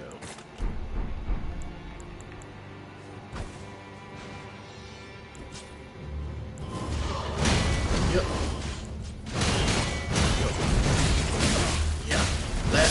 Yeah. That's why I didn't want to deal with this idiot. I hate that so much.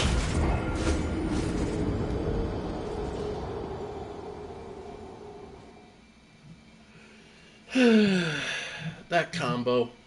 That's why I attack him how I do.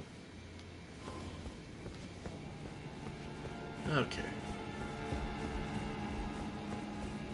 So, yeah.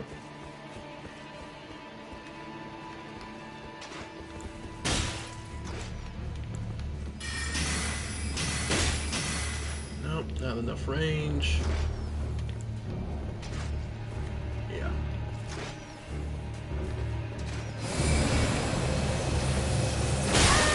Yeah, and this is the problem. It takes so long to set up. And you can still be shot up. Like, it's fine for pouring damage out, but it's way too flashy and not that useful.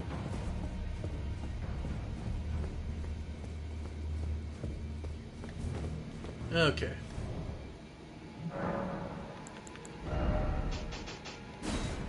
Okay, so... Okay, so... Comet is just generally useful. Shard Spiral for bigger bosses.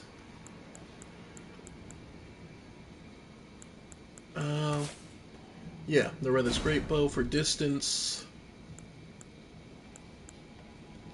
Ambush Shard. Night Comet. Maiden's Mist. And Magma Shot.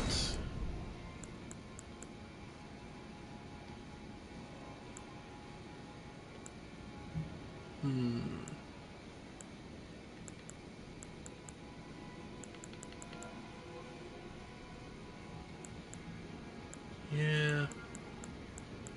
Just thinking.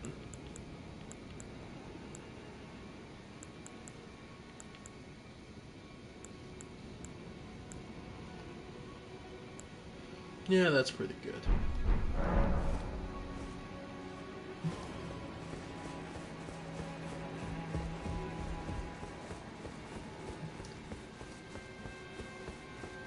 Yeah, because the difference between the Holly Tree and the Herb Tree is largely that one has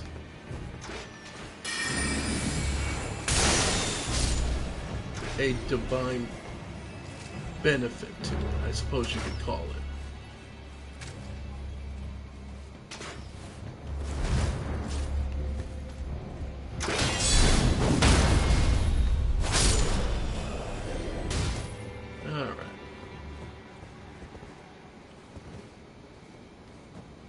So then we can go there.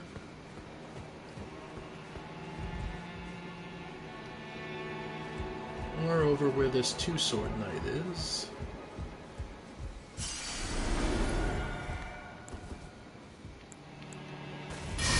Red's Great Bow.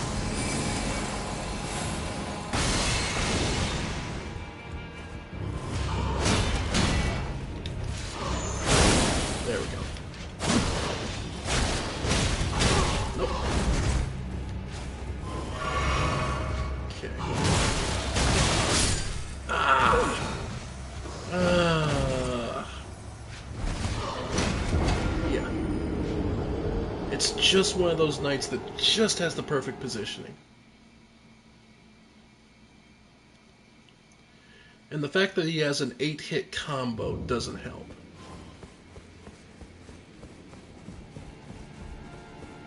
Alright.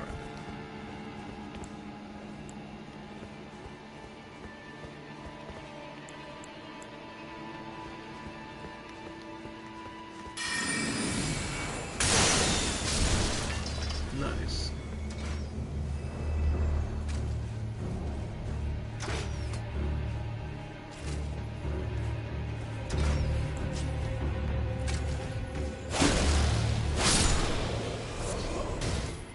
All right.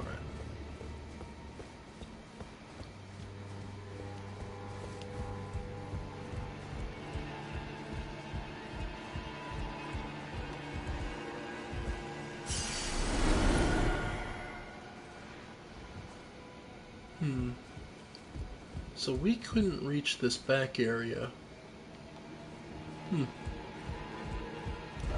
Interesting. No, under normal circumstances.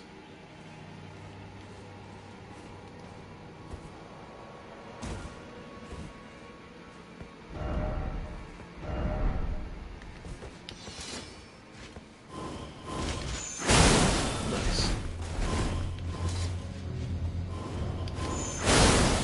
Back away. Yeah, he can heal himself.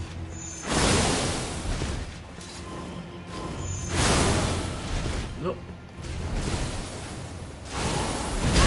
Ow. I hate that so much.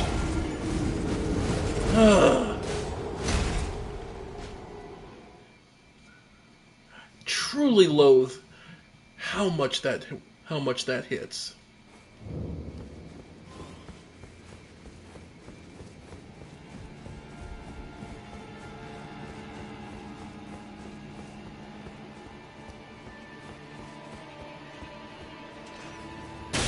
Yeah.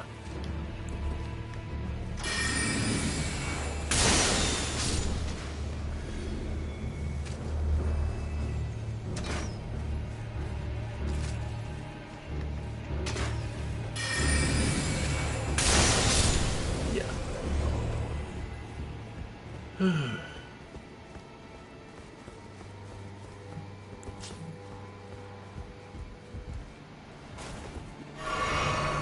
It'd be one thing.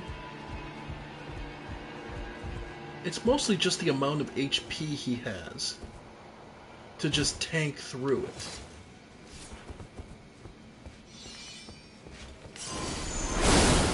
Nope. Yep. Because there's no way I can... Yeah!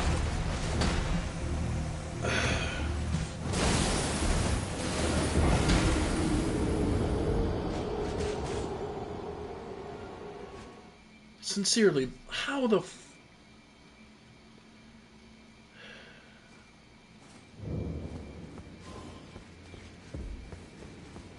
I always loathe it when you hit the one enemy who just makes you miserable, because they're just they're perfectly built to be annoying as hell. Like, there's nothing I can do against this guy.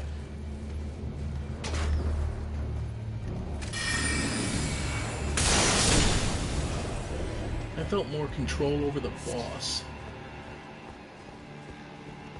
Ugh.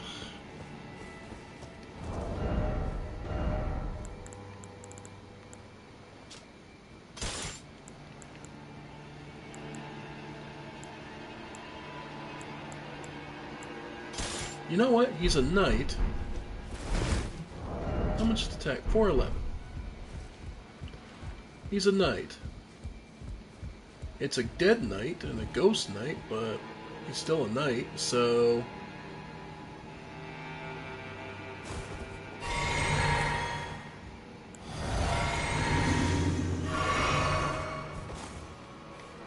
What are the chances he's...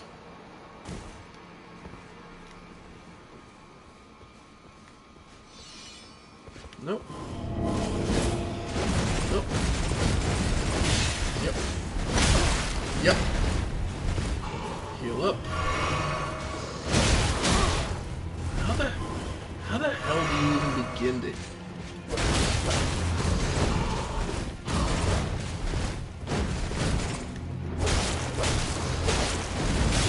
Yep. And now the full combo. You literally don't have enough stamina to roll through all that. And he's immune to sleep. Or his build-up's so friggin' bad it doesn't matter.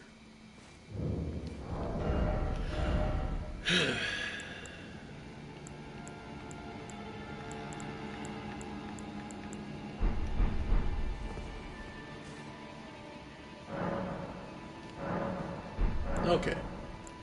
The other thing we can try. Doubt it'll mean much, but hidden body.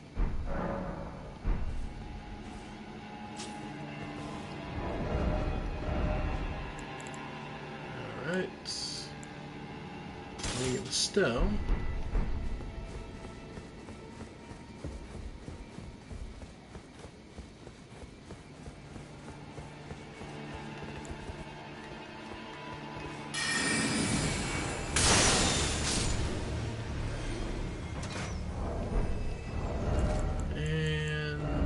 Who's the one that removes all sound? Yeah. Wonder if that'll help.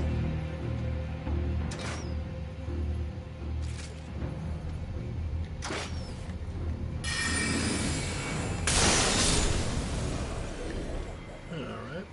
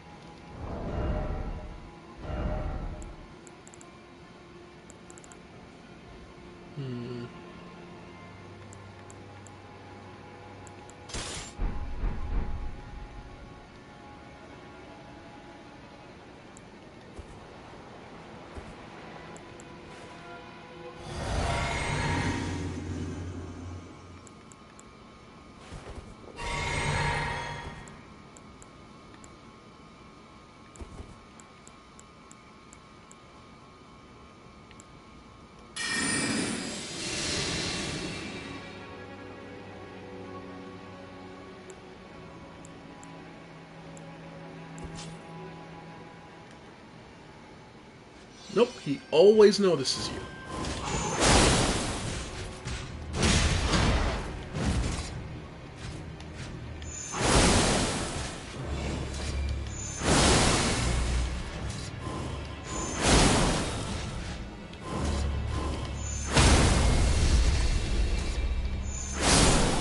Finally.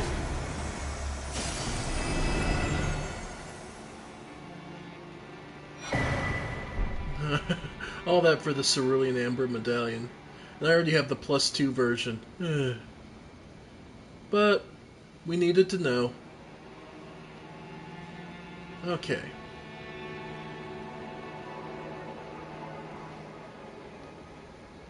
Alright, because that's... Now there's several other places we can go still.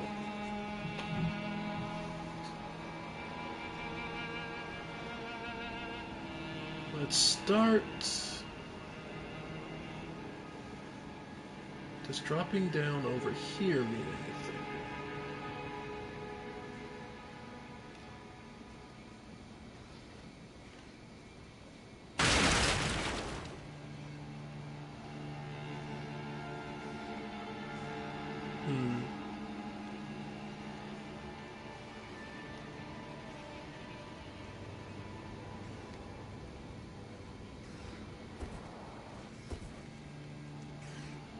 Oh, there's some rats.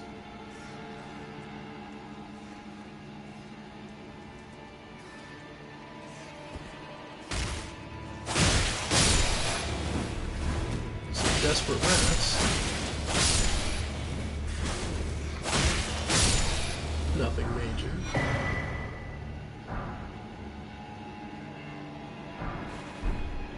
Smithing stone +7.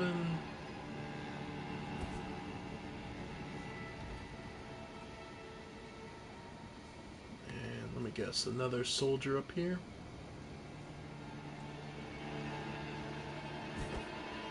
More rune arcs.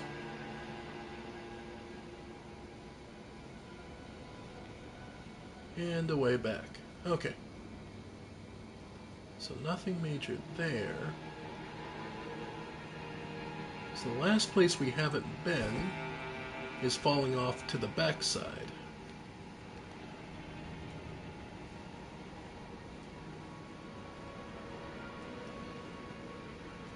Because PV Gamers mentioned the tower, which I believe you have to get...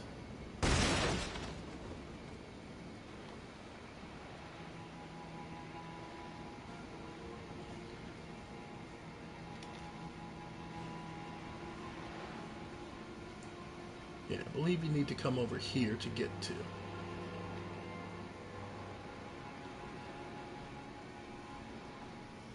I kind of like us making no sound.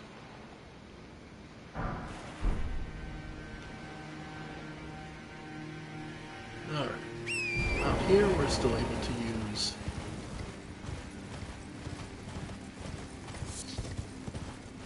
because we're considered outside the castle. And the birds...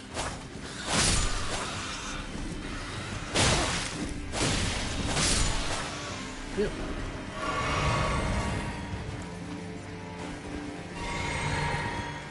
Alright.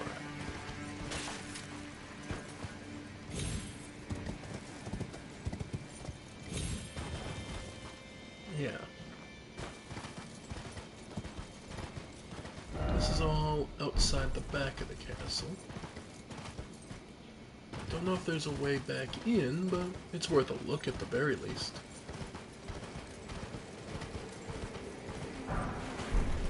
Wow, Golden Rune 10.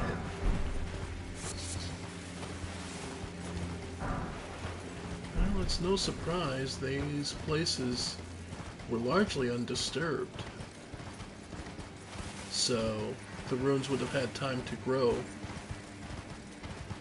and gain power.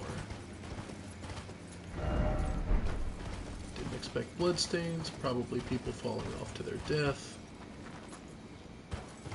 Yeah. I was gonna say, I believe this is the tower he was talking about. Yeah. Pretty sure.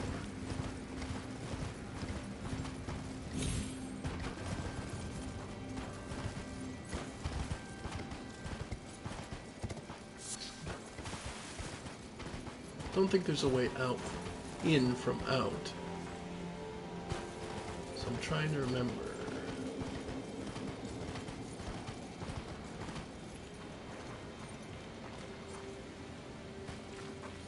No, because that's just where you pick up the rune itself. Yeah, that's just the, rooftop which leads to there.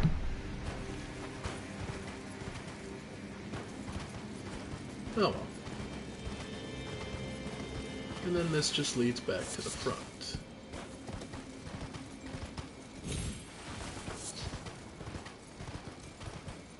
Yeah, I think that's about it.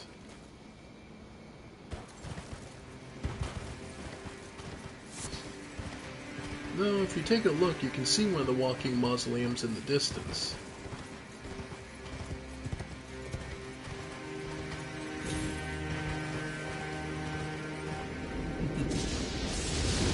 Yeah.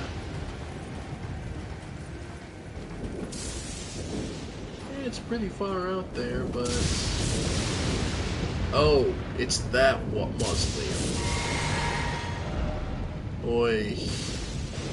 Yeah. That mausoleum. Okay. Okay, so... that's most of Castle Sol sorted out.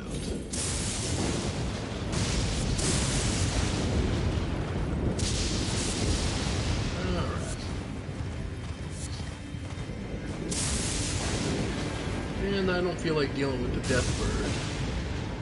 I don't feel that much stronger. Oh, we'll pop it once.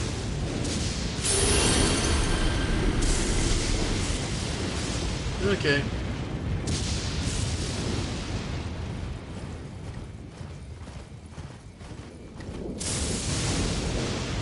We'll try once and then we'll call it a night, because I've been going for quite a while.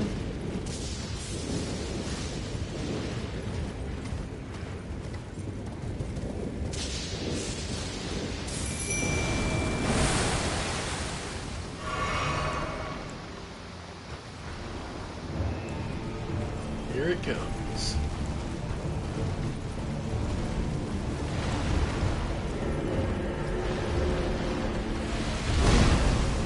Alright. Ow.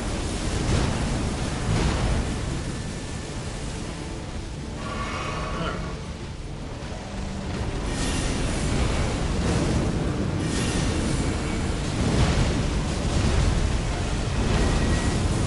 Actually, the micro shot's not doing too bad.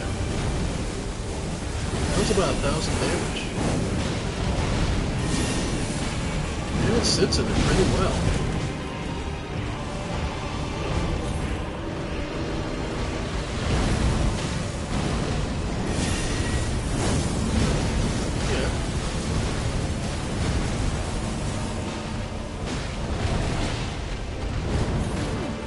Yeah.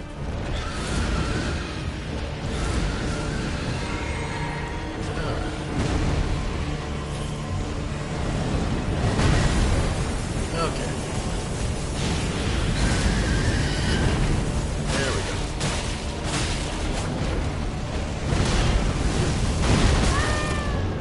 That didn't do too bad. We survived it anyway.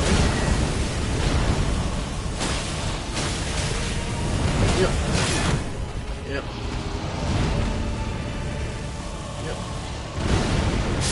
Oh, come on! Ugh. Okay, like I said, that's enough for that. We got through Castle Sol. We got through a good first chunk of the frozen area. And we got the other half.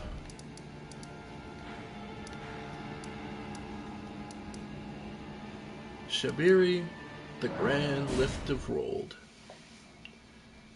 So, next time,